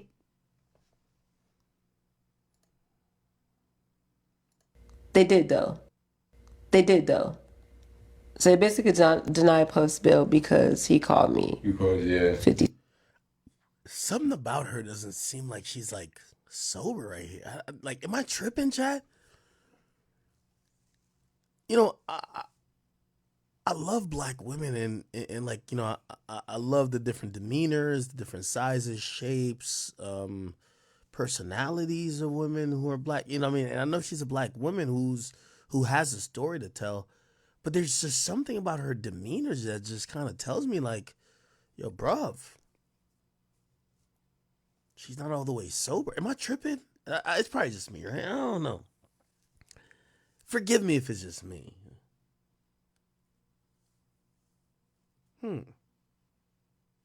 Look at her eyes. Yeah, the eyes also. Yeah, bruh. Bro, I don't know, bro. 6 times. So I feel really bad because I feel like. He called you, yeah. But my nigga called me. I will get in fucking court and stand up for my nigga if I need to, because it would be no different if it was you and me. I don't know. I think we're close enough right now. Like, you're really my friend. So, nigga, like, I'll be calling Chris and be like, yo, the fuck going on? This bitch, you know what I'm saying? Like, nigga, we gonna go back and forth. Like, yeah, read that shit and call me back, nigga. And you're gonna read it and you're gonna call me back and you're gonna be like, we're gonna do that. And it's like, what you think? Because now we're doing recall. And so that's not tampering. That's fucking recall because that bitch is lying. That's how I felt. And you don't got to say this. You know, we got to be clear because we want to be clear about everybody. We want to make sure we're good. And I'm going to fucking stand on business. I didn't see that. In every video you see us in, Dawn didn't look scared. Did you see her look scared to you? No, look at the video you just looked at. Look at the video. Don't look scared. I'm just saying, if my friend looks scared, I'm gonna be like, the fuck wrong with you? The fuck going on with you, bitch? If I look scared and I come here and I'm going through something with anybody and I don't look the same, your question to me was gonna be like, the fuck going on with you? Kind of asking about her now. Like, now, when I'm saying I don't think she's lying about what she's saying, it just seems like she's in an altered state of mind. And I don't think it has to do with Diddy. I just think I think her life has probably taken her a place where, I don't know, like, she considers her sitting. If I'm going to sit on an interview like this, when Diddy's the biggest conversation, I want to be so sober. I want to be so, like, sharp, this and third. It doesn't seem like that for her. I guess that's what I'm saying. I didn't see that. What I saw was what the fuck is going on with you because you acting weird. You're a weird bitch. Is what I see. And it's a list of niggas. Where y'all at? Talk about it. Dawn's a weird motherfucker, man. She is. She's fucking weird, bro. And so, yeah, I ain't, trying to motherfucking go to jail and no shit. But y'all motherfuckers call me to tell the truth. I'm finna motherfucker tell the truth. All of it. Okay. Because every fucking body was there and a part of this shit. Niggas was fucking niggas. Whoa.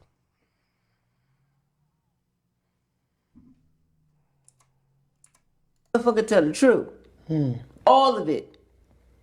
Because every fucking body was there and a part of this shit.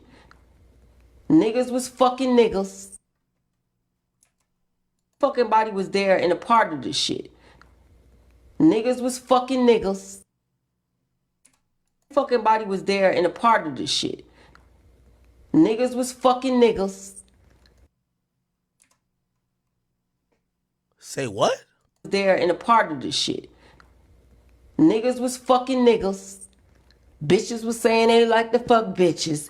Everybody was there with the shit. I guess that's the part I got. Possibly he could have been like, just keeping. Like, I'm feeding my friend.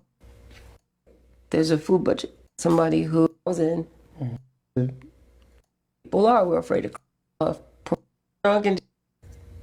Speaking of that. Talk about, oh, they sexy.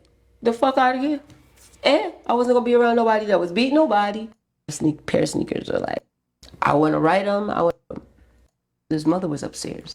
That they're just not. And then I have titties and I got ass and I'm sexy and I'm all of those things. And I go in the studio and I'm gonna work. But I'm gonna be honest with you. I know whoever her husband is and herself, she probably thinks she's helping Diddy. If you seem intoxicated, if you seem drugged up while speaking about this, the fans and just inquiring minds alike are only incentivized to think that the lifestyle that you lived very early on in the music industry that exposed you to drugs, exploited you for sex, and did a lot of things that probably changed the trajectory not only of your career but your life.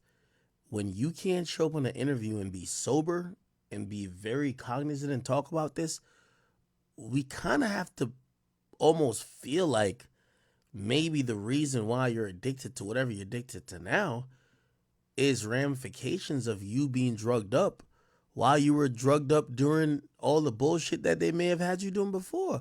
This is a bad look for Colleen. I ain't gonna lie to you. then now a producer, and then I want to be make that very movement to say piggybacks to me telling you like, It's kind of interesting. Well, he has. Growing up in building, nigga, like LA, and we're working in LA. She never, to be honest with you, though me and Puff garnered a closer relationship, going into it, Dawn and Puff were closer. They had rapport. Okay. Trust me to not get like flagged. Puff can be mama a little bit, like a little fucking catty. So I just always thought that for his protection, possibly he could have been like just keeping distance between everybody. That's the thing, right? And it's a control thing as well. So I just thought maybe it could be that. Maybe Get what I'm saying? For everybody, it's not that. it's not. All white fucking condo in New York. That's just glass with glass stairs escalating up the fucking 70-foot ceiling, 100-foot ceiling. Wild shit. Spoiled. So I'm not saying Cassie is not deserving of any of these things, but this was her life. And so, though I. Okay. So she talking about Cassie, which is a little bit interesting. Cassie. Love her to death, naive, like getting high. She likes partying. She liked that. Was the thing. She's a model. She was well taken care of. She was. You told me a story about going to an apartment one time. Yeah, which one? The fucking one that looked like a closet? That all white fucking condo in New York? That's just glass. You gotta watch demeanor a little bit. It's even how they talk about Cassie. It's kind of odd. I'm clapped. All right, bro. I'm all for this shit.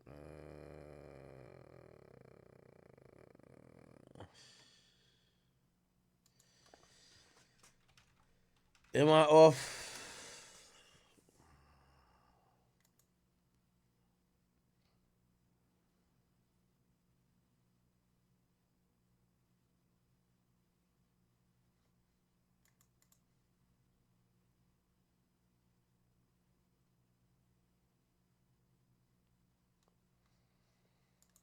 Is the stream fully suspended?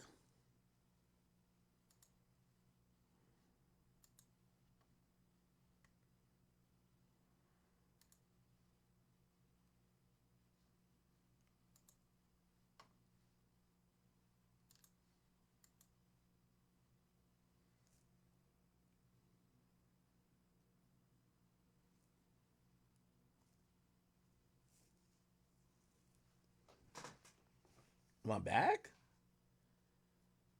I think I'm back, low key. All right. We'll just move off of that.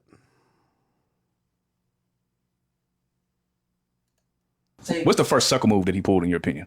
Wow, I got a string of them, but. Oh my God. Yo, for everybody who's been wronged by somebody rich. And I'm probably, you have to Haven? put, start, is your morals and your principles and all of that stuff have to be prioritized. Because that's what going J. But you out. Somebody gonna have to take the fall, though. This nigga owe you, man. This nigga owe you, man. See? So that was the big picture about Marcy made. You know, the kids. I got nothing to say. Okay, this is some J shit. Okay, all right. All right, bro. I won't even play the Kalina thing. It's clear. I think you guys kind of get what she's on. She's essentially saying that, you know, whatever you're hearing from Cassie is a bunch of bullshit. That's what she's saying, right? Okay. All right. I see it making the rounds now about me saying, what about the thug thing? We'll see. Okay. Let me react. I will react to what the fuck is this?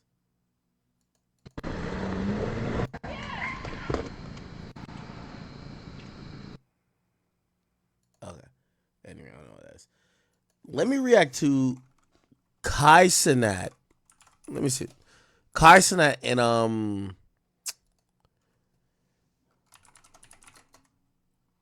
Kodak Black. All right.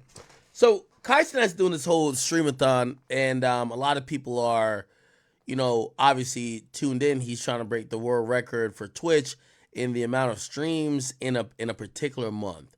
So he's trying to do it for the month of November. He's trying to have more subs than anybody else has ever had in a particular month.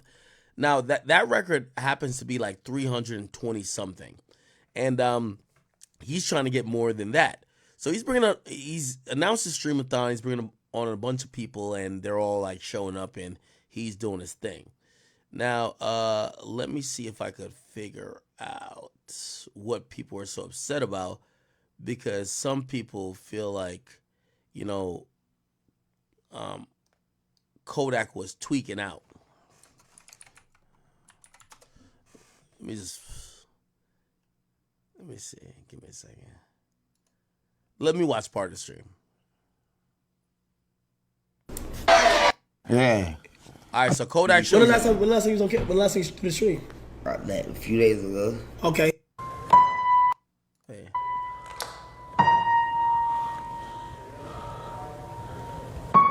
Yes. Yes. Oh no, I wasn't supposed to do that. Wait, you can stay on the line. Let me do a beat.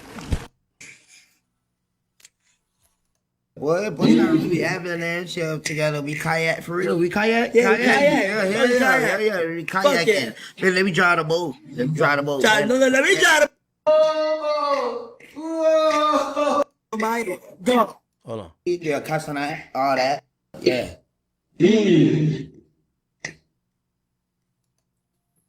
She said she wants something for me. I said, no, I don't want it. I'm just waiting for the bus. I didn't want sex.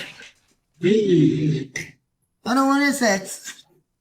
She said she wants something for me. I said, no, I don't want that. I don't want sex.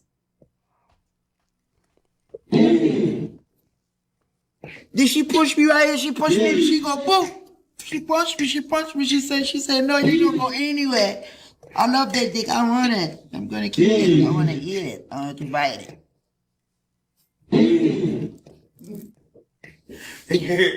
She said she wants suck for me. I said, no, I don't want it. I'm just waiting for the bus. I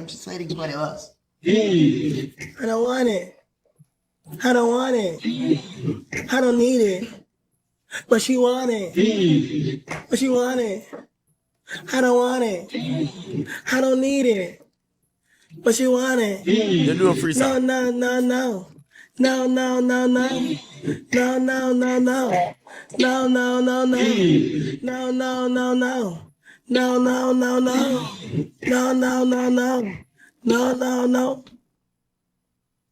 Yeah, see, yeah, that man. was good. Yeah. Hey, brother. You stood on that motherfucker. We that, boy. Yeah. KTV say Cake Twitch Bill. KB, yeah, cussing out, all that. Yeah.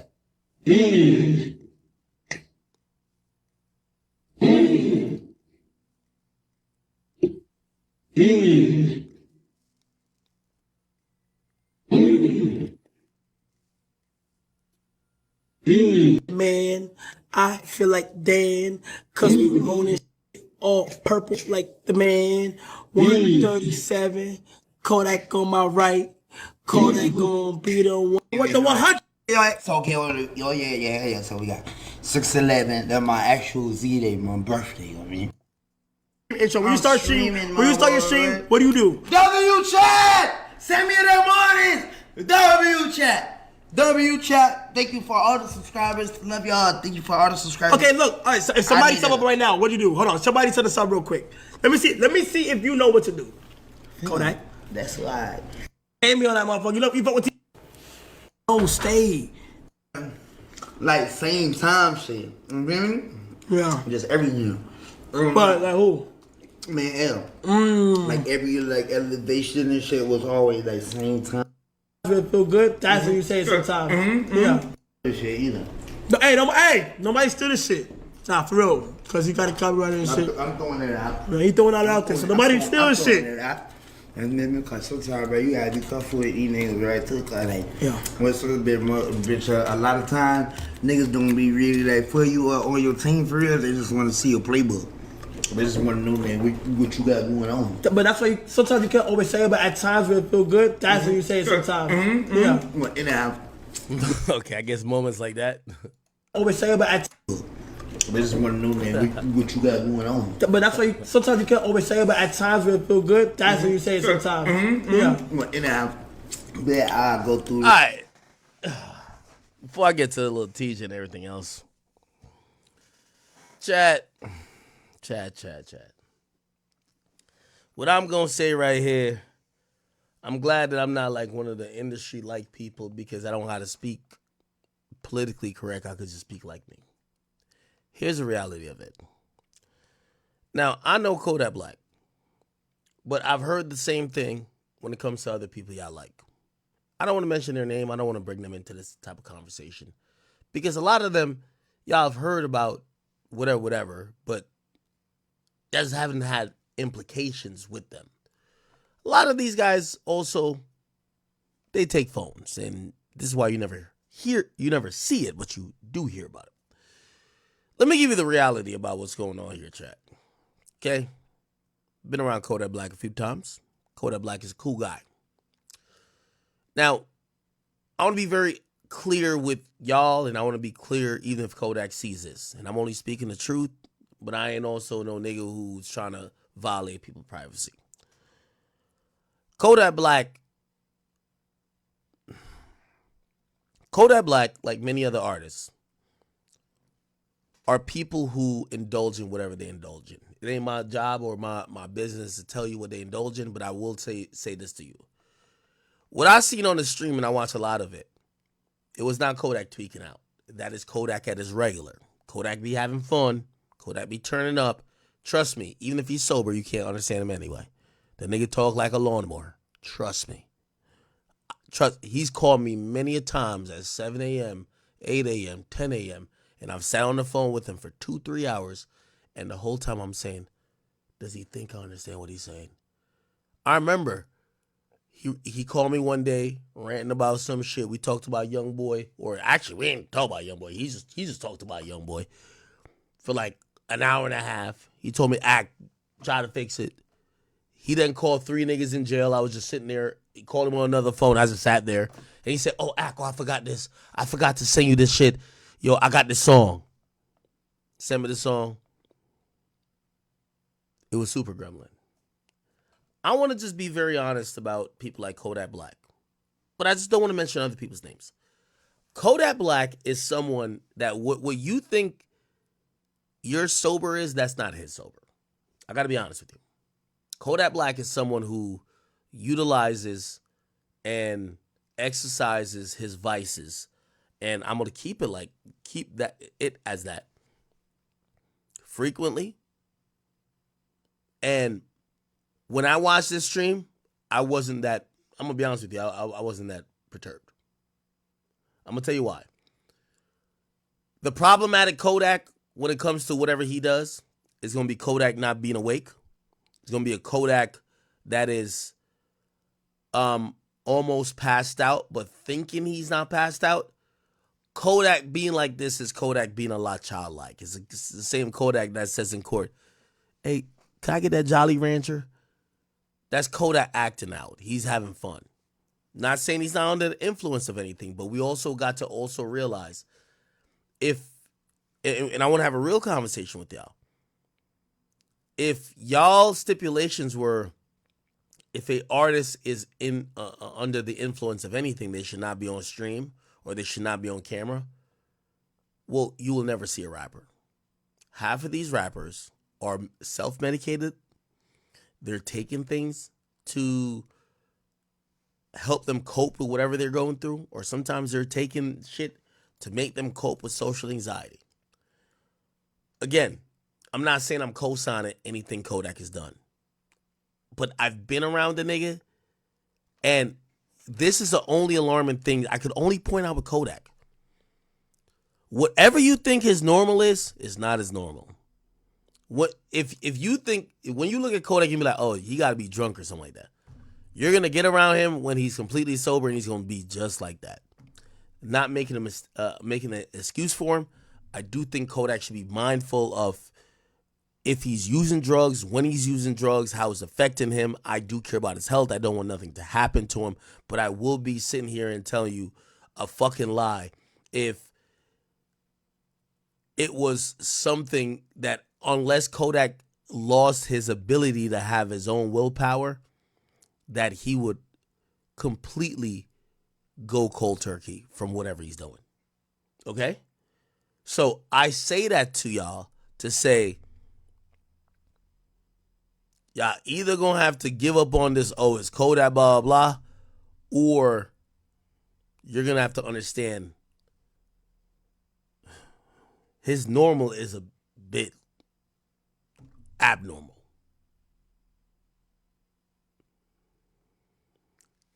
And I understand that might sound crazy. And y'all might be like, yo, you sound like an enabler, an horrific person that is not taking the proper precautions to make sure somebody, and everybody damn well know, I love Kodak Black.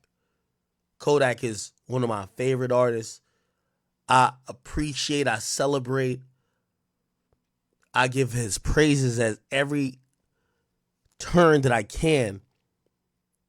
I will want nothing of ill will, whether incarceration or health issues, to happen to him. But I'm also being honest with y'all. Bro, I've sat on the phone for hours, over 10 hours, multiple calls, and just listened to a guy who, at the moment, I know he wasn't even on nothing. But I listened to him and I'm like, it's Kodak, bro. It's Kodak. And I only bring up the Super Gremlin story because a lot of y'all will be misguided to say, oh, no, he's like high out of his mind. He's not making good music.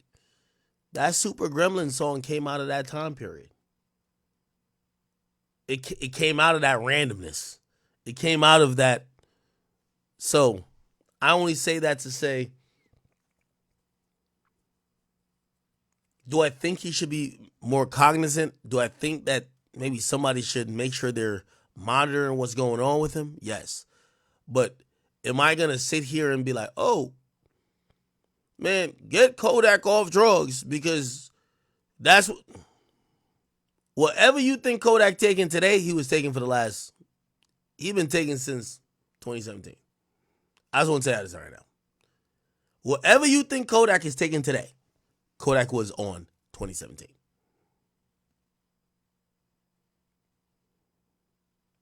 So I pray for him. I hope he gets help. And what I mean by help is not necessarily help with substance abuse. It's help with his coping ability. Because I do think he does try to self-medicate and he tries to deal with a lot of things himself. And if that leads to increased or more or illicit drug use, I'm not with it. But his behavior here, I know people were alarmed. I don't think I've seen him tweaking. This wasn't that crazy. Anyway, he did pop on afterwards. And by the way, actually, no. So Lil TJ chimed in. He jumped in my comment section. And when he jumped in my comment section, he basically said that, yo, he doesn't like Aiden Ross and he doesn't like Kai Cenat based on how they were looking at, well, not how they were, because it was only Aiden. He's like, yo, y'all are treating this guy like he's a junkie. I don't like how y'all treat him because y'all streamers only use people up and then discard him. Listen to what he said. I take perks because I'm black. Here we go. I'm on perks. Oh, and Aiden basically called out he called out Lil TJ for putting up the caption by saying, yo, you must be on some perks, right? So again, I don't know if I can show the whole thing, but he basically said, yo, actually, let me just show y'all everything. I got y'all.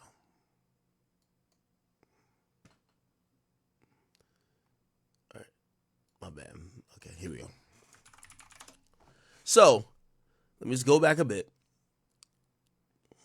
So it was originally posted on my page of Kodak acting like this. But that's why sometimes you can't always say it, but at times when it feel good, that's when you say it sometimes. Yeah. Okay. And I guess people are looking at his facial expression. Kai. Get the money, get the money, money, money, money. I just want the money. I just want the money. I don't want the money. I just want the money. Bitch, how you know my name? How you know my name? How you know my name? I don't know you. So how you know my name? You scared with me? You scared with me? Shorty said you want sex for me? Now, Lil TJ was taking this as, oh, well, if you really feel like he's out of his mind, why put him on camera and why exploit him for your subathon? Get him off camera and tell him you don't want to film that, you don't want to platform it. But you sitting here and looking at him weird is kind of making it look like you're taking advantage of him, right? If you really think he's out of his mind. I said, I don't want that sex. You're not scared. You're not scared. You're not scared. Let me see the papers. Let me see the paper. I need you to go to the clinic. I need you to go to the doctor. Let me see that. I don't need HIV because no, that's not how. I don't want to die. I don't want to die. I don't want to believe. I don't want to die. Not like that. Okay, the next thing was. Thank you, my boy. Thank you so much. Hey, appreciate you. Thank you so much. That's your fault. Yeah. I need this one. I have another one. Okay, when I see you later. Okay. Hey. Okay. All right. My boy. Appreciate you. Again. Boop. Oh! When I do that, let me out like I told you. All right.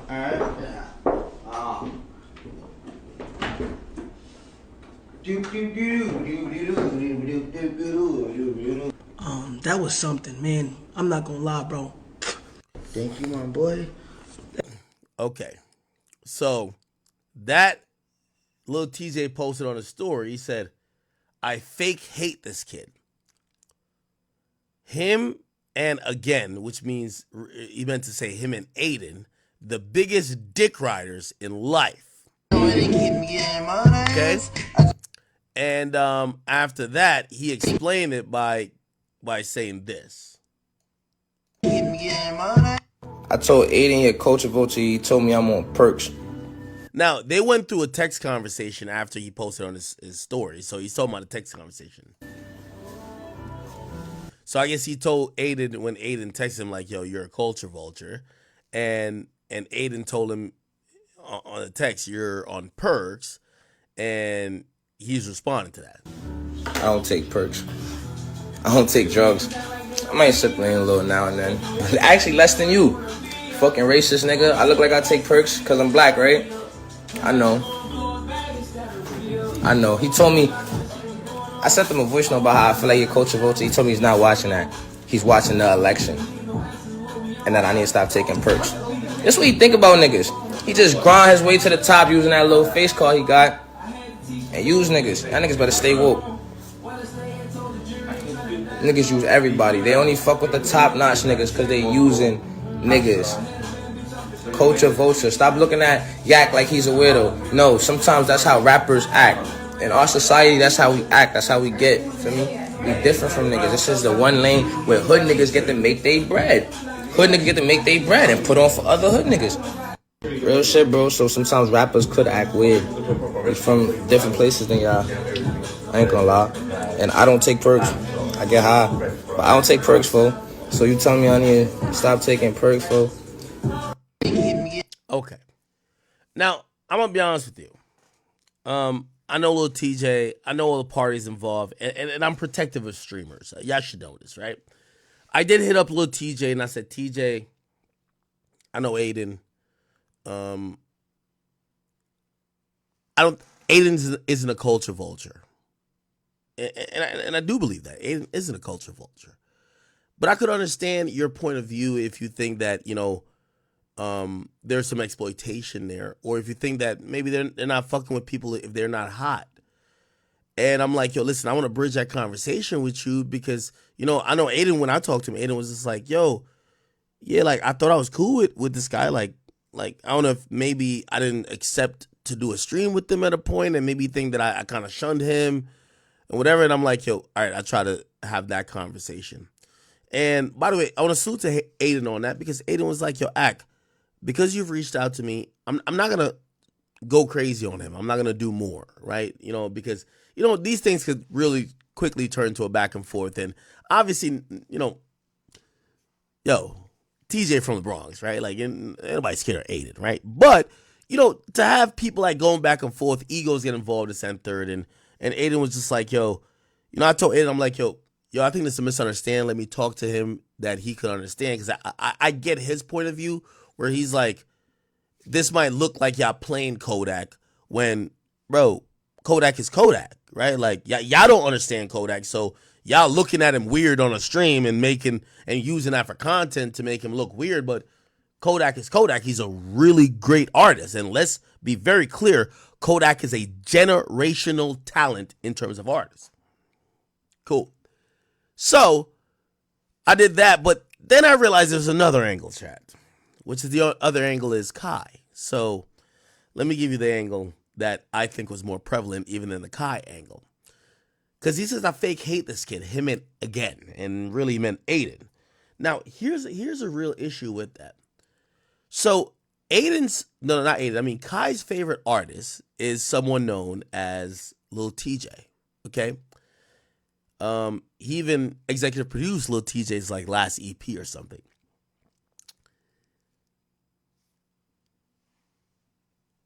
Kai is from the Bronx.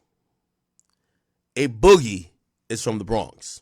Lil TJ is from the Bronx. Kai's favorite artist, not Drake, nobody else, is A Boogie. Lil TJ doesn't get along with A Boogie.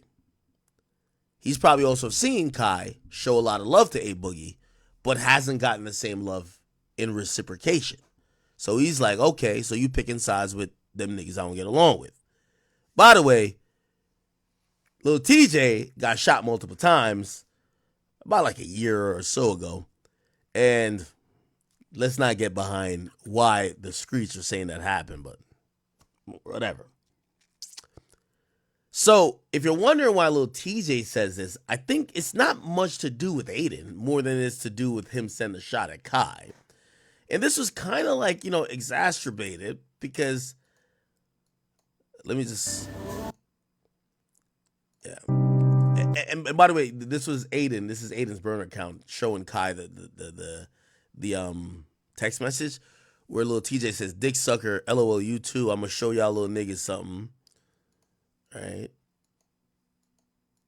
And he was just saying that these guys are dick suckers. Anyway, here's the point.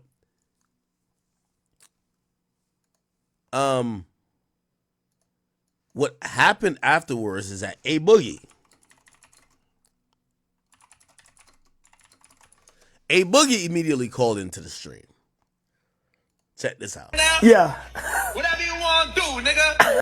So A Boogie calls into the stream, which again I'm telling you he don't get along with TJ, and he's Kai's favorite rapper, and he says, I guess he's responding to like Lil TJ calling out Kai and says, yo Kai, whatever you want to do, we're with it. Yeah. Whatever you want to do, nigga. Now I'm gonna give all the credit to Kai because Kai's trying to de-escalate this. Nah, because this is a real issue. Nah, I'm cool, man. I'm cool, man. That's all. I'm out of here. Alright. Nah, that nigga is messy. Dude. It gets to a point. You really ate Boogie? What? Oh, you want to say hi to him? No, it's cool. Nah, I'm cool, man. Okay. So basically, A Boogie calls it immediately saying, whatever you want to do, I'm down with it. Now, what ends up happening is Kai responds to TJ and he says this. Why he hate me? First of all, that's... Okay, hold on. I told Aiden and Coach Gucci, he told me I'm on perks. I don't take perks. I don't take drugs. I might sip a little now and then. Actually, less than you. Fucking racist nigga. I look like I take... I told Aiden and Coach Gucci, he told me I'm on perks. I don't take perks. I don't take drugs. I might sip a little now and then. Actually, less than you. Fucking racist nigga. I look like I take perks because I'm black, right? I know. He told me... I bet. I sent him a voice note about how I feel like your coach of votes. He told me he's not watching that. He's watching the election. And that I need to stop taking perks. That's what he think about niggas. He just grind his way to the top using that little face card he got. And use niggas. That niggas... Now, let me pause it there, and I'm going to say something that a lot of artists, I feel like some of them have thought, I think TJ's the first to vocalize. Chat, there's a growing resentment among artists who are usually known as the cool guy. When you walk in a room, everybody just listens to you and they're adhering to whatever request or whatever timing you're on. These days, a lot of these artists, I'm not including myself in the mix. I'm really speaking about Aiden and Kai.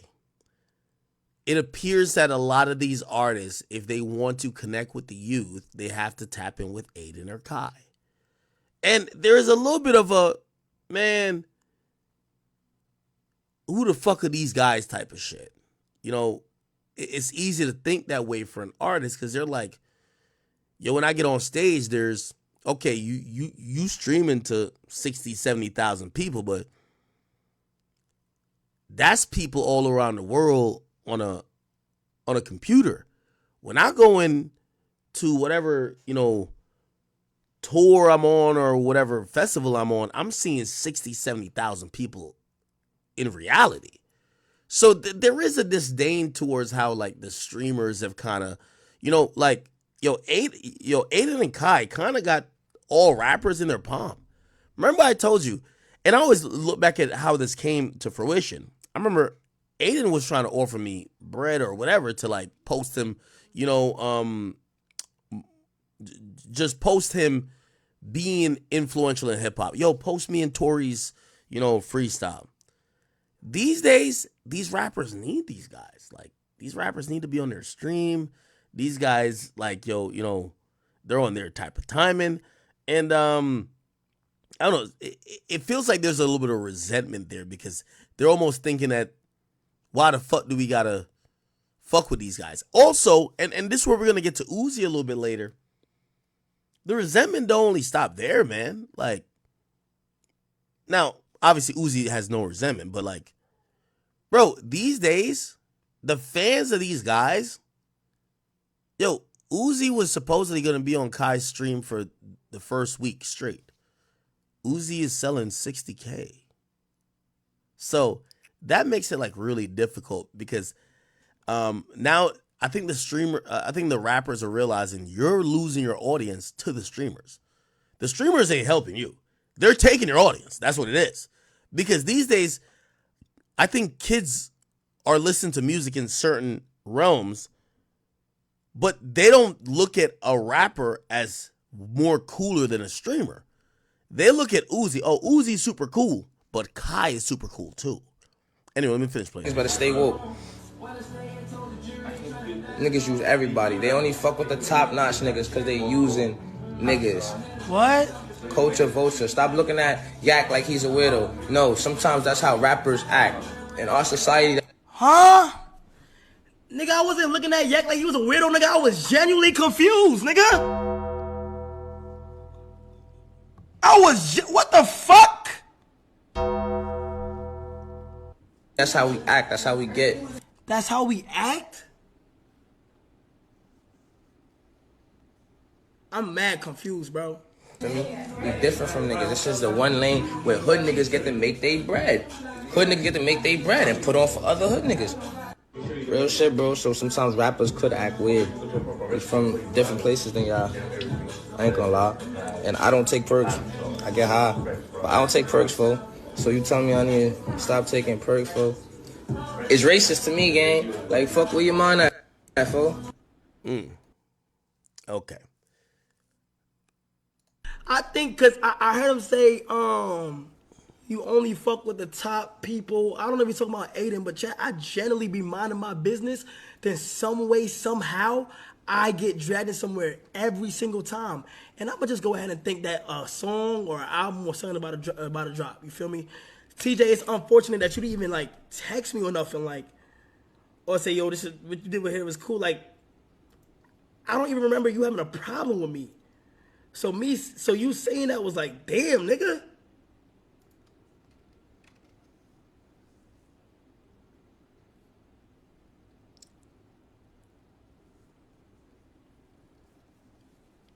We from the same chat. I ain't gonna lie. We from the same borough. New York. It's always New York niggas. I ain't gonna lie, chat. We supposed to stick together every single time. Niggas split apart every time. It's cool though. Okay. So then Kodak responds afterwards. And I think I got Kodak's response. Do I? Yeah, Kodak did a response to let people know. Here we go. Hell no, they don't even LSD. Say y'all people like who be on that. Y'all be on all type of shit. Y'all be on shrooms, acid, all type of stupid ass shit. You know, but I take you one perk and y'all be so fucking butthurt. Y'all wanna like a nigga anyway. There ain't nothing wrong with me, facts. Thank you, love. Thank you, love. Thank you, Denisha. Thank you. Yeah. Everybody else who be coming like on that timing, they ain't got no motion. They broke, they hurt, they something, or they trying to come into a nigga life some kind of way and trying to like look any type of little shit. Oh yeah, I could come in that way. Oh, I think you need help. Oh look, bro, they try to like, and then you don't think. Hell no, they don't even LSD. Say y'all people like who be on that. Y'all be on all type of shit. Y'all be on shrooms, acid, all type of stupid ass shit. You know, but I take you one perk and y'all be so fucking. Okay. All right. I hope everything is like, de-escalated a bit. Real quick, what was this?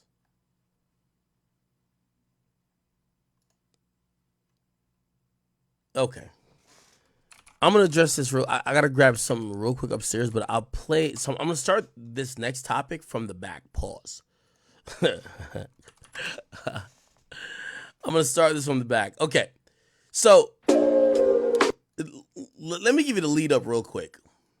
And I got so much to say about this. Shout out to my boy DDG. Me and DDG, I think we're pretty cordial. Like we're pretty cool. I kind of understand him. We don't agree on everything, but we don't have to. I've interviewed him a bunch. Here's the reality of it, right? And I want to be very, very clear, right? Pontiac made DDG. Is that what his Instagram is, or is it DDG at this point? No, it's DDG. Okay. Let me tell you what's going on. Yo, chat. Remember when DDG came online and he wrote a long ass letter saying, "I'm broke up with my girl." Let me tell you, this is why, like, a relationship, everybody be following this whole Moneybagg Yo Ari shit. Everybody thinks these relationships are helping rappers, and it does help certain rappers. Like right now, shit, I brought Boston Richie out to New York, and we popped out of the spot, and the girls there, like Boston Richie has one of the hottest songs. Can you help me? Like yo, I'm trying to leave these hoes alone, get my life together, whatever the joint goes. And there was women there saying, "Where is your girlfriend?" Like they wanted to see his girlfriend over him. So this culture that we've now lived in, that, the shade room is now fostered, women identify with the girlfriends of these rappers more than the rappers. Like, what's so funny? Yo, I spent a day with Rod Wave. Rod Wave's one of the hottest artists, just like he's the top streaming artist of the rapper of the last like 3 weeks. He's been the biggest streaming artist. Yo, you know what everybody's saying? Did you see his girlfriend there? What? Why do you care? Who gives a fuck about his girlfriend? His girlfriend don't make music. I'm like, look how many other questions you could ask. But people care about these relationships so damn much. Now, in certain situations, maybe it helps the artist, right? Like, I do think it does help Moneybagg Yo. I'm not going to discount it. In other situations where, like, there's a woman who, seemingly, they're bringing an audience that just doesn't tune into the music. And now maybe that audience is tuning into the music. Maybe it does help. But in some other situations, it doesn't. For example, DDG. DDG, he was always a YouTuber. He became a rapper, and obviously there's been like, mixed opinions about whether people want to take him serious there or not. But, he's always had a core audience. I don't, even if he got hate, it was like hate within his audience ecosphere. Until he got a girlfriend. Now, he's had women he's dealt with, like he fucked Ruby Rose, he fucked like half of the whores in the industry. I'm not calling Ruby a whore, but like, all them girls who fuck all the poppin' niggas, like he fucked all of them, right? Nobody give a fuck. But then he got with this one girl, her name was Halle Bailey. Right now, I'll Google her for you. Halle Bailey, right? And it was this, she's seen as like pristine. I don't know what she necessarily does, and it's probably my ignorance over like, the audience she appeals to. I know her for playing like the Avatar chick. Or was she an Avatar? I don't even know if she was Avatar. No, she's a Little Mermaid. So she's like a Disney Channel type of person. Apparently, from what I hear about her and her sister, Chloe Bailey used to date Gunna. The big thing about them is that, like, Beyonce picked them as, like, yo, those are my next ups, right? And, you know, I don't know if they could sing or dance or do anything that Beyonce does, but they're seen as, like, these, you know, really innocent women who are, you know, not like the rest of the ratchet bitches popping nowadays. And people love them, right? They're very endearing. Okay, cool. She gets with DDG. They have a child together. The child name is Halo. I don't even want to put up the picture of the child because I really don't care to show kids like that online. But she has a kid with DDG, okay, and they were together for a while. Actually, I guess the child is here. They were together for a while, and eventually they broke up. Now, I knew something was wrong here because DDG wrote a whole long letter explaining why he broke up. She never said a word, right? Now, apparently she knew she was single. She know he's single. She knows she's single. She's doing her thing. Nobody gives a fuck. You know why nobody gives a fuck?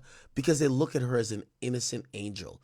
If he's seen with a chick, they're thinking he's fucking her. If she's seen with a nigga, they're like, oh, she's probably like practicing for a role. Like, so when I seen DDG write a whole thing, and I spoke to DDG too. Here's the point, man. The boy got to do the most for y'all to make him not seem like a shitbag, like a scumbag. And really, he's like at the mercy of this rabid fan base who thinks this girl is just like an angel.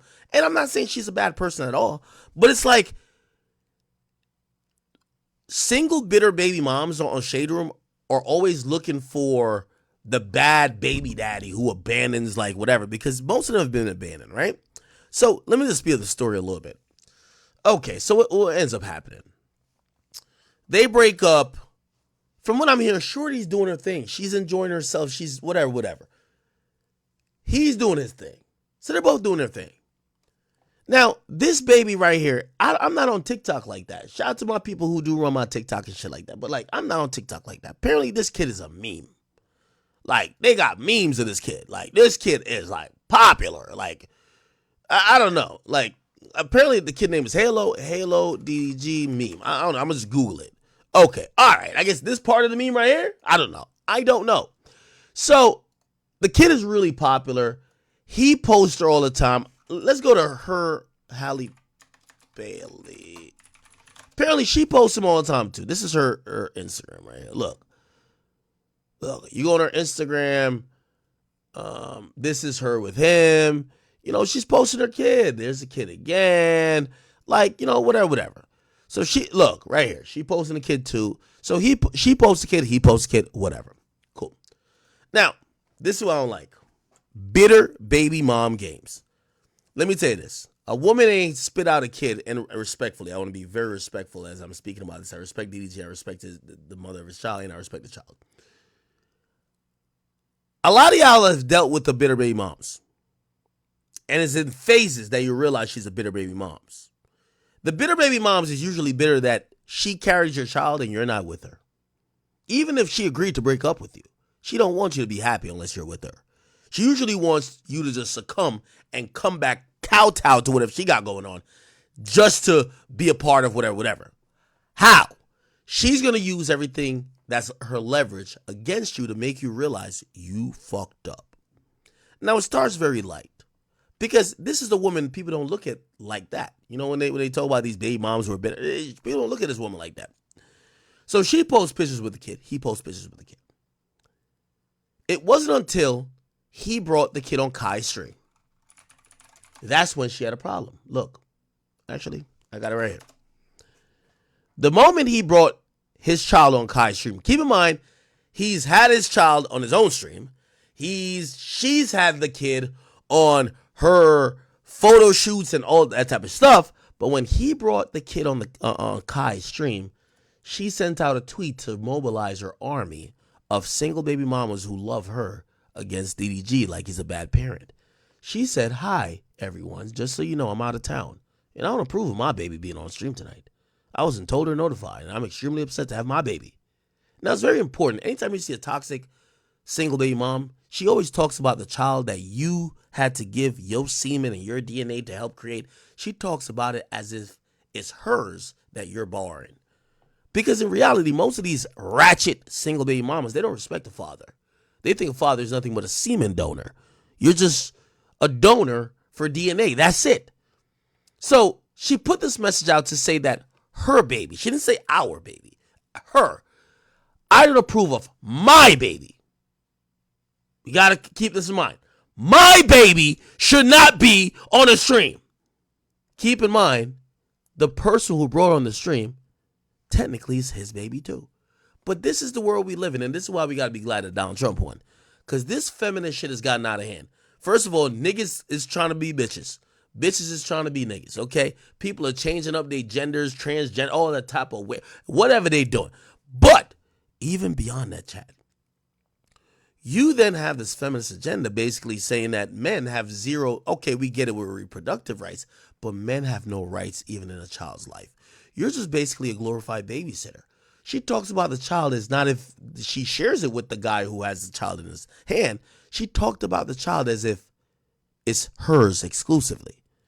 Just that you know, I am out of town and I don't approve of my baby being on a stream tonight.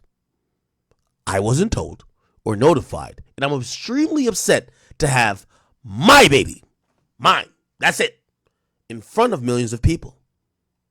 By the way, it was in front of millions of people here. By the way,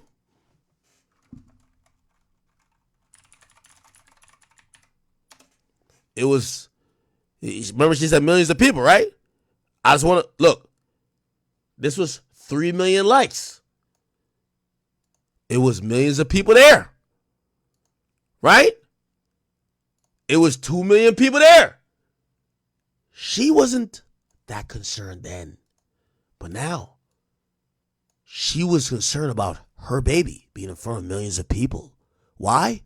She wasn't there. What about the dad? Fuck the dad. He's a babysitter. I am his mother. Well, I know what you're saying. Well, he's his father. Don't matter.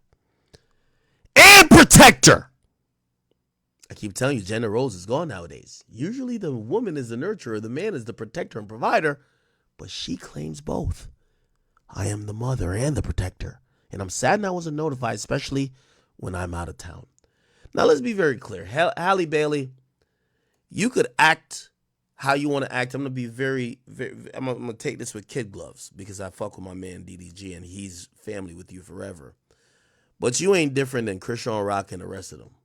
It's very clear. Y'all women have a child with a man and think y'all have leverage over a man. Y'all don't go into having kids to think that you're bonding and creating a family that you both have entitlement to. You think when you have a child by a man, you have something over the man. That's the problem. The father brought the kid that y'all both have used for content. You've used him for Instagram pictures that got you millions of likes. He's used the kid for TikToks and for his vlogs, his own personal vlogs. But it's only when he goes on to Kai Cenat. And I guarantee, chat, mark my fucking words. It's the reason why anybody got baby moms in here? Anybody know them toxic baby moms? They'll give you the weirdest stipulations. Don't have my kid around that bitch you're fucking. Wait, what?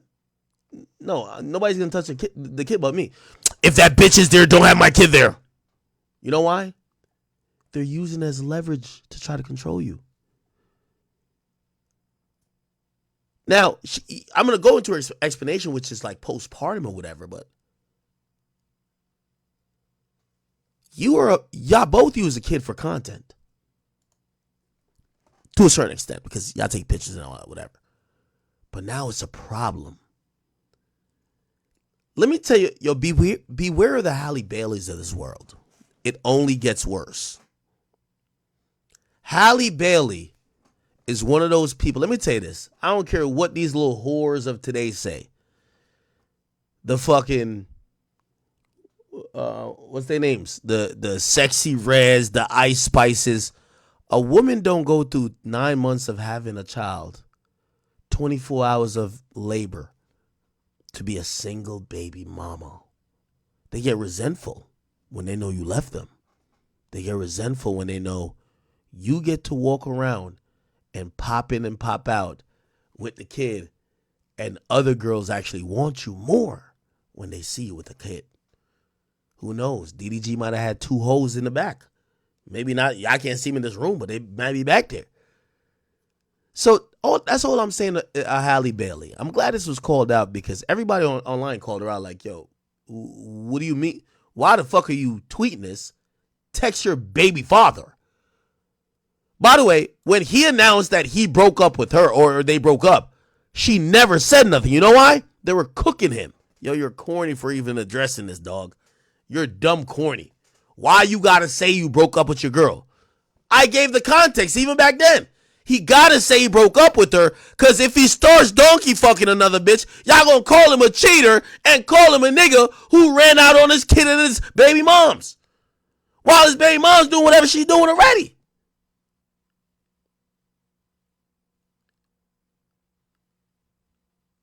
So this is the point. Shorty is on her bitter, jealous baby mom shit, but she's still trying to seem as the innocent victim. Trying to mobilize her fans to say, yo, bully him. Why is he not communicating with me? How much y'all want to bet her issue ain't that DDG had that child on that fucking stream? How much y'all want to bet is that DDG probably had 2 whores with the extra long tongue that suck him into infinity, that was probably putting pussy on him before and after the stream, that she know was there with him, and she can't stop that. The only thing she can say is, don't bring my baby around that shit. So she's using her leverage as the mother of the child to make DDG's life a living hell.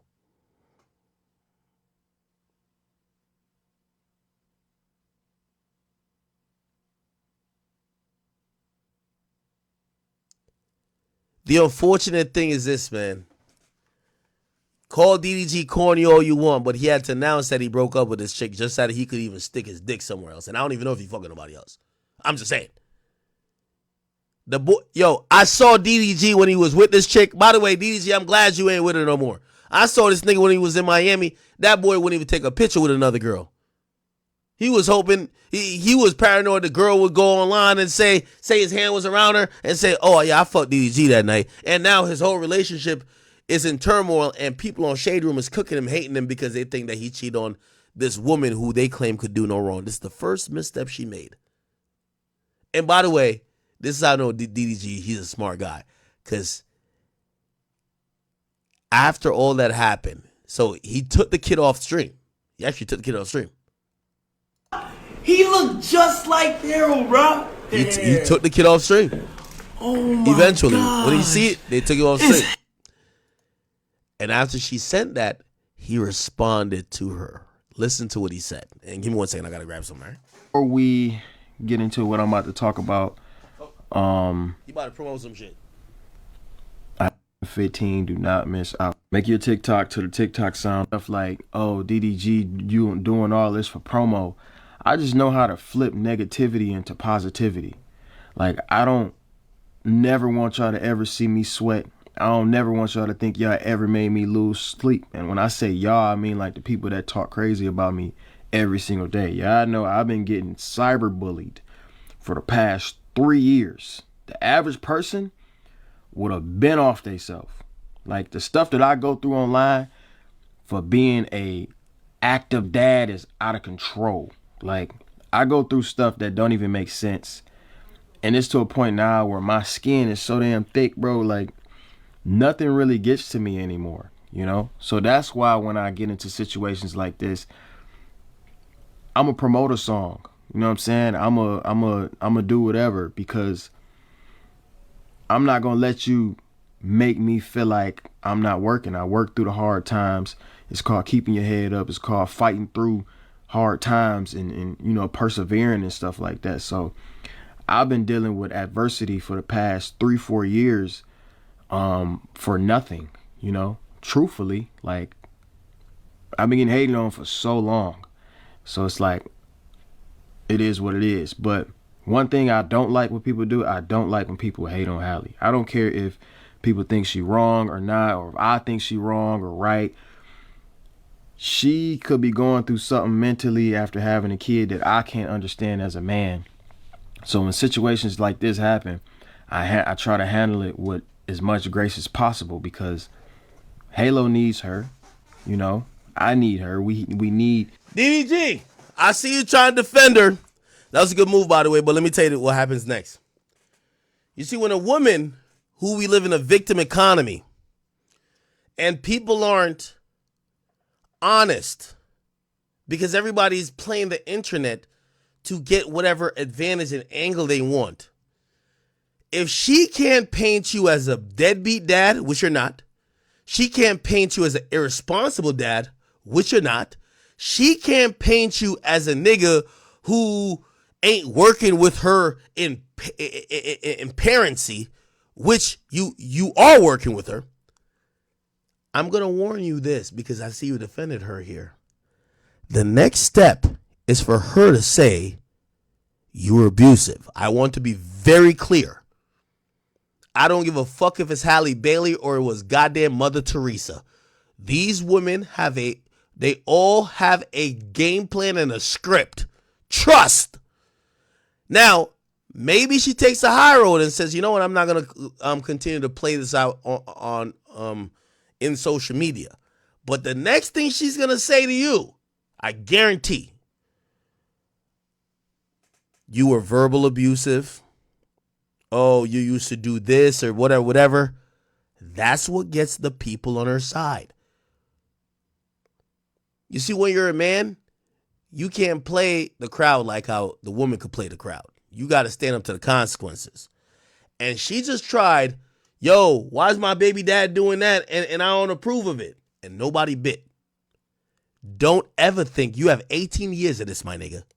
And unless you about to get back with her and go into whatever regime she wants you to get down with, her next attempt will not be as fluky. It won't be saying, oh, okay, nah, he ain't bring the baby on, he brought the baby on the stream and I didn't approve. It's gonna be, this nigga has been mentally, verbally, trust me, women like this don't stop.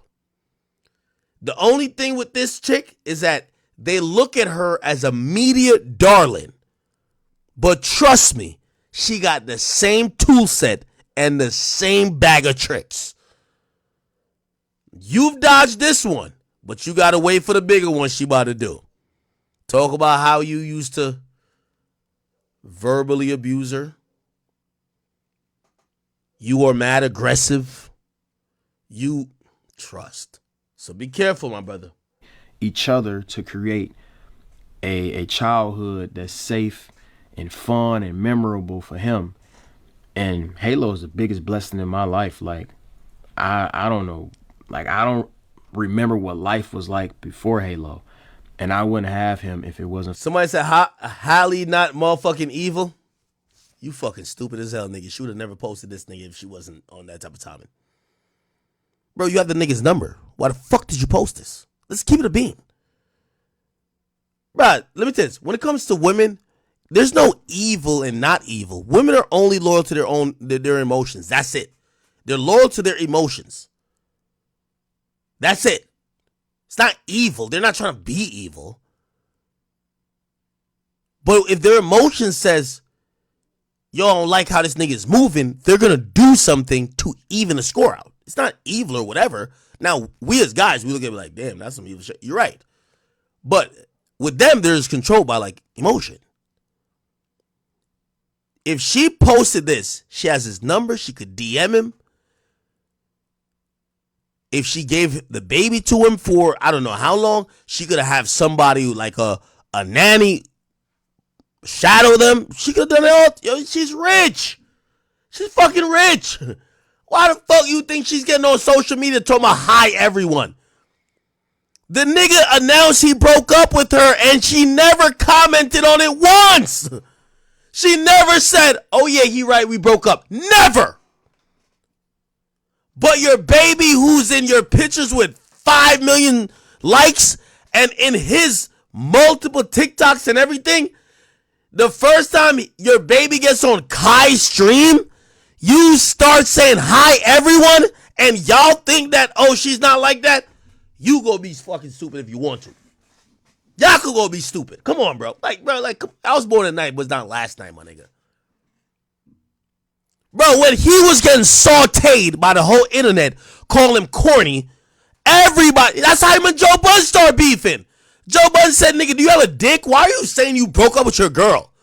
Nigga, I even explained to Joe, Joe, her fan base is always going to think he's a fuckboy, so he's trying to explain that if you don't see me with her, this is what happened, because there was videos of her being with other guys and nobody blinked an eye. Nobody's saying, oh, maybe she's interested in him. Not saying that she was interested in whatever guy, but because she has that image of being clean. DDG he's getting like lambasted as a fuck nigga. She finally comes out talking about hi everyone, just so you know I'm out of town and I don't approve. Come on, bro. She's clearly telling her audience, get at this nigga. He's wildin'. But nobody, you think I'm lying? Let's go to Shade Room comments.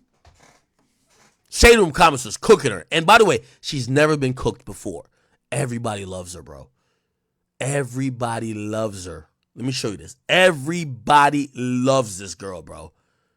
They love her like she's motherfucking Teresa, nigga. Let me show you. Look. Oh, and then afterwards, when she was getting cooked, she says, "Oh, she's now blames it on postpartum. As a woman experiencing severe postpartum, there are boundaries that I wish to be respected. Nobody knows what someone is going through until they snap." Come on, Grody. Look at, you know what it is? This is what you know, bro. Even the people you think are the most innocent, she knows how to read the internet. Cause her first tweet, this is Shade Room. You know Shade Room don't fuck with no niggas. Look, they're sauteing her. It's given he's not responding to her text, so we got added to the group chat. This baby's a viral meme. It's a little too late for this. You know it's bad if she's actually addressing it. Girl, talk to your baby dad, not us. Girl, you had a baby by a YouTuber. What did you expect? Hallie, he's in front of millions of people every day. Please don't come here with a baby daddy drama today. Here we go. Stop saying my baby. It's our baby. That's his father. Love her, but the dads have just as much rights as the mother unless court documents prove otherwise.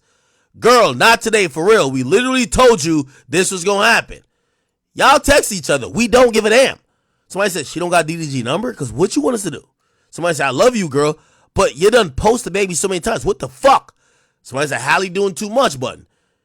I feel she's being petty. Girl, we told you and you said we must mind our business.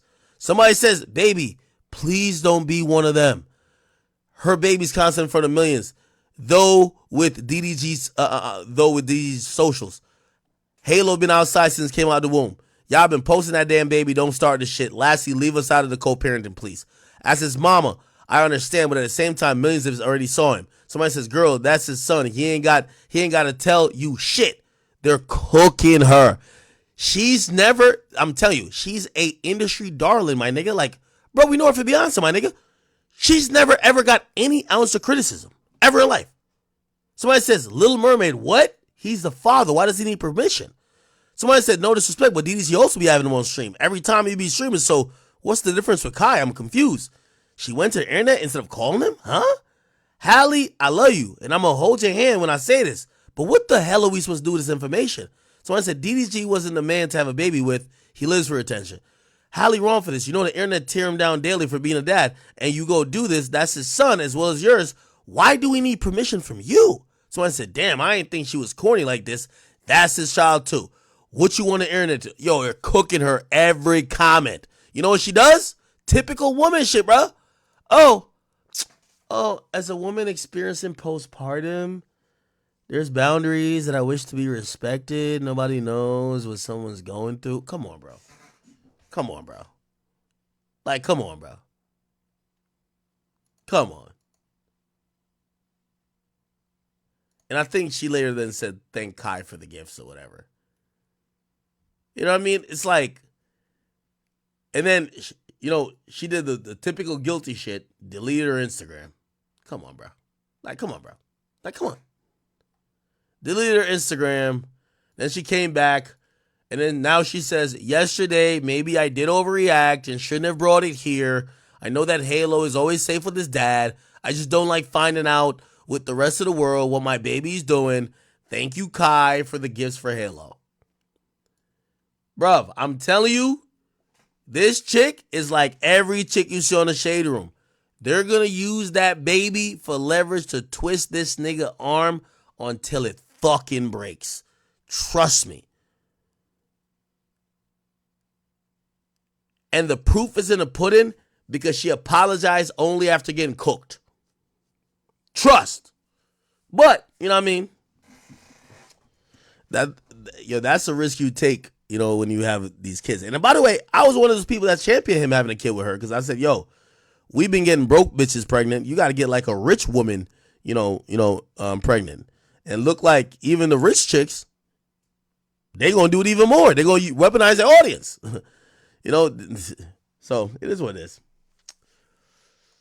Anyway, this was his last thing saying, yo, please don't diss her. Get at me. For Hallie. And for that reason alone, like, I got unconditional love and respect for her that nobody can really change. And y'all got to understand we going through a very different transition right now. We only been parents for 10 months. Now we all right, hold on. I do got a chat queen who hit me, so let me read her thing. So because maybe I'm a little skewed.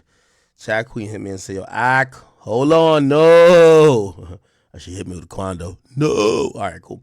She says the Holly thing you're reading so wrong. It's a difference between a curated post that both parents agree to versus a live location on your baby that you don't know where he is. Let me stop right there. You do for this chat queen, I won't mention your name because I won't embarrass your name. DDG streams just like I'm streaming right here. DDG streams just like this. The baby comes on whenever he wants to.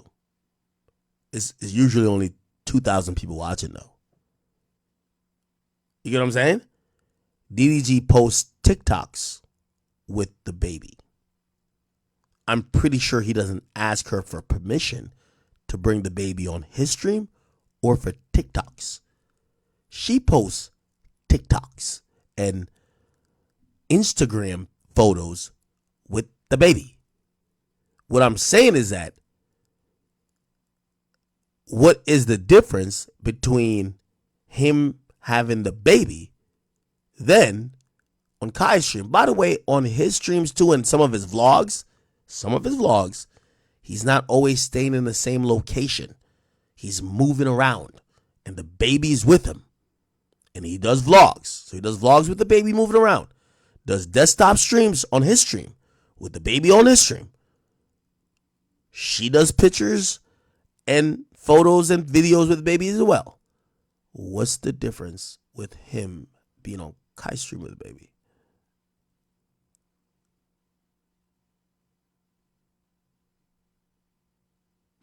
Okay. I'll keep reading what she's saying.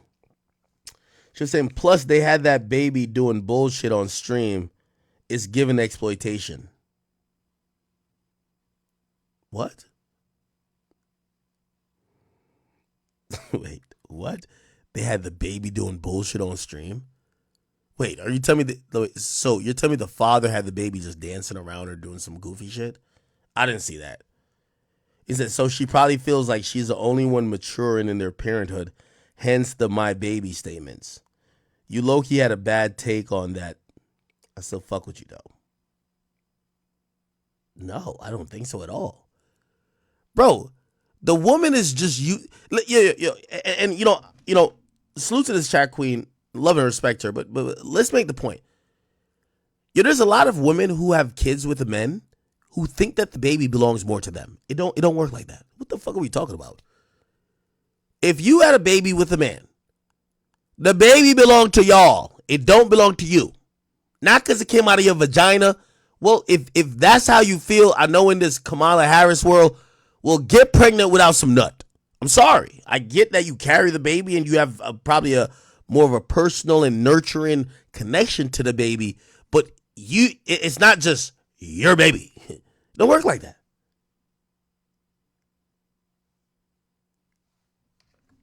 By the way, she had a little bit more. She said, I think you projected your own fear of parenthood onto their situation. No, absolutely not. If anything, my fear of parenthood will be a chick doing this. I'd be damned if I have a child with a woman and the woman now looks at the child as a way to weaponize and she thinks she owns or controls or has more say over the child. And by the way, the courts haven't got involved. It's not like the courts have gotten involved and said she has custody or whatever. The courts haven't gotten involved. Y'all are co-parenting. It's supposed to be mutual. But I do know a lot of women, which again, I mean, I think maybe I should bring in a woman to speak on this, but I know mad women who, they're like, oh, I don't trust my baby daddy with his kid. I'm like, why the fuck did you? If you have a kid with the nigga that you don't trust, the nigga with the kid, sounds like you stupid. Like, why are you having children with the? It takes two to tangle. So why would you have a kid with a nigga you wouldn't trust with the thing you're? This shit just sounds stupid to me. The reality of it, as I'm looking at it, is that there are a lot of women. We live in a single baby mama. First of all, the amount of people who are having kids in wedlock is severely decreased, especially if we're talking about black and brown people. Black and brown people are creating baby mamas at all-time high. Okay? I want to say at a clip at 80%. All baby mamas. Nobody's getting married before the baby's popped out. You get what I'm saying? Now, here's the thing. I understand it. I'm not the biggest fan of marriage either, so I'm not going to knock that. But a lot of that comes with, okay, the baby's born, and I utilize the baby as what commitment should be. Commitment should be a ring, marriage. I'm here. But the nigga, women are having kids by niggas who are sticking and moving. So now after the nigga stuck and move, you then use the kid to get the nigga to come back or to operate how you want him to operate. Oh, he got a new girl. Well, if you want to see your child, you can't bring that new bitch around. If you want to see your child, you got to do it under these conditions because I'm the mother and I dictate what the child does because it's my baby. It's more my baby more than yours. I don't fuck with that type of shit. I ain't with that type of shit. Personally. Anyway.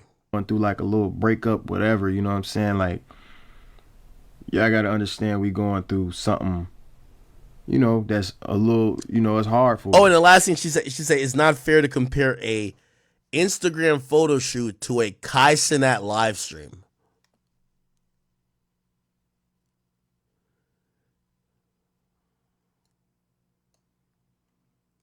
$2 million likes.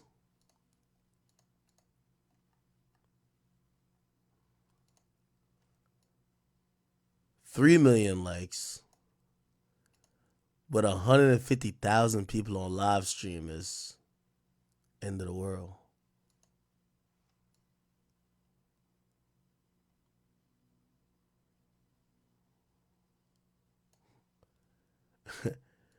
Yeah, I'll be damn I have a child with some chick who think that it's her child and I'm like the babysitter.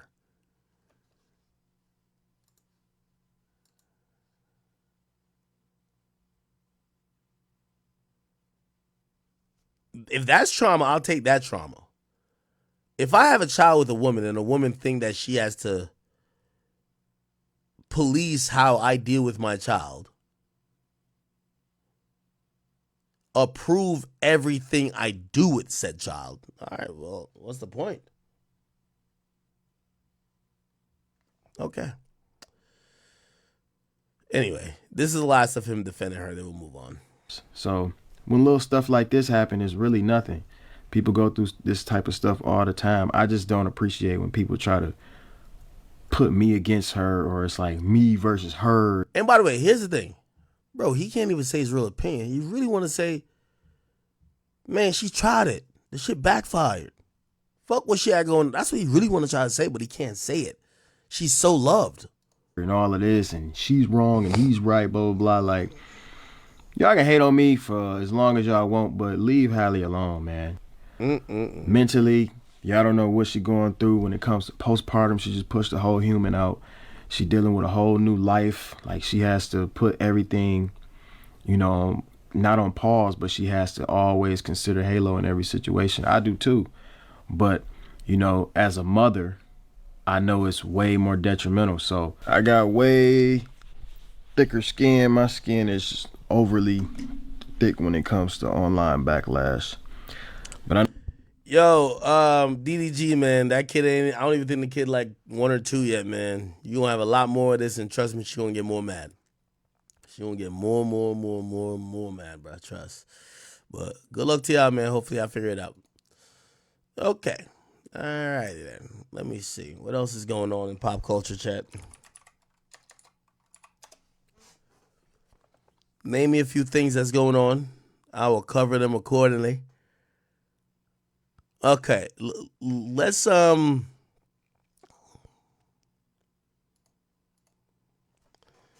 about Lil Uzi Vert.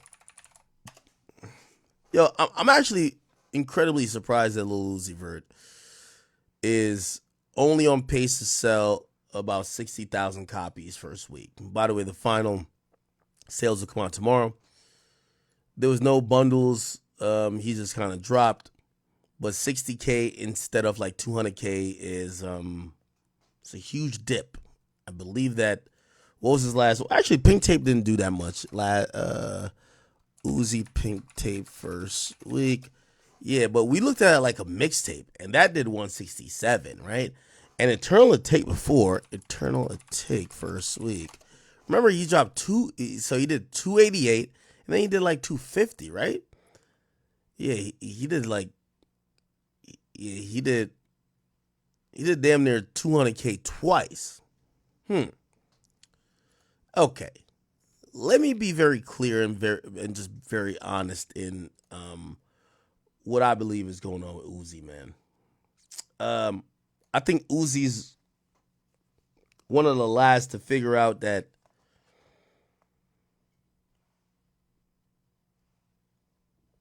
fans don't give a fuck as much as you think. Okay? I always tell y'all that, like, let me use Lil Baby as an example. Lil Baby's Only Me sold 200K. A lot of times you're selling your next album or your last.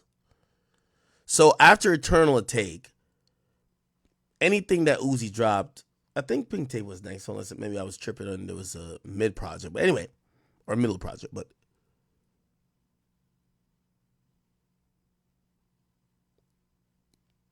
Uzi came off of Pink Tape. And Pink Tape was, it got lukewarm reception. So the anticipation is down. So him naming it Eternal Take, I don't think people gave a fuck.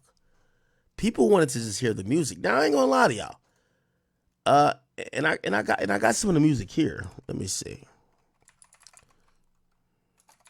Like some of the songs I legit like, right? Like there's a song on there called Chill Bay. Like the song, okay? I really enjoy it, right? But let me just kind of be honest about what's going on here.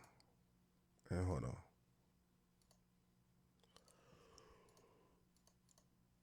Sorry.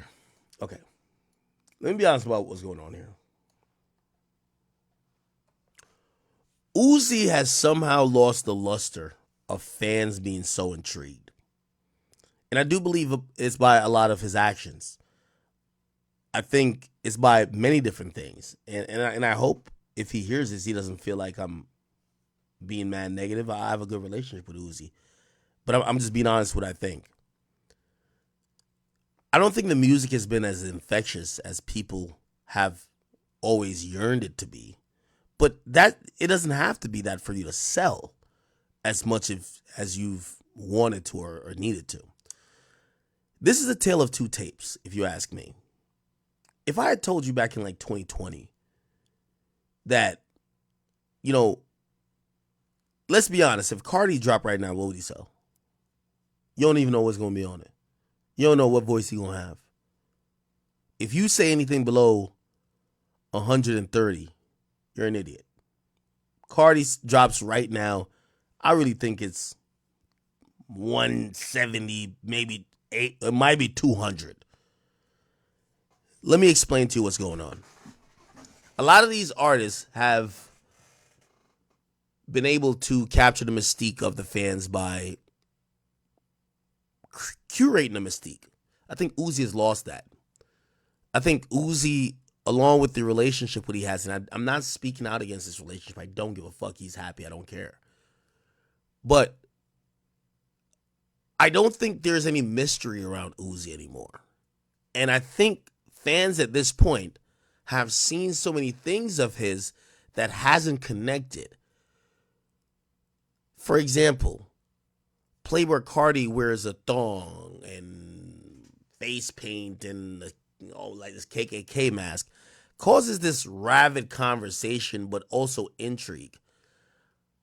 Uzi like wore some jeggings, did a split, had some Birkin bags, and did some shit at y'all remember this performance?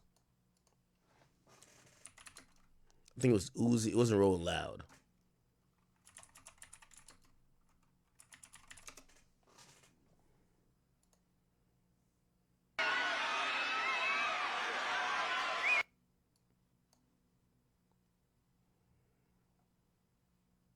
Yeah, this one right here.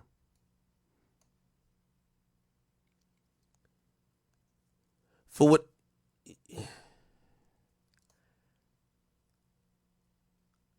I might be completely off the reservation, but I want to make this analogy. I'm gonna make this analogy to you. I believe the mystique with Uzi is died down a bit is because I don't think people believe it. Like, they don't believe that what they're seeing with this is who he is. They believe he's doing that for shock value. As opposed to Cardi, they believe that Cardi is that. I'm going to give you an example. I want you guys to watch a movie if you guys haven't watched it. I know one in the chat if you watched it. It's called The Prestige. It's a very amazing movie, but it's a movie about magic. It's about two magicians.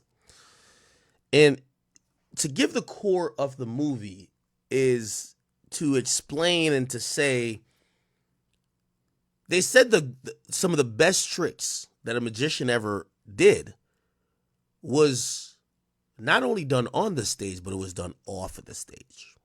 The person lived the trick. There's a point in the movie where they point to a guy who's an old guy who does a trick on stage where, because he looks so old and feeble, you're like, he must be doing this with real magic or some other clever way. But the easiest way to think that he could do it is that he would have such inner thigh, like power to carry this really heavy bowl across whatever. But they're like, no, he looks weak. He's limping. Looks like he's kind of lame. He's limping. They would see him limp on stage. They would see him limp off the stage. In reality, he never limped at all. But every time you would see him on the stage or off the stage, he lived it. And he lived it because his greatest trick was making you feel that he was too old and too weak to do what he was actually going to do. That's important. When it comes to mystique these days, when it comes to hip hop, and that's why I think Cardi's a genius. Have you seen Cardi break character yet? Other than these little body cam videos. Have you seen him break character? I'm asking you a question.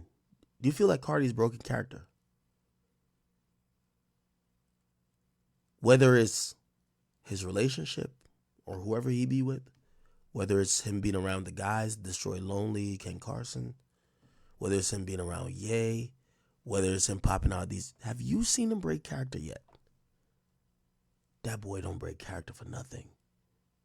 He go on Aiden Ross stream, still in character. Let me tell you why that's important. That mystique don't die. I still have some type of, if someone told me that Cardi was going to do a concert from a cave that had 1 million bats in it, oh, I would be tuned in because I'm like, he's like a vampire. He's like one of them. Does that sound feasible? No, but he doesn't break character. That's important. He doesn't break character. We don't see him around. He don't hang out with nobody outside of character. That's important. I think Uzi has shown people by them seeing him by and large through other means, whether it's even through his relationship, that yeah, Uzi's a really good musician. But he's not that fucking weird. We don't believe he ain't that weird. The last time he really had people going for it is when they really thought that he was believing into the devil. I think they've realized, like, nah. Him and his girlfriend do regular stuff. They get dressed and whatever, and he loves her, she loves him. But that's it. But the mystique there is going down, if you ask me. What does that mean? It means that his music has to be fucking fire. Now, here's the thing about Cardi's mystique. I'm not trying to compare both artists, but still. Cardi's mystique is that Cardi could drop something that when we listen to it for the first time, it's like, yo, this shit sound whack. What is this? But the aura and mystique about him right now, I thought that was a whole lot of red. Because I remember when niggas said it was whack. And I seen niggas go back to listen to it till it became hot. That's some shit. That is some shit.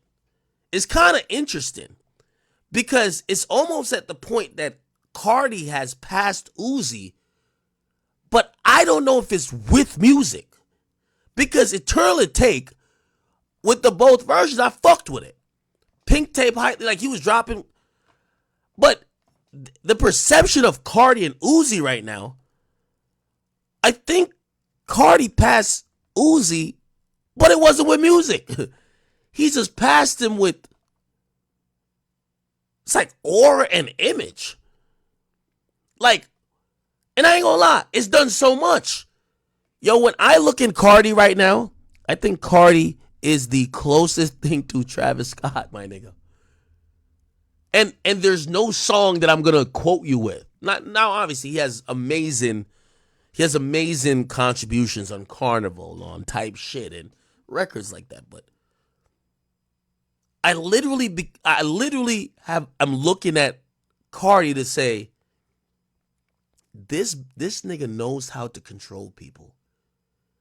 Because the more as time goes on, people become more interested in him and want to be like him. And he seems like he's like this epitome of youthful cool. And I know none of that is by accident, it's by design. To me, that's like, wow, that's a fucking skill.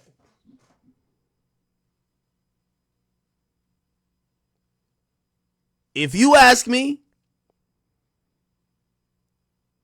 now, I'm using the Travis vertical. So the Travis vertical goes Kanye, Travis. The next thing is Cardi.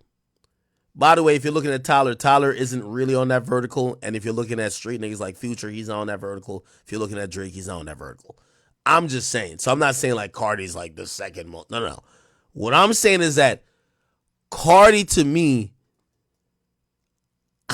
it's hard for me to fucking explain it. This nigga is just, even when he does wrong, it's right. It's kind of odd.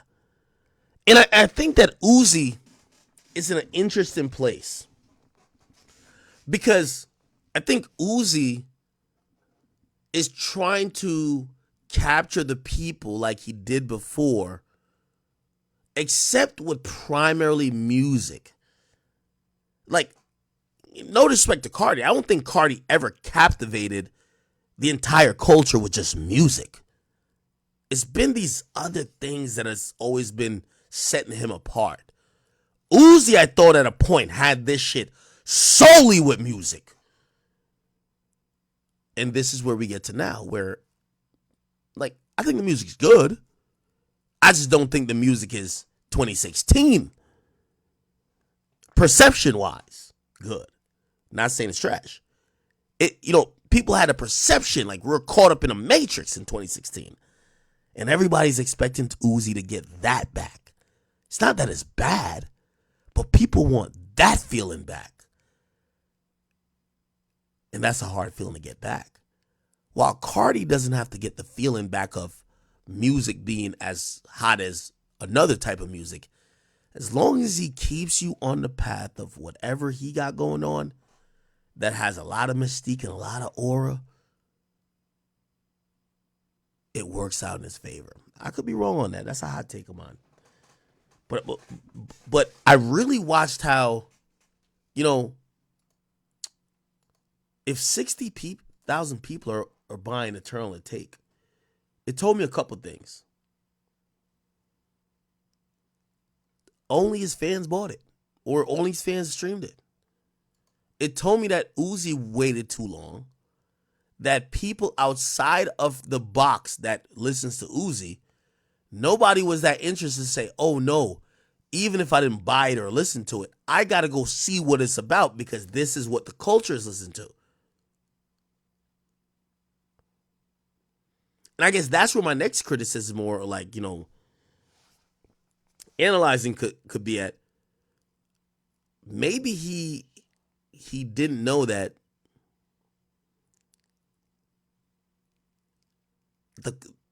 he might have a one-off hot song, but the culture has moved on from whatever he was doing in terms of, oh no, we have to make sure you have a hit song.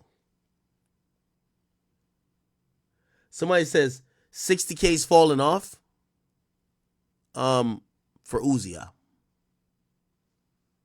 Uzi's a 150 nigga. I'm sorry. And again, I love Uzi, but I got to call a spade a spade. Uzi's a 150 nigga.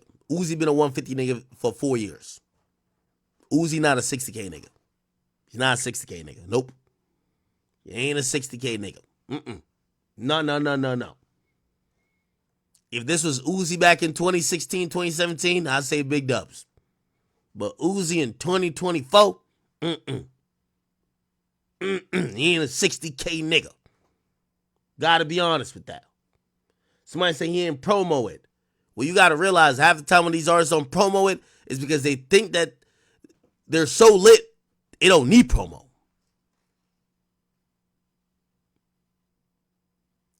Now, somebody said I'm giving mad leeway. I liked some of the records on there. I like it. I'm not gonna say it's garbage when I don't think it's garbage.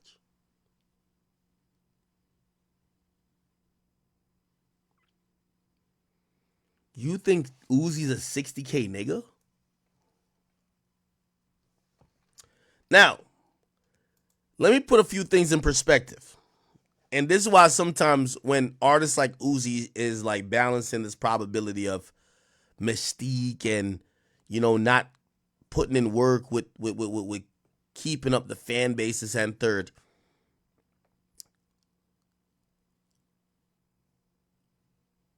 Look at Rod Wave. I want to remind y'all. You know why Rod Wave is like highly sought after? Rod Wave, I know he cancels sometimes and y'all got whatever questions. By the way, I did do a conversation with him, so you're going to see it soon. Rod Wave been on tour after every album. 3 months, every year. He ain't like, even when you don't see him post on social media like that, he's out performing to the fans of his music. That's why the fans of his music has always been kept engaged. I guess what I'm trying to say is that you can't just like hit the cool button and be like, yo, I'm going to catch y'all niggas in 4 years. Don't give them adequate tours. Don't really communicate, but just think you're the guy. I think that's the problem, if you ask me.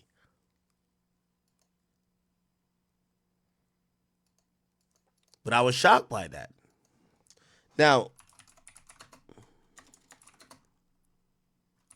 some people thought it was going to be higher because Kai was, he was on Kai's stream. Right now, it's going down taller than you. What about that? Lock it in. I can see that. I'm taller than you, Vert. What are you talking about? They gonna say it. Who gonna say it? Bro, everybody know I'm taller than you. I'm taller than you, Vert. Bro, what are you talking about? Come on, It's look. okay. I'm looking over you, bro. It's okay. I've been there. Been where? Why? It's all right. Been where though? It's all right. I've been there. Where? How tall are you? I don't know. 5'7". No, bro. I'm done with you. No, I'm done with you. I'm done. I'm done. I'm done. I'm done. I'm 5'7" though. Am I not? Am I not? I'm with y'all right now. He's lying. Okay.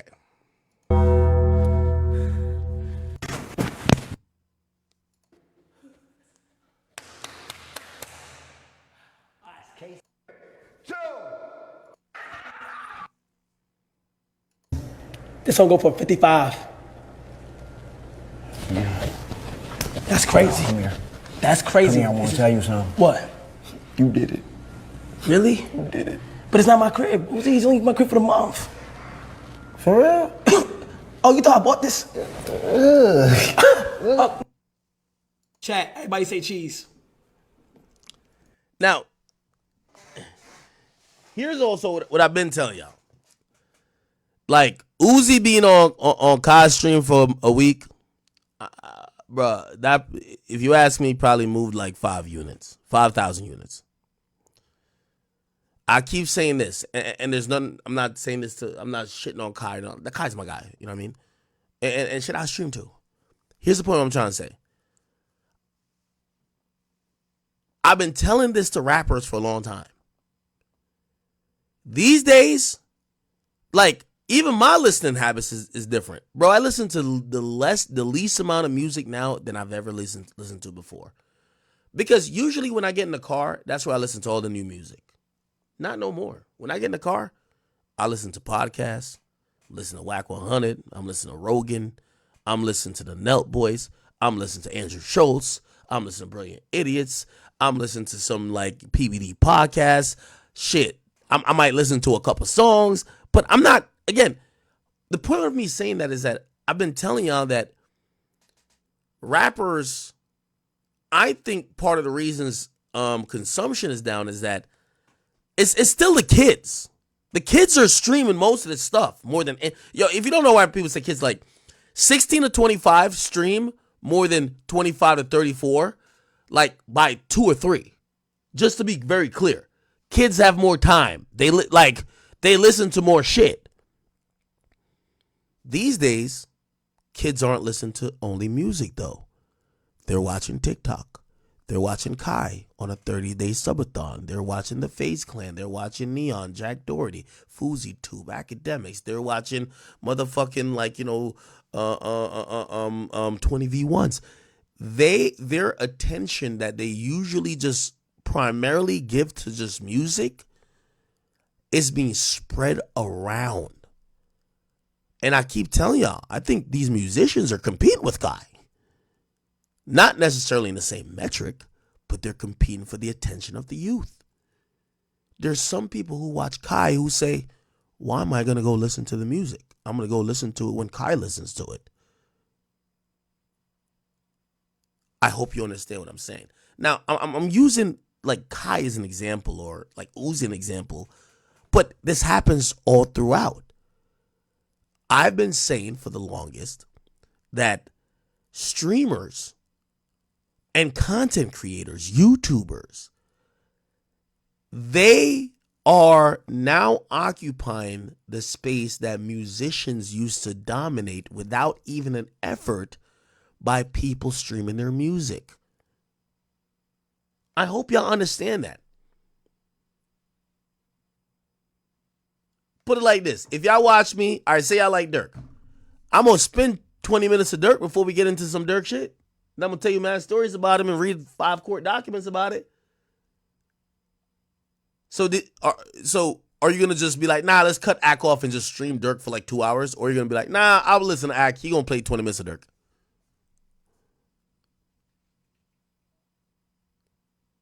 Kai's having a listening party. You're gonna be like, nah, I'm gonna just listen by myself. And be like, nah, I'll listen with Kai. It's like listen with the homies. Let's see how we feeling. I'll see how I feel. That's what I'm telling you. There's a lot of reasons. I won't say it's just that music ain't selling like how it's usually selling, but this is important. So it's interesting when I see these artists say, oh, okay, I'm going on Kai's stream because I want to get more people to listen to my project.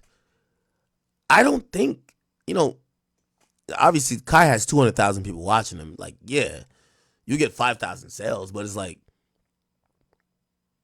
it's not as much as you would think, because the majority of them are not there for your music. They're there to listen to Kai just interact with you.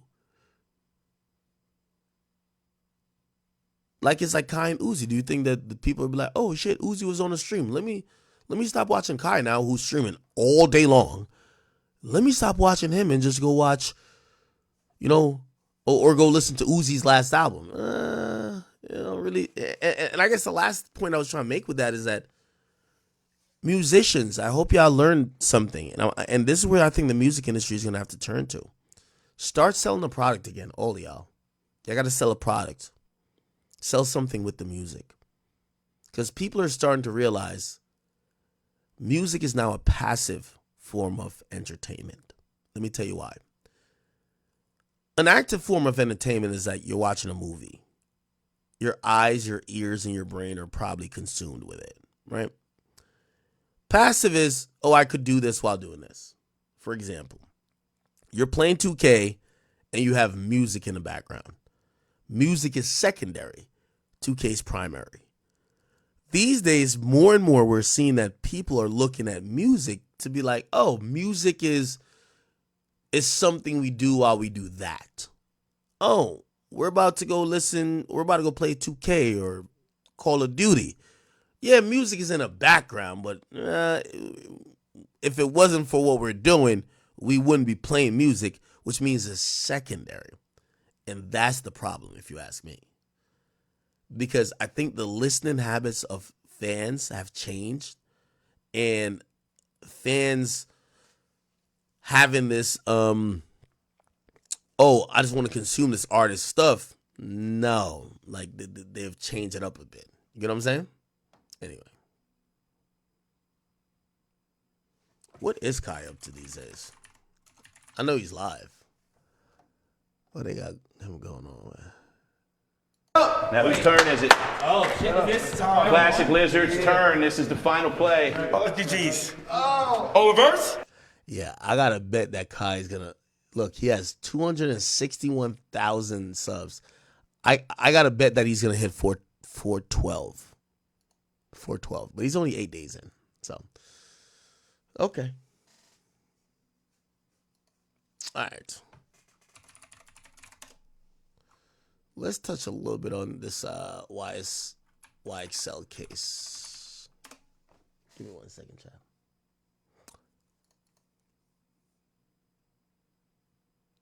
So the judge who freed Young Thug actually showed up in court today and actually apologized for her saying nigga. So listen to this, right? The judge in the case said the word nigga and then basically apologized. Let me see. Here we go. And where you at? I gotta do it for Boo. These niggas lacking. What? Right. Boy, you still drinking? Where you at? I gotta do it for Boo. These niggas lacking. Yo, chat. Hearing her read that sentence, there should have been no doubt in her mind that Young Thug was going to be released on time serve. When a judge could even understand the vernacular, the cadence, and even how the words are being used, look, we got to do it for Boo. These niggas lacking. A judge who supposedly have been in either litigation or motherfucking just like law school for all this time, if they know this vernacular right here, they're getting fucked by a black man. Let's keep it a bean. Right. Boy, you still drinking? Where you at? I gotta do it for Boo. These niggas lacking. Like, they're not doing enough to... Look, the judge. Look. Right. Boy, you still drinking? Where you at? I gotta do it for Boo. These niggas lacking. These niggas lacking. These niggas lacking? And y'all thought Thugger was gonna stay in jail? Right. Boy, you still drinking? Where you at? I gotta do it for Boo. These niggas lacking. Like, they're not doing... Yo, look at the prosecutor right here. Look at the prosecutor. These niggas lacking. Look. Like, they're not doing enough to honor him or whatever. I don't know that you can... Yo, she like, the judge been cussing me out about my professionalism and preparedness, and the judge just said these niggas is lacking. Yo, Fulton County courtroom is a goddamn... Yo, this is like a Boondocks episode. These niggas lacking. That's how they talking. Look. Right. Boy, you still drinking? Where you at? I gotta do it for Boo. These niggas lacking. Bro, the way she said these niggas, bro, you know that ain't the first time she done said it, man. And I ain't gonna lie to you, man. She free thug, so we gonna have to give her a pass on that. But yo, shorty, I know you fucking some niggas, man. Yo, she fucking some real killers. And yo, I guarantee you, she fucking like a 5-time felon, nigga. That's a fact. Right. Boy, you still drinking? Where you at? I gotta do it for Boo. These niggas lacking. These niggas lacking. Look at the prosecutor's face. Like, they're not doing enough to honor him or whatever. I don't know that you can say... I mean, you can say, oh, that means they don't have guns on them, but that... Yo, the judge knows that lacking means they don't got... Bruv, Thug got the right judge, bruh. Thug had the right judge, bruh.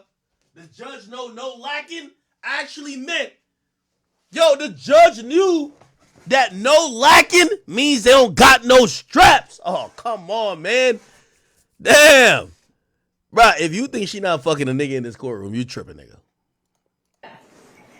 Like, they're not doing enough to honor him. Or you still drinking? Where you at? I gotta do it for Boo. These niggas lacking. Like, they're not doing... And then this is the court reporter right here that took a picture with... That had the Chucks on, that took a picture with... This court reporter took a picture with Woody. She talking about niggas is lacking. Yo, this is crazy. Doing enough to honor him or whatever. I don't know that you can say... I mean, you can say, oh, that means they don't have guns on them, but that would be quite a stretch. Nah, she's real. Yeah, she apologized too. And where you at? I got... Boy, you still drinking? Where you at? I gotta do it for Boo. These niggas lacking. Like, they're not doing enough to honor him or whatever. I don't know that you can say... I mean, you can say, oh, that means they don't have guns on them, but that would be quite a stretch. Basically saying it as my eyes were going over it for the first time ever, and just reading whatever was on the paper. And she said she only said it because she's seen it on the paper. I read out the word NIGGAS, which I hope that was not offensive to anyone. It was certainly not meant to be offensive to anyone. I do not use that word. It's okay. We give you a pass. We give you a pass. When she getting back shots from them criminals in Fulton County, you know what I mean? She getting railed by some of these criminals in Fulton County. I know she'd be like, nigga, harder, deeper. Feel me? And it was merely, I should have been looking first before I said it, whatever I said out loud, to edit if there were, any offensive. You know I called it? I could tell. Yo, does she got Does she got a? I guarantee she married to a black man. Facts. I ain't trying to dox her on here, but let's see if she got a husband. Does she got a husband? That husband black for real. Either that or her husband's a cuck because she fuck niggas. Facts. Like word two, nigga. Is this her? Who's this? Oh, she's just supporting somebody. We got to find her husband. Real talk. Oh, wait. Is Just Whitaker married? She married and got 2 sons. Who she married to?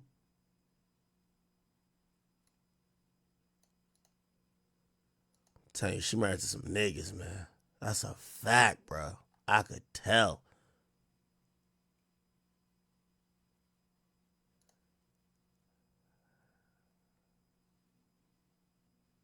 Hold on, I'm trying to find out.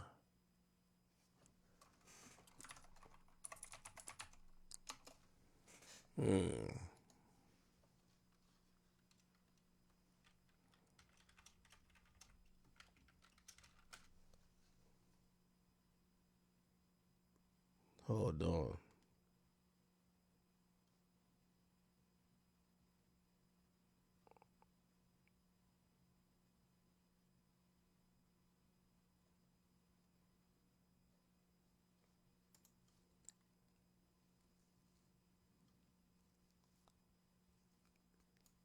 Hold on.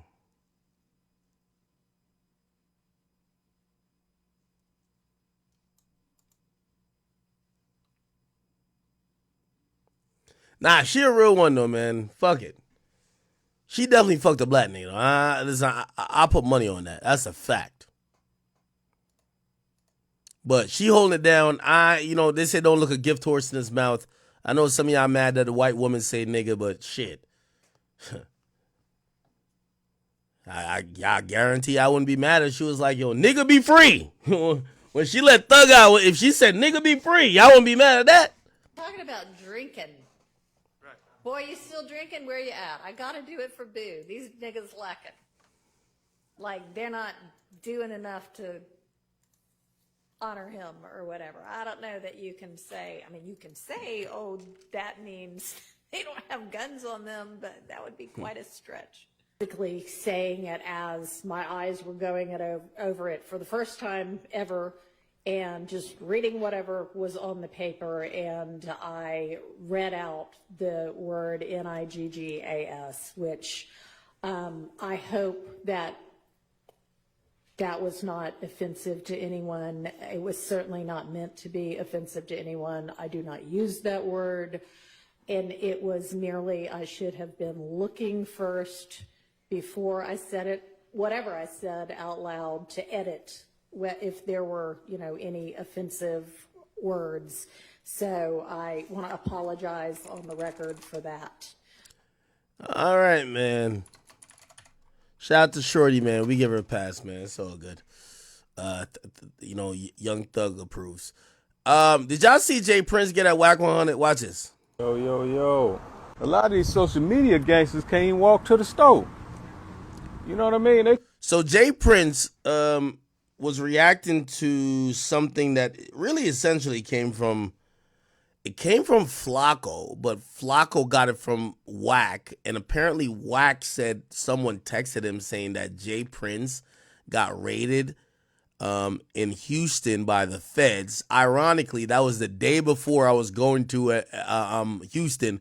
So I'm like, nigga, I'm going to Houston, right? So I'm trying to make sure I get the story right, because I don't want to go report and like big up some shit that's false. I go down there and everything I keep hearing about Jay Prince is that he's a boogeyman, that nigga pop up on me like a pimple, and then we got some problems because he's like, yo, I'm over here reporting lies about him. So anyway, we quickly found out that Jay Prince didn't get raided, but Jay Prince reacted to, I guess, the news coming out that Whack must have spoke to someone who claimed he had got raided, and he went on live and he said, yo, let me show you something what Whack can do. And he said, I'm going to walk to the store. He's like, I'm going to just walk in the hood. Okay, and he just popped up like this, and then he started walking. They can't do this. I just want y'all to have a somewhat of example from the live and the Memorex. Ain't nobody out here with me other than me. You know what I mean? Because it's love, respect, and fear. This lying shit is in style. You know, it's a hell of a thing about this lying thing. It's, you know, it's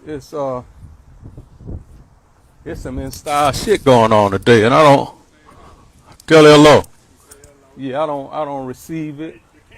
I don't condone it, and I don't even like the niggas that support it and with it, because I understand what's gonna come with that. You know what I mean? I understand what's gonna come with that, and it's a cold thing. You know, these dudes on social media talking about booty, digging in their booties, and all kinds of shit that I hear. And I'm like, what kind of shit is this going on? You know what I mean? But for each his own, man. I don't condemn a lot of you fakes. You know what I mean? Do what you best at doing. But understand, you know, that post I wrote the other day. The universal laws govern us all. And when I use those words, reaping what you sow, you can guarantee you're gonna reap what you sow. All right. So Whack 100 then posted this and said, this bozo Jay Prince got my name in his mouth but blocks me from comments, and everybody else could comment, but he took time to block Whack from comments and said my name so many times the chat is asking why he screamed my name.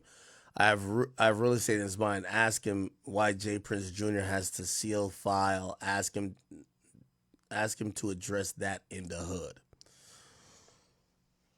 Oh boy. You know what's so interesting? Obviously, like, you know, I think we never really knew, you know, if you don't live in Texas, we don't really know too much of how influential Jay Prince is. But we all got like this like really bad taste in our mouth, pause, after the death of Takeoff, right? And there's multiple facets to that where I think we look at it like this gentleman came down there and like his life was in your hands and then he died on your watch, and it feels like there's no recourse to it. So like we kind of take it out on Jay Prince and them. But I will say like him and his family don't really make it better, because the way they talk and deal with situations kind of doesn't deal with the regular aspects to it. It's just them telling us how powerful they are, how above the law, how much nobody could fuck with them. And we're like, we get it. We get it that y'all run this, run that. But could y'all just at least explain to us why certain of these things happen even on your watch? And I think that's why like some people really feel like these guys are bad guys, which I don't necessarily feel that Jay Prince is a bad guy, right? Like, I don't see him trying to start beefs. Obviously, like he picks up for his artists. You know, we saw him pick up for Carl Crawford. We saw him pick up for Carl Crawford. We saw him pick up for Drake in a couple situations, but we don't really see him starting beefs like that, right? Obviously, sometimes you don't care for the courtesy calls or whatever the case is, but yeah, I don't think the guy's a bad guy. But yo, they have a real interesting way of like dealing with the public and the media. And it's so funny because like, I think I understand why. So I went out to Houston and everyone I talked to, like, they treat Houston like it's a whole different country. Like, they don't even look at Houston like it's connected to the United States. What I mean by that is like, I understand if you have certain type of power in like Texas, you probably think that the rest of the world cares about that, which I don't think that's the case, right? So I do think Jay Prince and his family has tremendous power in Houston and Texas, but I don't think nobody else gives a fuck. And I think their thing is not kind of trying to have people understand it. It's more of just saying what they want to say and doing what they want to do, and have people, if they feeling froggy, try to contest it. Which, I mean, that kind of leads me to like a dead end, because here's my thing. How do they make money? Because like it doesn't seem like it's music business wise at this point. But I've heard so many things. I've heard the nigga owned 2 islands. I've heard that he owns half the livestock in Texas. I've just heard all these wild shit. But when I do see this, where like, it's clear that Jay Prince wants to clear certain shit up. He wants to make people know, yo, niggas is lying. I never got raided. Like, what the hell? But this kind of comes off so antiquated and like old school. It just kind of comes off even cringy.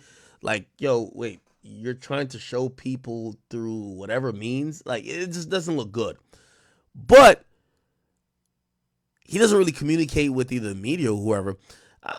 I used to communicate with his son, or his youngest son, baby Jay Prince. I don't know where he's been at, but eventually they gotta like speak to the people, right? Like in a normal way. The last time we remember is Jay Prince $1 million worth of game, but even then, this was such a tense conversation. You're now tuned in. Yo, like Gilly and Wallow and them looked like they were about to shit themselves. So even when I was in Texas, right? So I'm in Texas. I'm at the Toyota Center.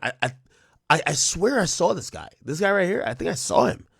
He was standing next to. I don't think it was Jay Prince Jr. And it was in a cyber chat. I think it was Trade the Truth. And I seen him, and I did a double take. I think he probably did a double take on me too. But yeah, we didn't really have any conversations. But it just reminds me of this, and I'm like, yeah, why can't they just talk regular? You know what I mean? I understand they have a whole system in Houston that just respects them this and third. But why can't they just talk regular? Just talk to people. It's not that serious, right? And I guess maybe some stuff is lost in translation because they constantly talk about like, they say respect, but it kind of feels like it's more than that. And I think people are like, yo, we're lost. Like, we don't know what you're talking about no more. So I don't know. I really don't know, man. Stated is Jazz's brother. So of course, Jazz don't mind. Anyway. All right. Okay. All right.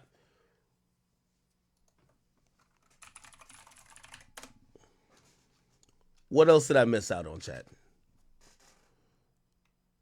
What have I missed out on?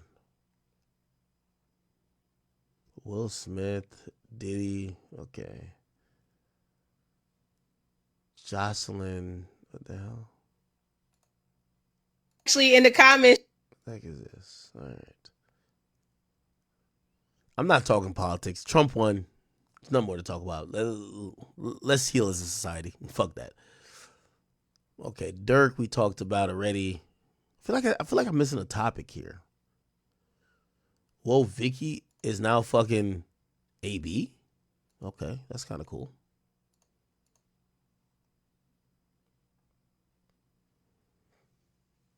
Plies lawyers suing somebody. Okay. Bad Baby claims that she has cancer. So a lot of people is claiming that Bad Baby. There's not much real commentary I really have on this, but so Bad Baby, apparently she posted some pictures and like she severely was skinny, like here, right? So people looked at her to say, yo, you look like something is wrong. You look a little bit sick. Is that socks or is that shoes? I can't even tell. She notoriously made it over like $50 million on OnlyFans within the first year. She declared for OnlyFans not declared, but she went on OnlyFans after she became 18.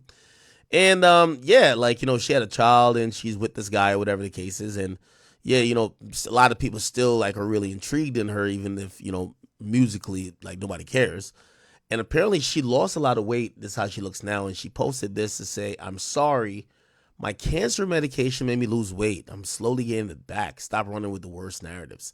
Which is kind of like a little bit alarming to people because, damn, if cancer is like fucking her up, like how old is she? She's pretty young. I usually hear about like cancer stuff like when people are older. How old is Bad Baby? Yeah, she's 21. And if like cancer is like affecting her to the point she has to be on medication and the medications making her lose weight. Oh man, that's kind of fucked up. Pretty fucked up. On Insta, Bad Baby's mom is calling out Perez Hilton for claiming her daughter was lying about cancer. She confirmed that her daughter is battling cancer at just 21. Wow, hold on. Let me tell you something. I'm pretty heated right now. And I'm pretty heated at Mario, aka Perez Hilton, for going on YouTube and talking about my daughter releasing on her Instagram story about her having cancer and saying he wouldn't pass it by her that she was making it up and quote unquote pulling a little Tay. Okay? How dare you, you little vile piece of shit, say my daughter would lie about something like that. Okay? You're a dad. A dad. Right? How many children did you have through a surrogate? I'm not even sure, right? Okay? You need to focus on them and not mine. Okay? Go find another way to make some money instead of talking shit about other people. Okay? Is this the only way you can make money, is talking shit about people? How dare you? And I pray to God one of your children never get cancer. Okay? I've had it twice. All right? How dare you say my daughter's faking this? You vile piece of no good shit. Okay? Yeah, I don't believe that Bad Baby's faking this at all. Obviously, it seems abnormal for a 21-year-old to be having cancer-like symptoms that could cause weight loss, that she could be on heavy medication. But I don't think she's faking. Yo, Bad Baby, I don't even look at her as an entertainer anymore. I just kind of look at her as, yo, she made her money. She's living her life. Why the fuck would she need to clout chase? I think if anything, she just wants to keep the guy she's with, like, supposedly loyal. Which, by the way, I think that's a good testament on some Fresh and Fit shit. Like, she got $50 million. He's broke as hell, no disrespect to him. And she's still accusing that nigga of cheating. You know what I mean? If the broke nigga is going to cheat on the rich girl, what do you expect the rich nigga to do to the broke chick? You know what I mean? But anyway, yeah, no. I don't see her as the person who would just play around with her health anymore. It feels like she's seeking happiness, and it seems like it's through a lot of trauma that she's been in, whether with her parents, whether it's in the industry. I think she's just seeking happiness. So like when I see her now, I'm like, I'm hoping she's like, you know, in good spirits or whatever. I could tell that the internet cares about her weight, but I really don't think she's bullshitting or lying or doing some weird shit. So send my prayers to her. I mean, damn, cancer 21. I wonder what, like, cancer where would pop up that early, right? You think it's like breast cancer? Like, I don't know, like, what other type of cancer would, like, exist at that early age for her? Anyway, you know, hope she is well and, you know, she's able to manage it. She definitely has a child, so we do wish her the best.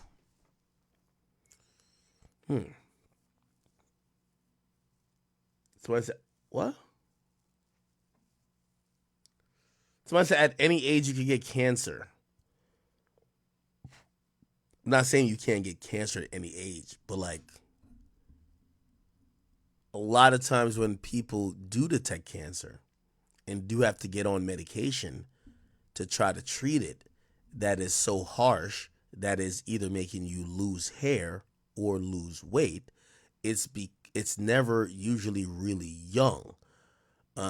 So I guess that's where my question come in. But I'm not denying or doubting that she's actually, you know, diagnosed with cancer.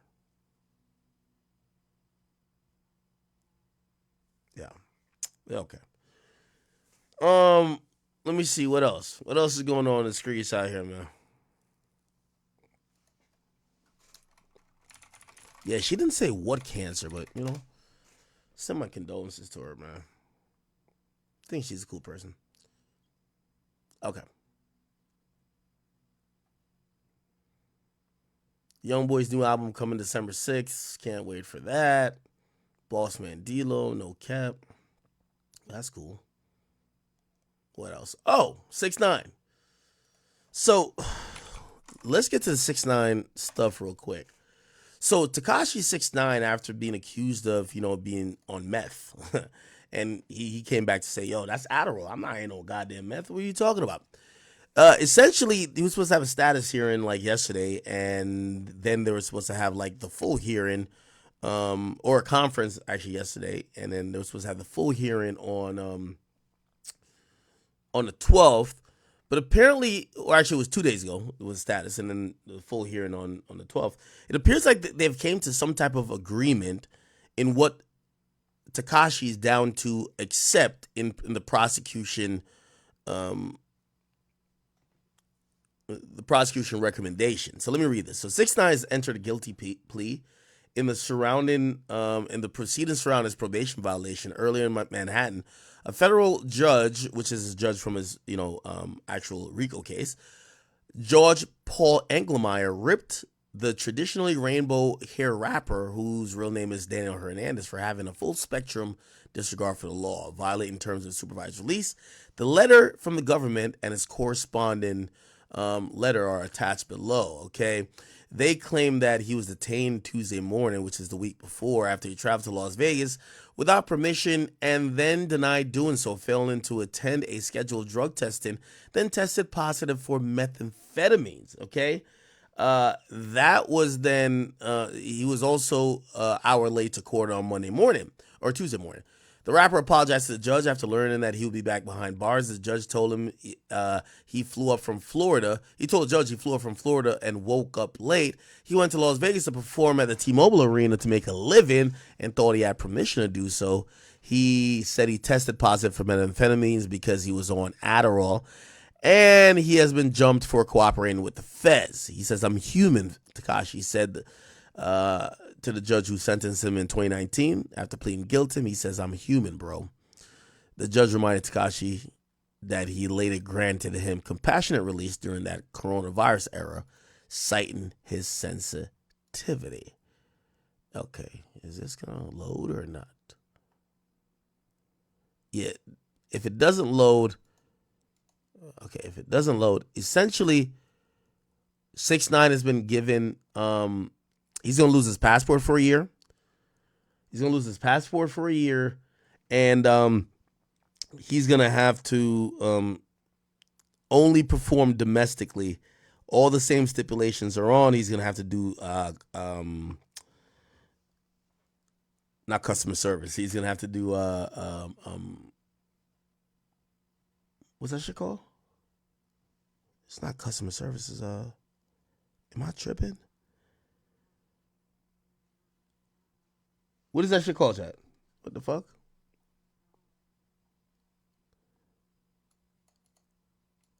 He's supposed to do, what do you call?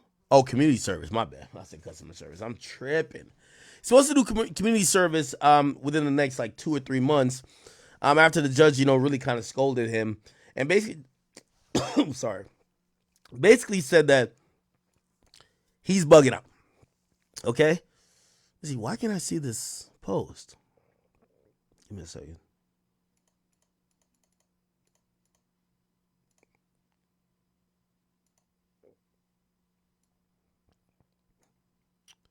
Yeah, give me 1 second. I don't know why this shit can't.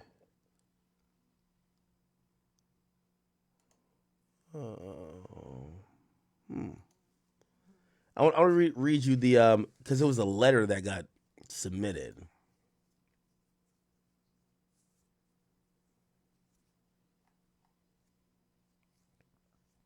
Okay. There's a letter that got submitted.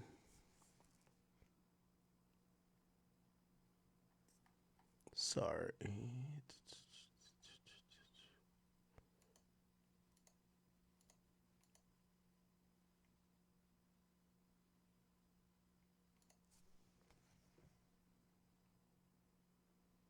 Why can't I see the fucking letter? It's on the site. Okay.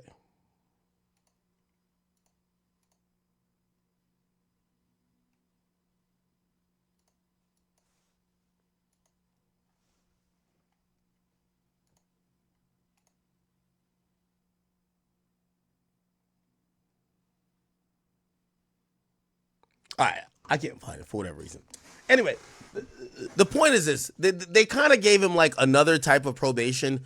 They essentially said you're losing your Remember, he was at 6 months left, so 6ix9ine was at 6 months left on his probation. He was supposed to get off probation after 6 months. Instead, what's gonna happen now is that he's gonna do a year on the supervised release, which is probation, where he has to report on a very more stringent level. They would let him out after 30 days, so he's going to do 30 days in jail. He got locked up, I believe. When did he get locked up? I believe he got locked up. Let me see if I can see when he got locked up. He got locked up like at the beginning of this month. So he's going to stay until like damn near December. So he's going to spend 30 days in jail, surrender his passport for a year, make sure he's not testing positives for anything, and he has to, even if it's going to be Adderall or whatever he's going to be on, he has to clear it with the judge. And if not really with the judge, with his, there has to be documentation from his doctor before he takes it. So, before they were saying, oh yeah, I tested positive, but I have a prescription from the doctor. And they were like, well, how do we know this is not written in post? So that's the whole thing. Essentially, he's taking 30 days and he's going to lose his passport. Now, this is going to be big. 6ix9ine makes a lot of money off going overseas. That's his thing. He goes overseas to like Romania, goes over to Slovakia. Not only because some of y'all might be like, well, nobody likes him in the United States. 6ix9ine, before he blew up, so I met 6ix9ine in 2017. 6ix9ine was actually out for like 2 years before. He was performing, doing not really hip hop, but he was doing like almost like this punk rock hip hop type of style. And he was working with this European distribution company that had him lit in Europe. So these days when, obviously people don't probably want to perform at the Garden or the Barclays, he's actually banned from there. He could go back overseas and he could still have these performances because they love him over there. Slovakia loves him. Romania loves him. You know what I mean? Like these European countries really love him for whatever reason. And they love him there because he used to come there all the time when a lot of American artists don't come there frequently. They might come once if it's like a Rolling Loud, but they're not going to come consistently. So they like him there. And he makes a good amount of money. Like, he showed me, the paycheck. He $350,000, $400,000, $500,000. They're paying him a pretty penny to perform, right? Now he's gonna lose his passport for a year. He has to do domestic shows only, which means he could perform in Vegas, he could perform in Miami, he could perform in New York if they allow him, but he cannot perform overseas anymore. So he's gonna miss out on a shit ton of money. But I do have to imagine that this was a possibility, or not a possibility, but the negotiation that kind of happened in terms of the prosecutor, who probably felt really offended, the judge who feels offended, of course, and his lawyer, Lance Lazaro, who said, yo, what are they going to go for? And they could have been like, yo, we're going to go for pulling back the probation and let you do the sentence. The sentence is a long time. You don't want to do that. So he's going to take the 30 days. He's going to take them losing. He's going to lose his passport. I think there is a possibility he could still travel overseas, though. Damn, I wish. Why can't I pull up this fucking document, though? It's kind of odd. Give me 1 second. I'm going to see if I can pull it up, because it's a letter, and the letter is like really, really good. All right, give me 1 second. That letter really is important.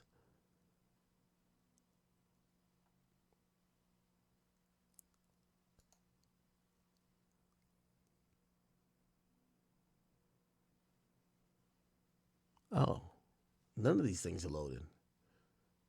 All right, give me 1 second.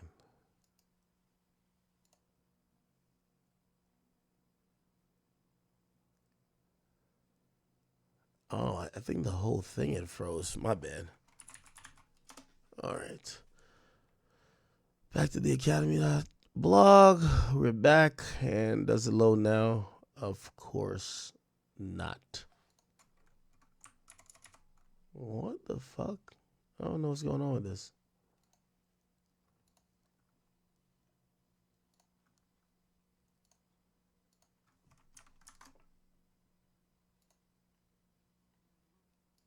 Give me a second.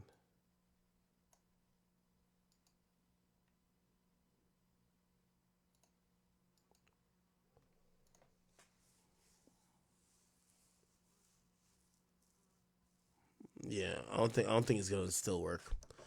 But essentially, he'll get out in 30 days. You know what I mean? I don't want to keep exhausting this. I don't know why it's not showing up for whatever reason. But in 30 days, 6ix9ine will be out. But he's losing his passport, and the judge is going to be on his ass a little bit more. And not going to lie to you, I think this is what happens when you're an artist who takes it for granted that when you get these like really sensitive pleas, like they're kind of looking out for you. Like half of these artists be bitching and moaning. Y'all got the best lawyers. Y'all all get out. Yo, if Thug was a regular person, he would get life. You know, if Meek Mill was a regular person, that nigga would be in jail now. Like, these guys go to jail for a little bit. I'm not saying that they deserve to go, but they do have a privilege in the sense of having the best lawyers, these lawyers pulling strings. They're getting in the least amount of trouble, and then sometimes when they get in the least amount of trouble, they're still thumbing their nose up at the air, kind of saying fuck you to the legal system. I mean, shit, even my boy Youngboy, like, yo, Youngboy, like, come on, dog. Nigga, you're on 2 federal house arrests, my nigga. Like, you're living in a $10 million mansion. Bro, they're telling you don't get high. Okay, I get it. Like, it's frustrating to be there, but, bro, you can't be calling the doctor acting like you can't be calling the pharmacy acting like you're a doctor, dog. Like, come on, what's up with that? So, again, rappers seem to always ignore or take for granted the law, and, you know, if 6ix9ine abides by this, he'll be good. And again, he's been trying to get off probation for a while, so we'll see what happens with that. Okay.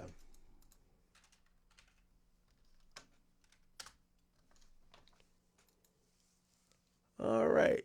Let me see.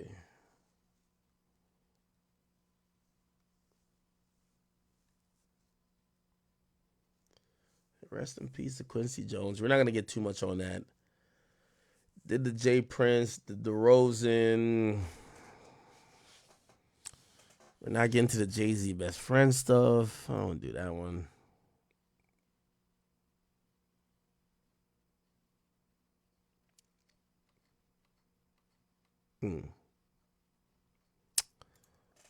Okay. All right. I ain't gonna lie, man. We just hit about 7 hours. Let me read some donations. I'm probably gonna get off of here, man. Chat. I know. I took a few days off. Again, the hardest part is getting back on the wagon because streaming is more repetitive. You have to like get into a rhythm more than it's not hard. It's just you'd have to get into a rhythm. Yo, I was arguing with somebody yesterday. They were like, "Oh, streaming is harder than a regular job," and I was like, "Fuck no, it's not." Like, with all due respect, I seen that recently. I'll react to it. Yo, with all due respect, man.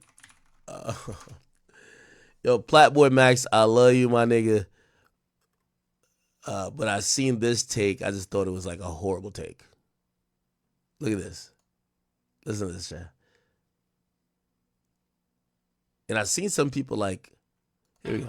A streamer or any face on the internet is harder than a 9-to-5 in certain ways because it fuck you up mentally. Now, waking up every day and go to a job and lifting boxes, like depending on what you're doing, that's just tough too. That shit is hard. That shit is very hard. That shit is very hard. It's very hard. Like, you feel me? Especially when you're doing a job you don't enjoy doing. That shit is tough. That shit will fuck with your mental. You might want to, you feel me? You might be tired of it. You might be unhappy. But being a face, like being a top streamer, is difficult because of all the shit you go through in terms of like living life. I promise. I'm telling you, gang. You are literally seeing thousands of niggas give their thoughts on you every second. That's not supposed to be. Like, no human brain normally should be able to tolerate that. Just keep it a buck. It's not true. You feel me? Facts. I'm telling the truth. Most of y'all cannot understand what I'm saying. Okay, actually, all right. You know what? Well, you know, I thought I was going to disagree with him, but and I am going to disagree to a certain extent. Oh, when I saw the headline at first, I thought he said streaming is harder than a regular job. Fuck no. Okay, Me sitting here, and I know you might be like, well, you got to be creative. You got to tell some jokes. Whatever. Bruh, trust me, this is the easiest thing on earth. Like, just sitting here and entertaining y'all, right? Compared to like working a regular job, right? First of all, I pick my own schedule. I'm already like 3 hours late all the time, right? I'm over here drinking, cooling, having a good old time. Half of the things I'm either watching or talking about, I really enjoy. Like, these are things I really like. Like, it doesn't feel like it's not strenuous, right? So that's where I was having this whole conversation in another Discord, and people were like, yo, no, streaming is harder. I'm like, no, streaming is not harder than like construction. What are you talking about? Now, what he's saying, I kind of do agree. It does take some mental fortitude to be an online creator. Like, to deal with people constantly judging you and you being the subject of everyone's comments for hours and at end and scrutiny, it could fuck you up, right? And I do have some empathy for that. Like, I mean, obviously I've been doing this for 15 years. Like, I mean, I don't even know what y'all could say to me that I could be like mad at this point. I used to be upset at things like very early on. Like, y'all know, like, with all these meme pages, like, before I knew what meme pages was, I used to be mad at all of them. They'd be like, yo, Akademiks is the type of nigga that used to use his hip to close the fridge, and I used to be fucking tight. And I got to realize, I'm like, yo, first of all, that's the gang, bro. Like, these days, I guess I've just been doing this too long. I'm not affected mentally by what I do. I think the only thing that could affect me is if other people are affected around me. Because if someone else is mentioned in my stream, they're going to bitch to me all day. Like, yo, they're talking shit about me. And I'm like, oh my God, they talk shit about me all day. So I understand the mental part of it that, you have to consume, part of streaming, you have to read these comments, right? You got to read these comments where people are saying things about you, whether they're joking or not. I get that. But I do want to say this because I seen someone else say, I think it was like Dante, he said something about streaming as well. Let me see.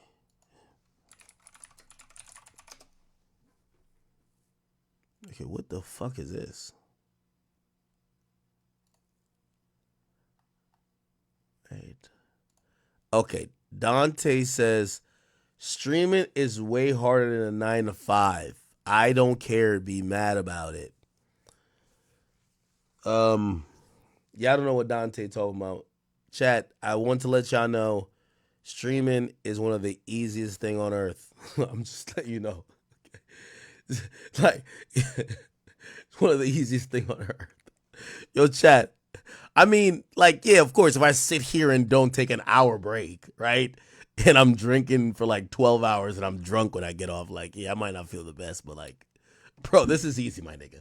If you're driving a truck right now for Amazon or you're driving across the country, trust me, Akademiks is not working harder than you. I really respect you. Like, you got it. You get what I'm saying? Like, is it hard to get to the position I'm at? Of course, it is. But the act of streaming, it's not hard, bro. The act of streaming is just not hard at all. You get what I'm saying? And, sometimes I think I wonder, like, hold on. Yeah, sometimes I wonder if, like, people had regular jobs. Man, bro, I was so done. When I quit my regular job, bro, it was in 2013 or 14, bro. I was exhausted and done, bro. Like, that shit had me. Bro, I used to almost crash my car every day. I was an hour and a half. All right, Speed, stop it, bro. I was an hour and a half going in traffic. Sleep deprived. I would get to work. Working in a cubicle. Bored out of my mind. Just feeling like a robot. Somebody on an assembly line. It wasn't necessarily hard, but it wasn't fun. Like, I'll be on stream entertaining y'all, and I'm having such a good time. Like, I don't get off stream and said, I just did that for y'all. Like, I'm like having a good time. Like, I'm having a blast. You get what I'm saying? And that's why I can't agree with niggas saying streaming is hard, yo. I'm just sorry. Like, I love all my streamers. There is a mental toll to this. I'm a little bit numb to it. I've been doing this a long time. I get it. But I can't let y'all sit here and disrespect. My mama came over here and worked 3 jobs. She used to clean shit for a goddamn. She used to work. They call it sitting. I don't know. Like, you used to watch somebody who like was on the brink of death. I don't know what the fuck that was. Anyway, my mama used to be cleaning shit from this nigga who couldn't use the bathroom correctly. You think that me chilling on stream, drinking Red Bull and motherfucking Patron, nigga, like with Happy Dad, cooling here with my Jamaica flag, I'm feeling good. The Academy merch on. I'm chilling, nigga. I got my head done. Everything is great. You think I would ever disrespect how hard my mama worked? My mama walked 3. My mom never had a car when she came over here. She used to walk miles to a bus stop. You think I would ever think that me coming down in a fucking mansion, coming here, my Maybach Lambo and all these other cars are over there, and be like, oh my God, I'm working hard. Fuck no. This is easy. Like I'm very happy to be an entrepreneur. I'm happy to be able to do stuff for my mom. But I would never ever think that I'm like working incredibly hard. I thank God I'm talented. Right? I think there's a talent there that allows me to gain an audience. I know that's hard to do, but that's the God gift right there. But is it actually hard doing the day-to-day of streaming? Fuck no. I'm privileged. I'm privileged. Dante's privileged. Black Boy Max is privileged. Kai Cenat is privileged. Aiden's privileged. Of course. Do you go through certain shit where you get mentally worn out? Yes. Of course. Yeah, like, yo, those last 2 days I didn't stream. I could have streamed because I got back from Savannah like 2 days ago. I was trying to whine a bit. Cool. I'm good now. Let's get back to the game.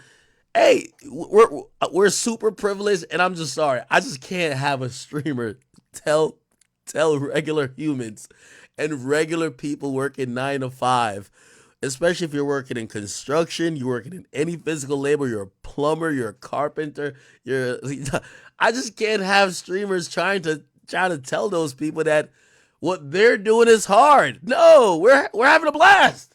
The fuck? We're having a blast. We're chilling. We're chilling and we're happy. And I think it's low-key a slap in the face, because a lot of times when I don't want to stream, I think about the people who are driving trucks. I think about the people who are working a double and they have to stay up and their job is really essential. It's not just entertainment. And maybe I do help them, stay up or whatever. And I give a little bit of entertainment, but, I'm not doing a hard job. You know what I mean? I'm not doing a hard job. I don't think I'm doing a hard job at all. So I'm going to disagree with my fellow streamers with that. I don't want to throw nobody under the bus, but I was seeing that as a conversation and I was arguing about it in the last couple of days, but I was on the side of the regular 9 to 5ers. I'm like, if you work a 9 to 5, my nigga, I don't care if you work and you're like in the ambulance. If a nigga tells you that him streaming is harder than what you do, just tell him shut the fuck up. No, it's not. Okay? We appreciate you guys. Okay. Oh shit. Yo, Gran send me a topic. Yo, Gran, I don't even know if I could. Oh man. Yo, chat, I might have to wait for this topic for tomorrow. Yo, you know this nigga right here? Chat, fuck the caption. If you know this nigga right here, this nigga's a bad man, bro. Now, I guess I'm gonna get into it. Yo, there's a high-ranking official in Equatorial Guinea. His name is Balsar Ibanga. He's been exposed in a sex tape scandal that he fucked over 400 wives of everybody that's important that worked with him. Like, think about, you know how they got rid of that nigga from the Celtics because he fucked like one executive's wife? This nigga fucked everybody's wife. The craziest part, he got videotape of him fucking them. Donkey fucking him, looking in the camera, pointing, doing a Dougie, doing all this, like doing all type of shit, piping these chicks out. Some of these chicks is pregnant while he's giving them pipe. And apparently, they're claiming that at first, you know, some of the chicks when they were caught, they were like, "Oh nah, we ain't want to do it." And I don't know if he leaked it, but they found the videos and they're like, "What you mean you ain't want to fuck him? Yo, look at the video. You sucking him into eternity. Yo, you receiving pipe. Like, you receiving pipe on it. Yo, this nigga is like a legend." So now apparently they arrested this nigga. He done fucked so many. Again, he's not fucking a regular nigga wife. He's fucking his boss's wife, his co-worker's wife. He's fucking. They said he had a sister. He fucked 15 of her friends. This nigga, yo, he puts P. Diddy to shame. This nigga is a whore. Yo, I ain't gonna lie to you, chat. All right, this is gonna even sound a little weird and wild, but forgive me, chat. I ain't on no weird shit. You know what I mean? Lord, forgive me. I've sinned. Nigga, today I'm about to get on. You know what I mean? I grabbed my lotion. I'm about to get on my nice Pornhub journey. I got 45 pages. I knew I had my time limit. I had 45 pages to go look to find the right porno to get it off. Sorry, I'm TMI. I know. I'm doing that, and for whatever reason, I said, man, fuck that, man. Ak, you know you like watching amateur porn. See if you can find the bitches he was fucking. Nigga, I pull it up on Twitter. I won't even Google it on Twitter. Nigga, like 30 of the sex tapes of this nigga is on Twitter. He's just piping these bitches out for sport, bro. Like, he's just going crazy on them, bro. He piping them out in the office. He going crazy, bro. He went crazy. Now, I ain't gonna lie, I ain't whack off to none of it. But I looked at it for a little bit. I said, God damn, this boy is a bad boy. He was going crazy. I don't even want to hit the swipe button because we might be bad. I ain't gonna lie. I was on my Pornhub time today. And I was just saying, I said, oh my God, he is really long dicking these joints. Nah, he went crazy, Chad. Nigga went crazy.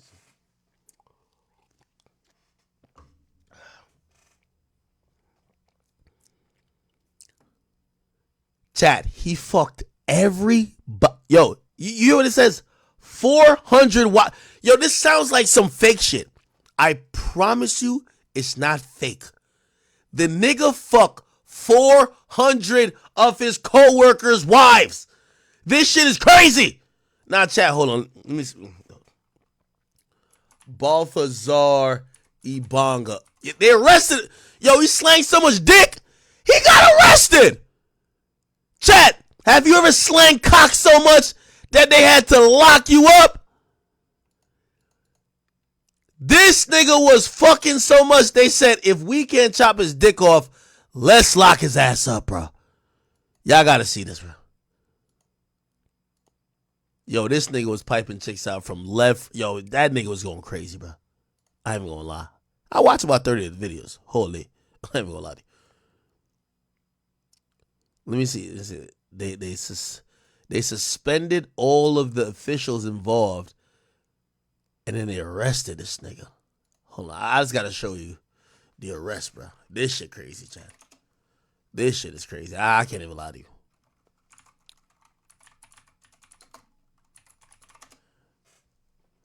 If your bitch got piped out by a nigga named Bonga. Oh, all right. This is on YouTube, so this can't be porn. Look, this is him.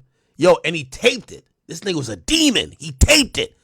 Nigga, this is the Gucci third leg, nigga, of the fucking West Nile, Congo, or whatever the fuck, Guinea, wherever you from, nigga. This is the Gucci. Nigga, fuck Gucci third leg. This is like, nigga, this is like Balmain fifth leg. This nigga's on some other shit, bro.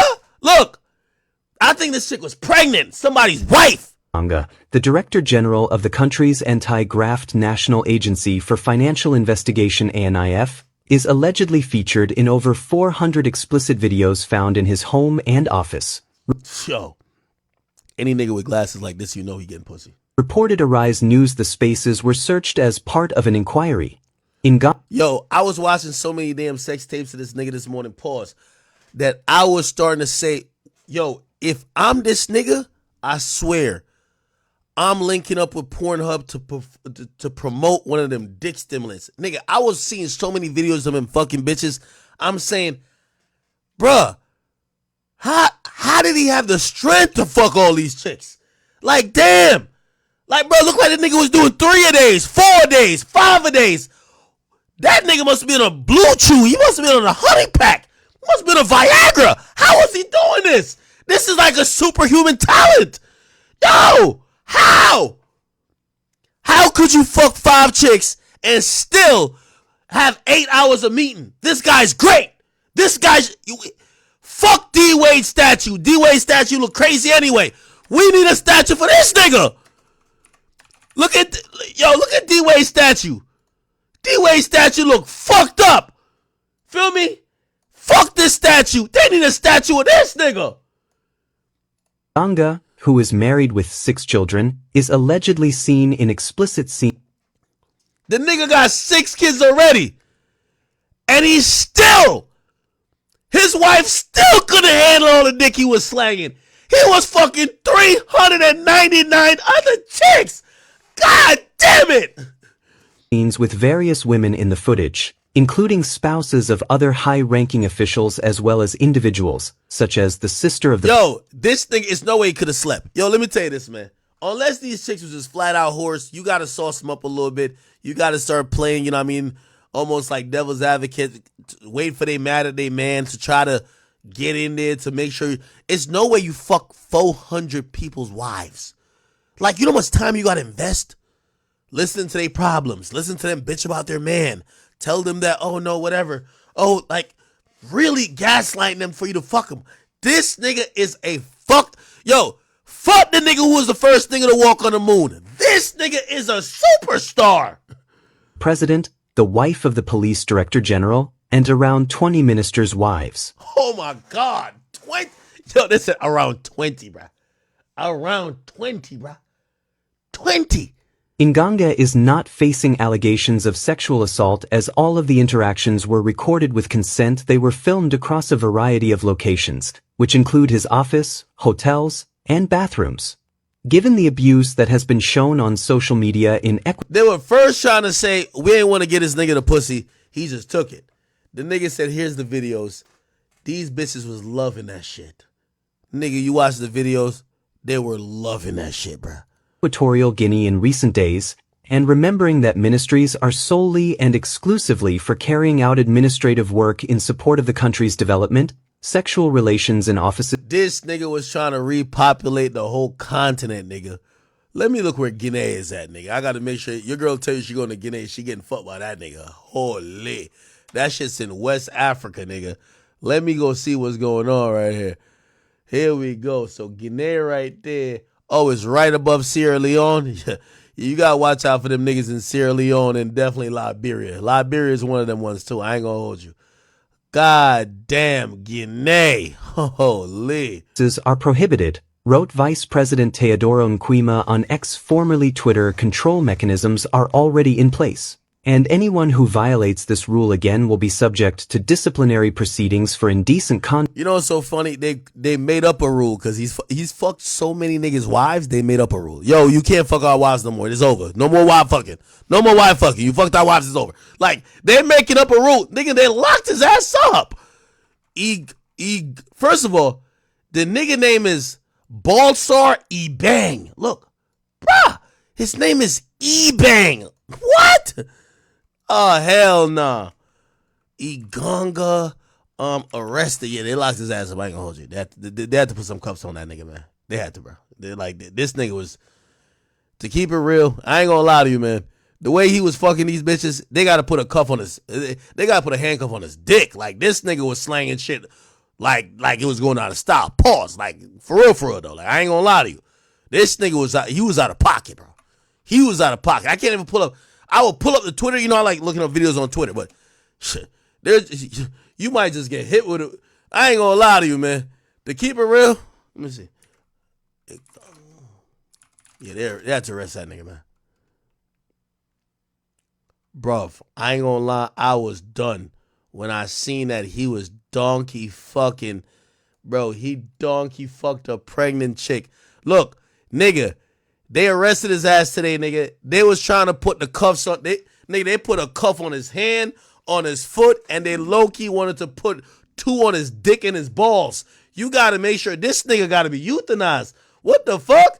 This nigga done fucked up every marriage. Yo, the country of Guinea don't got that much people. Well, where he from in Guinea, his little village ain't got that many people in it, nigga.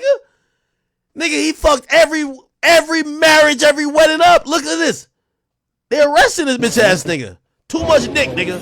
Too much.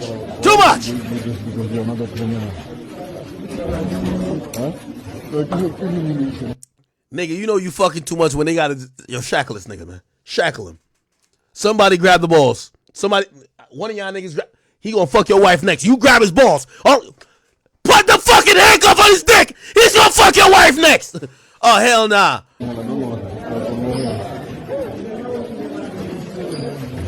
What type? Yo, this nigga put Gucci third leg to shame.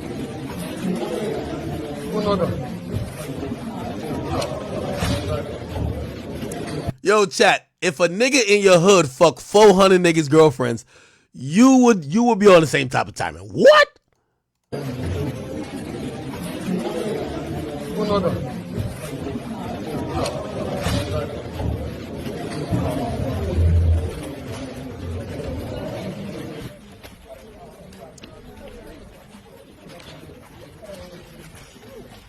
Craziest part about it, as long as this nigga could walk, he might still be able to fuck. You gotta get this nigga out the paint. This is a dangerous man.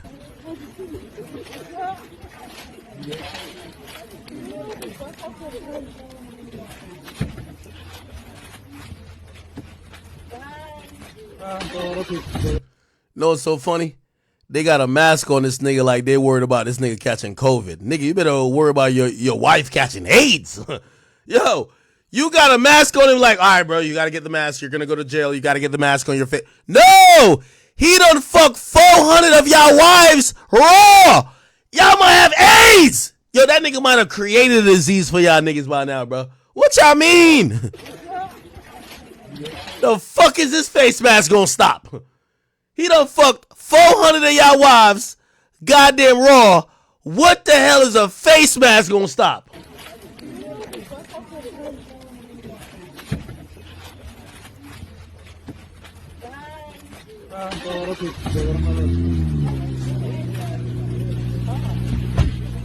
Hell no, you can't put no woman in the front with him. He might fuck her too. Hell nah. That nigga, he's a sneaky motherfucker. He might end up fucking her. Hell nah. No woman within a mile from this nigga.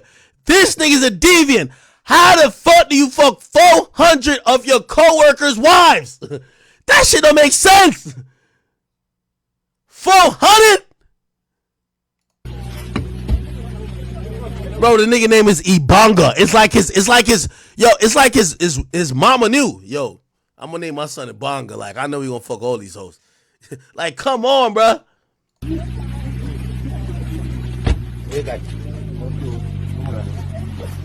Bro, he was fucking a pregnant chick, bro. Bro, this is ridiculous. This nigga need to be stopped.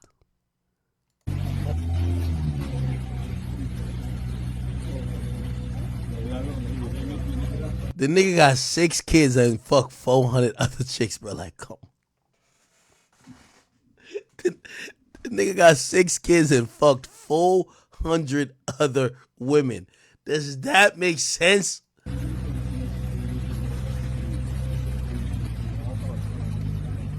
Chat, I see some of y'all trying to tell me that, oh no, he ain't fucked 400 women. They just found 400 sex tapes. Nigga, if they found 400 sex tapes, chat, you know how many times I slang dick and how many times I record? Maybe like 1 out of 60. If there was 400 sex tapes, imagine how many bitches he fucked. You're not making it better by saying, oh no, it wasn't 400 women, it was 400 sex tapes. Nigga, if there's 400 sex tapes with him and coworkers, I don't care if it was even 18 coworkers, how many people you think he fucked that he didn't record? God damn it!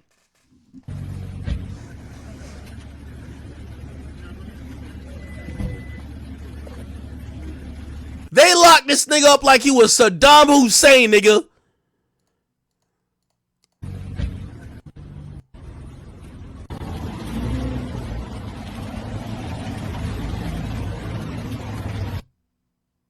I ain't gonna lie, man. When I was trying to look for these videos at first, nigga. I ain't never made a Telegram, but shit, I was about to make one too. I'm like, I gotta see. This shit sound like a lie. Like half of me was saying it's a lie. The second half, I was like, let me see these bitches he's fucking, bro. Let me just see what type of girls he was getting. But I realized my boy did not discriminate, man. That nigga was slanging dick all over the place. Look. Relative of the led by Zangu. That is the director general. Well, I'm trying to show you some of these joints he was smashing. Like, he ain't really discriminate still. Look. Yo, there's one. Look. This is like part of the tape. Yo, our boy had like a little technique. He said, man, fuck a lube, nigga, when I got spit. Nah, this nigga was diabolical, bro. Look. Oh, hell no. Nah. Baltasar Ibang. Bombaclad, dog. First of all, the niggas show up to work without no belt, man. Like, this shit is built for a belt, nigga. Oh, hell nah, man. Grant said go to slide 7 on the post. Yo, Grant, we can't show. This is TOS up in this bitch. Hold up. Oh, okay. You kept it clean. Okay. All right, Grant kept it clean. Here, he kept it clean. Here we go. It said, yo, the wives he fucked was the director of presidential security. How the hell you director of the presidential security, but your bitch pussy ain't secure? The attorney general. God damn it. How the hell do you attorney general, nigga? And that nigga over here litigating all type of cases in your wife's box. The daughter of the director general of police. You investigating all type of crime except the crime that nigga doing to the pussy lips of your daughter, bruh. The family pastor, you praying for everything, but you not praying for your wife to not get fucked by this nigga. What do you mean Godfather? Like, the Godfather for kids? Yeah, that's a dirty nigga, man. Yo, usually it's the bodyguard fucking the lit nigga chick. He fucked the bodyguard. Bro, how do you even know your bodyguard's girl? Yo, this thing is like yo, we gotta euthanize this nigga. How you fuck your bodyguard's girl? Now that's crazy. 15 friends of his sister. The pastor wife, several ministers' wife, the brother's wife, and his uncle's pregnant wife. This nigga is quite crazy, bro. This nigga is crazy, dog. Look at this. It said, bro, shooting 90% from the field. He was having a relationship with everybody in the office. Oh, look at this. Oh, this is office? Yeah, he fucking her. Yeah, he was doing his thing. I ain't gonna lie, man. If I was in this office and I knew these chicks was giving it out all to one nigga, I'd be tight if I ain't get none. What? Let me see. Greatest soldiers was one of Satan's greatest soldiers was one of. Equatorial Guinea has a population of 1,900,000, and bro slept with 2% of the 0.2% of the population and destroyed countless families. Satan's greatest soldiers was one of Satan's greatest soldiers was. Nah, that's nasty, chap. That's nasty. It's a choose your goat. They got it right here. I know I done wrong. I've been for. This man who was married to his wife for 6 years and had children with her confronted her after finding out she was in 3 videos with Ibanga. No way. His wife fucked him? So what you doing here? He said, so I'm here for the marriage. So I have to go to the airport. So how long have you been married? 6 years. 6 years. So what's the matter? Oh my God, he showed her the video. Arrête! Bumbleclot dog. Yo, the look on her face is like, yo, damn, that fucker recorded me. Bro, her face just went instantly sad. Like, how? Tiens, non? Enlève bien tes lunettes avant de voir la vidéo là. Take off your glasses before watching this, bitch. Your vision is cured. Fuck LASIK. You can see that. Si ne fais pas de semblant avec moi, regarde la vidéo. Tu te vois, non? Hein? C'est-à-dire que je suis comme ça à Dubaï en plein champ de My boy was in Dubai and she was riding dick in Guinea. Oh my God. travail. She was riding that dick like a guinea pig. En train de vouloir crâner. Mes amis me disent que viens voir la liste de vidéos de Balthazar. Balthazar. Akamba. Je ne peux pas imaginer que tu connais ce gars, même dans mes rêves les plus fous. Donc, sur 400 If you make a videotape of yourself. vidéos, tu as fait 3, toi seul. Et tu lui dis qu'il te frotte l'oreille. Ce que tu m'as jamais Oh my God. Yeah, he go. dit à moi. Hein, Fata, je te fais quoi? Bumbleclot. Yo, this nigga penis done changed world history. This nigga done destroyed like a whole fucking country. This some crazy shit. Women are scary. Don't lie. Women are very scary. Don't say- treacherous in this dunya, I tell you. Don't do that to us. Oh man, women are scary. That's true. It's true. Sophia, what's the craziest thing you ever did sexually? The craziest thing I ever did. Okay. One time I had a three-way with these two guys in college, and my sorority sisters were like cheering me on. Yeah. That'd be it. What about you, sir? Craziest thing I ever did sexually? It'd probably be having sex with old gangbang here without a rubber. Damn, gang. This nigga on his Genghis Khan shit, bro. You record it. Because these girls are trying to move. Because days like this, a pregnant woman who. Oh, man. Look. It's a mountain of It's all youth. one of our time. Bumbleclot. Read discussion. Ngonga may have been involved Yo, look at him, bro. in a corruption incident that has now exploded to become a matter of both public. For those who were dealing with infertility, That part, that desire. Bumbleclot. Rasclot, dog. Man, Are an attempt to tarnish his reputation. However, as of now, no formal charges have been filed, Nah, he got locked up, man. and investigations are underway to determine the legitimacy of the videos and the nature of the incident. In his defense, Baltazar Ngonga has also claimed that all the videos were AI and that they should be submitted to AI intelligence for investigation. This nigga said, yeah, those are fake. Yeah. Nigga, you live in Guinea, nigga. Nigga, y'all don't even got 4K. Fuck that. 1080p. Nigga, y'all still shooting in 360, nigga. Y'all still shooting in 360p, nigga. I don't know what y'all talking about, bro. God damn, man. This is some crazy shit, bro. Ain't no way, man. Ain't no fucking way, bro. Ain't no fucking way, bro.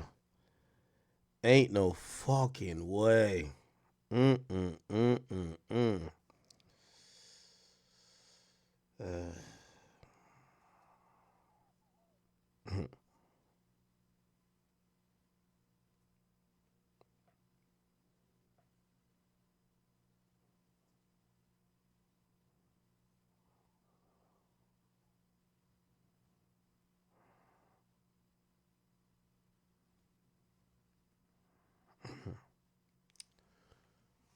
Nigga named Maganga, man. This shit's crazy.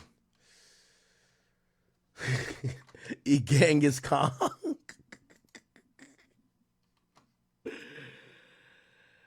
Y'all ain't shit, man. I love y'all though. All right, yeah, give me another topic. We at 7.5. We could probably push it to 8. I don't know. Chat, y'all gotta rock out with me. So here's the goal. We gotta do over 20 days of streaming this month. This first 10 has been abysmal. And I want to do 20 days, which means I want I got to keep doing every day from now for a while. So, the break is over. I'm going to have to bring my ass on stream some way, somehow every day. So I apologize for my lack of streams. I apologize for my absence. By the way, I thank you guys if you guys are members on YouTube. If you are a Twitch subscriber, and I do appreciate that. All right. Bengus Kong.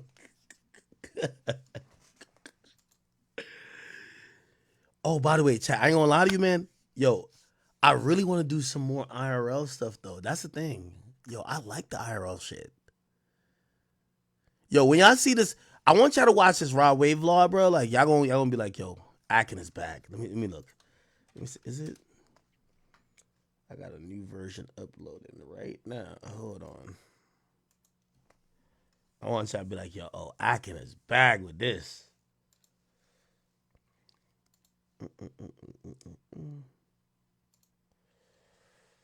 Give me 1 second. I'm just trying to see where it's at. Oh, we lit. Well, I could drop it tomorrow. Y'all want me to drop it tomorrow? Y'all want me to drop the vlog? Yeah, I got it. It's valid. Y'all want me to drop the vlog tomorrow? Yo, chat, I think I'm gonna drop. Yeah, I could drop it right before I stream, and I could react to it on stream. I think I can do that. Let me give it time. So tomorrow's Sunday. I'm gonna have to go see my mommy in the morning. Okay, so if I premiere it, let me do this. Premiere it at 2, and I get on at 5. Yo, it's fire. Oh, y'all want to see a little piece of it? Oh, hold on. You want to see a little piece of it? All right, hold on. Ooh. All right. I'm going to show a little piece.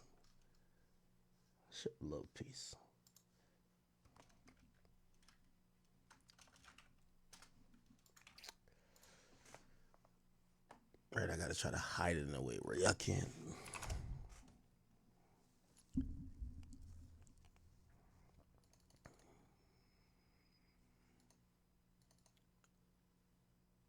All right. Oh, here we go. Okay. All right.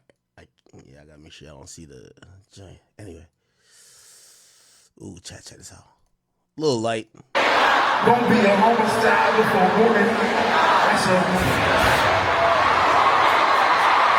Oh, Big Ack in the building. Yeah, that's that old ride way, you know. Come on now.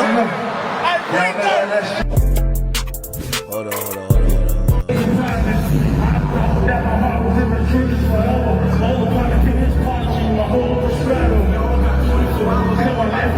Tell me who can I call when I was fucked up? Tell me who can you call when it's all up. Yeah, this shit kind of long though. Black Ronnie, perfect timing, maintaining. I'm gonna skip through.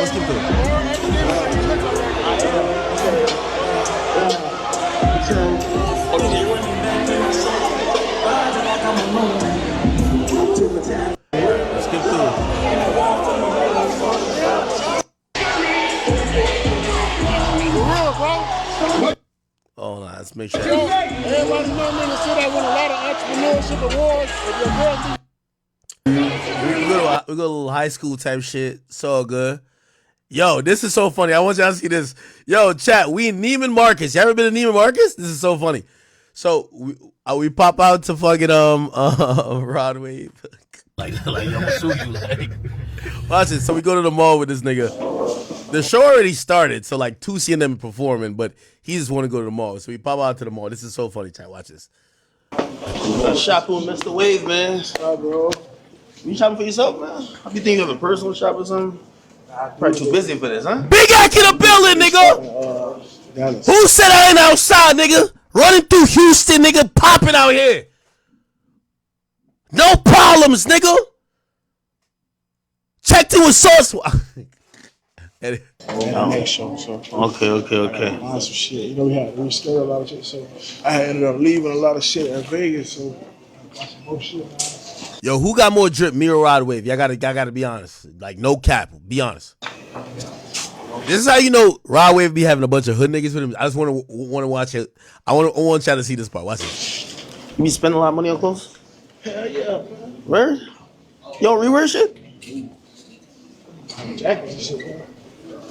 Yeah, I got more denim and shit. I'm not like. I feel like you be having this. All right, anyway. All right. These are the hoodlums that Rod Wave had with him. We Neiman Marcus, nigga. Watch this chat.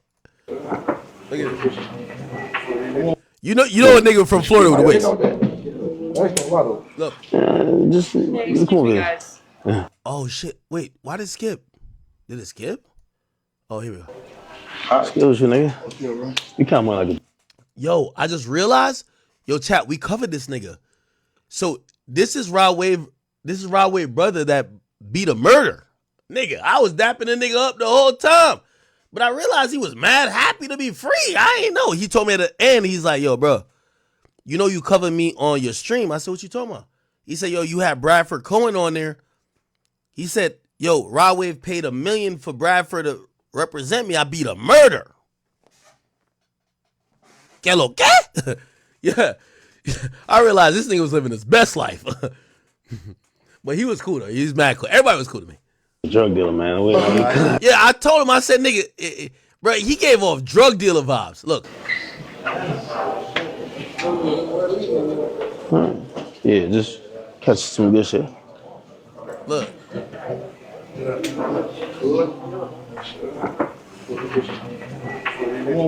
Chat, this shit funny as hell. Look. Skills, you nigga. You kind of like a drug dealer, man. This nigga just count. And then this other nigga right here, he's I ain't gonna say too much about him, but yeah. You kind of like you. I roll dice too. Yeah, these niggas just immediately drop down and start rolling dice. I don't know if you can see this. Immediately. Like, this is why you can't bring hood niggas to. We're in the middle of Neiman Marcus, nigga. Look. The middle of Neiman Marcus. This nigga just count money. You count money like you about to roll dice too. This nigga. Look. But nobody ain't down, so what? I have 40. No. I can't put the money down. What you got? You got 10. I'm rolling the dice there. 40. I got 40 now. You just cheated like a motherfucker. I cheat. You know we can't put the money down. But you can. I take out that. That's no lotto. Just come over here. We can't have you guys. I ain't gonna lie, the Neiman Marcus workers gonna come break up Rod Wave's gang members just rolling some dice. That's hating. Playing any kind of games in here. I'm sorry. Yeah, we can't have any other dice. No dice rolling around or money being. Right? What you mean no dice rolling around here? What you mean? Rod Wave about to drop $300,000 in the store. Yeah. Thanks, guys. Appreciate it. Happy Halloween. Y'all got some candy? I don't. I wish. But I have a lot of treats around here if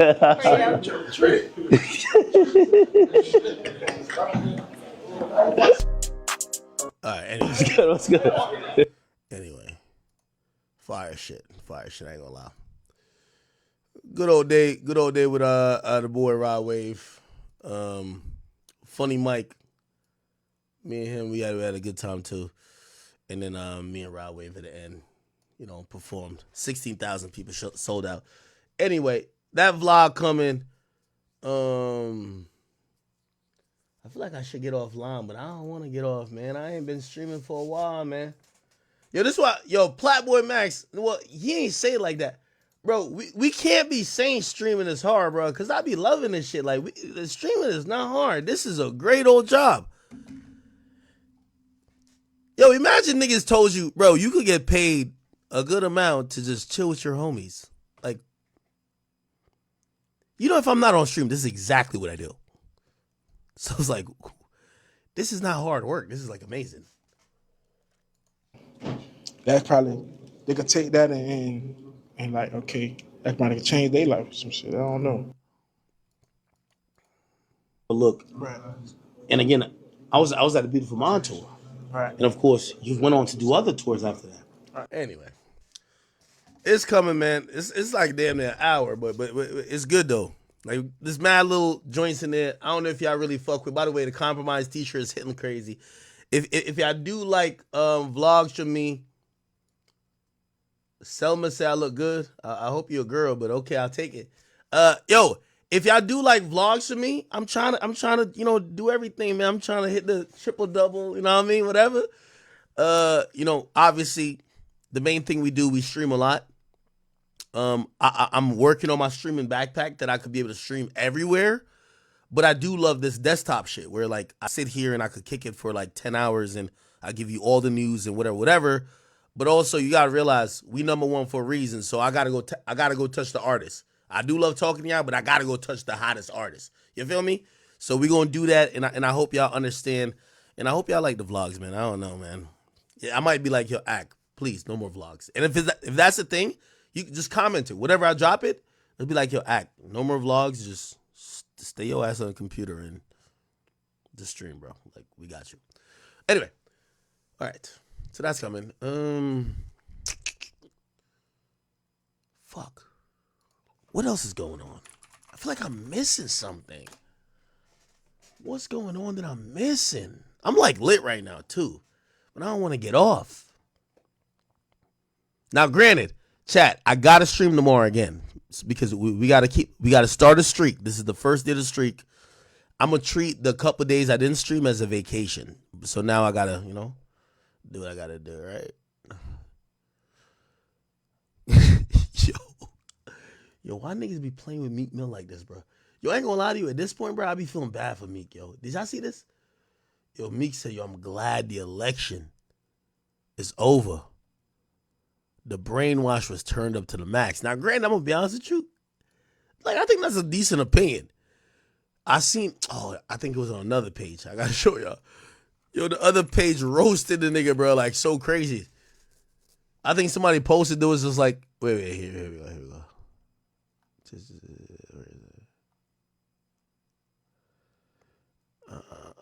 Where is it at? I don't know if I can find it. Yo, the nigga basically said, yo, this shit was brainwashing, and the nigga, right here. Yo, nigga said, what brain do you have to wash? I don't know why I think it's funny, bro. Like, god damn, man, leave Meek alone. Jacob Slaughter, you said thank you for streaming. Yo, shit, thank you for watching, my nigga. Thank you for watching. I sincerely appreciate you guys for like, I'm going to be honest with you. I ain't streaming in a while, and I usually think that the viewers we get is because of consistency. So when I see like we still have over 13, 14K people watching, I'm like, damn, man. You know, I always feel bad that I didn't stream. Wait, let me just pull up the stream again.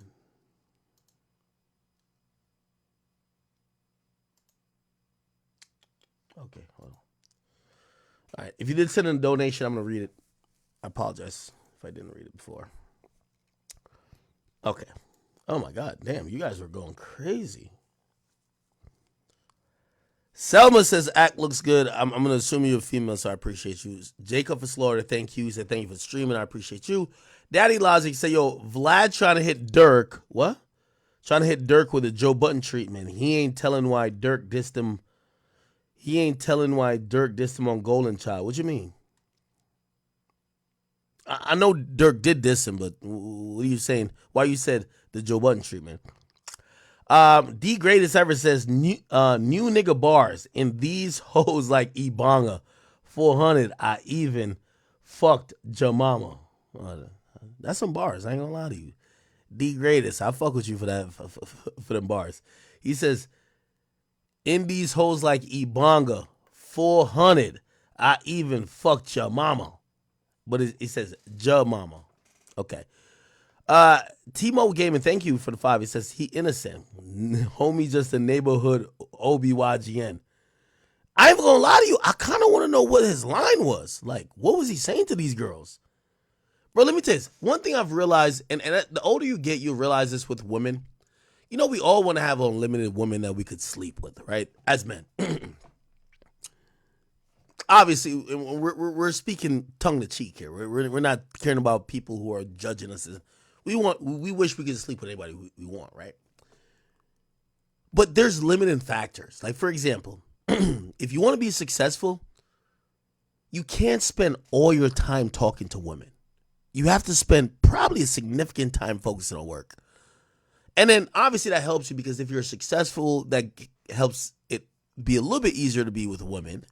But like even then, like there's a limiting factor of, dog, how many women could you really be with? This dude was just going crazy. So I don't know. Call me Tazi. Thank you for the 20. Says, as an African, now you're going to have me read this in a Dikembe Mutombo voice. Rest in peace to him, by the way. As an African. Okay, that's a bad African voice. He's just the one that got caught. This type of story is regular for a lot of African politicians. Wait, are you saying African politicians be fucking a lot like that? What? No way. Timo Gaming, thank you for the donation, by the way, again. The greatest ever also said 400 confirmed kills documented on a hub, and Axe seen him do it. Bro, I ain't gonna lie to you. I was watching shit on Twitter. Yo, Twitter be having the best pornos these days. I ain't gonna lie to you, because I was on the hub already. I looked it up on Pornhub, and I typed out Ibanga. And they said, did you mean like something else? And I'm like, no, I meant Ibanga, my nigga. And I was like, you know what? Never mind. Let me go to Twitter. I hit Twitter. I found an account early this morning. It had everything. Infinite Princess, thank you for the 2. She says, artists don't really release music videos anymore. That's kind of true. I don't think you're speaking towards our Kendrick Lamar point that we had earlier. You might be speaking towards really maybe the Uzi point. It's kind of odd how artists treat their art, right? It's like artists devaluing their art has made fans devalue their art. I'm having a conversation, I guess I could say it. Me and my man Carl Cherry, Spotify. Yo, he says, yo, and I agree with him. He says, yo, Ak, what Tyler the Creator did was great. He said, check this out. He said, what's been happening recently is that fans have taken streaming for granted. They know mad music come out on Friday. They're not rushing unless it's like one particular artist to go listen to music on Fridays. So the sales haven't been that big. But what Tyler did was great. He did listening by appointment. He said, I'm not dropping on Friday. If you want me, you got to catch me Monday, 6. It created appointment listening for his audience, and also the culture was intrigued by it because he was the first to do it in modern time. And I agree with that. Tyler the Creator did a good job of making sure fans knew his art and his work needed to have a space and have a particular way how it was viewed. I agree with that. I definitely. These days, people keep dropping. There's so much music coming out on Fridays, bro. Are you really staying up? Like, for example, I mean, it's Friday already, but did you stay up last night all the way till Friday to listen to like 1,000 new tracks being uploaded, bro? It's crazy if you ask me. Okay. Call me Tazi. Thank you for the 50, by the way. Appreciate you. He says, the most powerful thing you can do as an individual is control your image. That might be going towards the Uzi and Cardi thing we were talking about. I appreciate you. Life in AITV says, Chat Queen dresses like Kamala. I think you're... were you talking about the Chat Queen that was talking to me about the... What'd she say? So there was a Chat Queen that says... Oh, I was talking about the DDG thing, and they said I was projecting my fears onto that, and basically saying, "Oh no, she's right." I don't think it's like a Kamala thing. I think women just generally view parenthood differently, and also here's the thing too. Even though I look at it as an excuse, her saying postpartum, who knows? Who knows? I'll let that go. J. She Rose says, the men raise the children, not the woman, in the biblical sense. Really? Man, they were cooking that Chat Queen. They said, the Chat Queen slow as fuck. The baby not even one and been posted everywhere. Tell her to be quiet and let's get to the next topic. Yo, speaker, chill, bro. Northside Copper, what up, my boy? He says, having kid with a streamer and mad that he's on stream is nuts. Ballin Real Estate, thank you for the ice cream cone. I don't know why you sent that, and he sent some other stuff. It looked like, is that Jigglypuff? Bozo says, yo, of course they only mess with the top rappers. It's the same reason why Lil TJ ain't appear on a smaller streamer or YouTuber. Yeah. Okay, so you're saying it's both ways. So because Lil TJ was saying Aiden and Kai only fucks with the top guys, and he's like, well, you only fuck with the top streamers, so it's kind of the same. Thedom, thank you for the 2. It says Yak is being Yak. Zombieland ZZZ. Now, yeah, I agree. Yak is being Yak, but I do want Yak to be a little bit careful. Bro, like, yo, Rich Homie Quan died from a bad pill, bro. And, you know, bro, we need Kodak, bro. We just need Kodak, bro. Kizo says, I could see the weight loss. No lie. Really? Yo, chat, do y'all think it'll ever get to a point where I could like show up on stream like shirtless? I got a birthmark right here. That's it. But other than that, I don't got no crazy stretch marks or nothing. Feel me? All right. Michael Kitten, I appreciate you for becoming a new member. D&D says, what? See, I can't post what URL. What are you talking about? Douglas, thank you for the 2. It says, give her a driver. Who are you talking about? Cleveland, thank you. Speaker, thank you again. Hemi, my boy with the gifted. Yo, salute to Hemi. Yo, Hemi, I gotta holler at you, bro. Like, you always support. Now, you know, I like people who support me. I like to support them back. Chihoda says, Dirk will be free if you and Drake can gas him up. What? You're blaming Dirk's arrest on us? ZMK16 says, I remember watching your video when King Von died. You said him and Youngboy apparently was talking on the phone, arguing with each other. Is that true? Him and Youngboy had an argument and conversations. I'm not saying really prior to that moment, but him and Youngboy argued before. But him and Quando had conversations before as well. Again, you quote me saying that. It depends on if we're saying, did him and Youngboy argue like 20 minutes before he died? No, definitely not. Okay.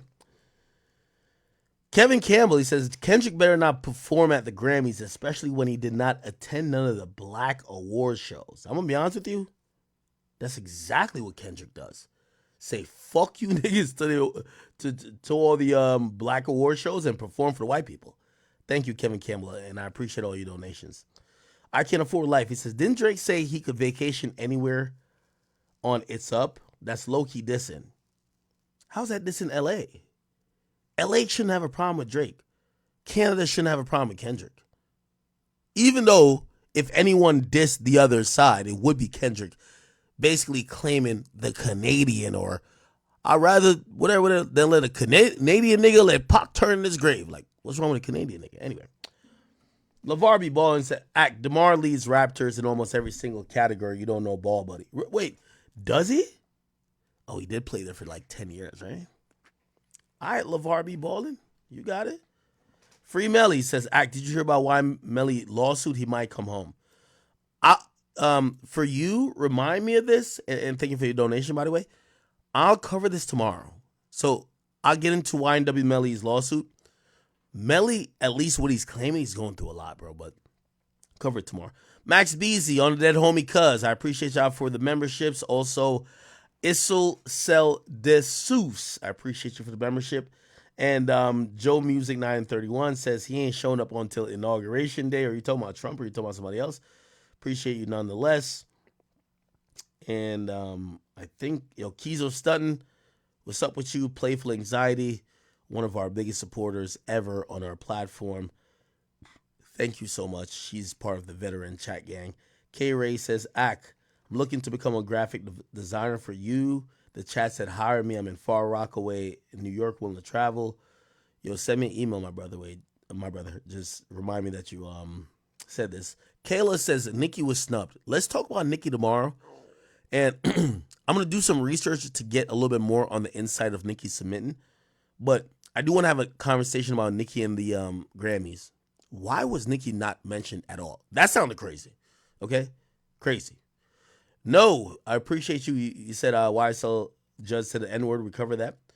And Slaughter said thank you for streaming. Okay. All right, perfect. Chat. Gave you about 8 hours. 8 hours on Twitch, 8 hours on Rumble. I know it's probably going to be about 7 hours and 30 minutes on the other platforms. I appreciate you guys. I'm sorry I wasn't here for a few days. Obviously, I traveled, but then I took a couple days. I'll be honest with you. And I appreciate you guys for having some respect and, just realizing that I'm locked in with y'all no matter what. And we're back to work, okay? Thank you guys. I appreciate you. I have the best job in the world. I have the best audience in the world. As every time I see it, this is why negative comments don't affect me. When someone says anything bad about me, I think about so many people who tune in every single day to just watch, support, and really have fun in what we do. So I appreciate all you guys, all right? Chat, I'm going to get out of here. I will be back on tomorrow for a fact. Appreciate you guys. I love you guys. And thank you for supporting. All right? W's in the chat. Love y'all. See y'all tomorrow.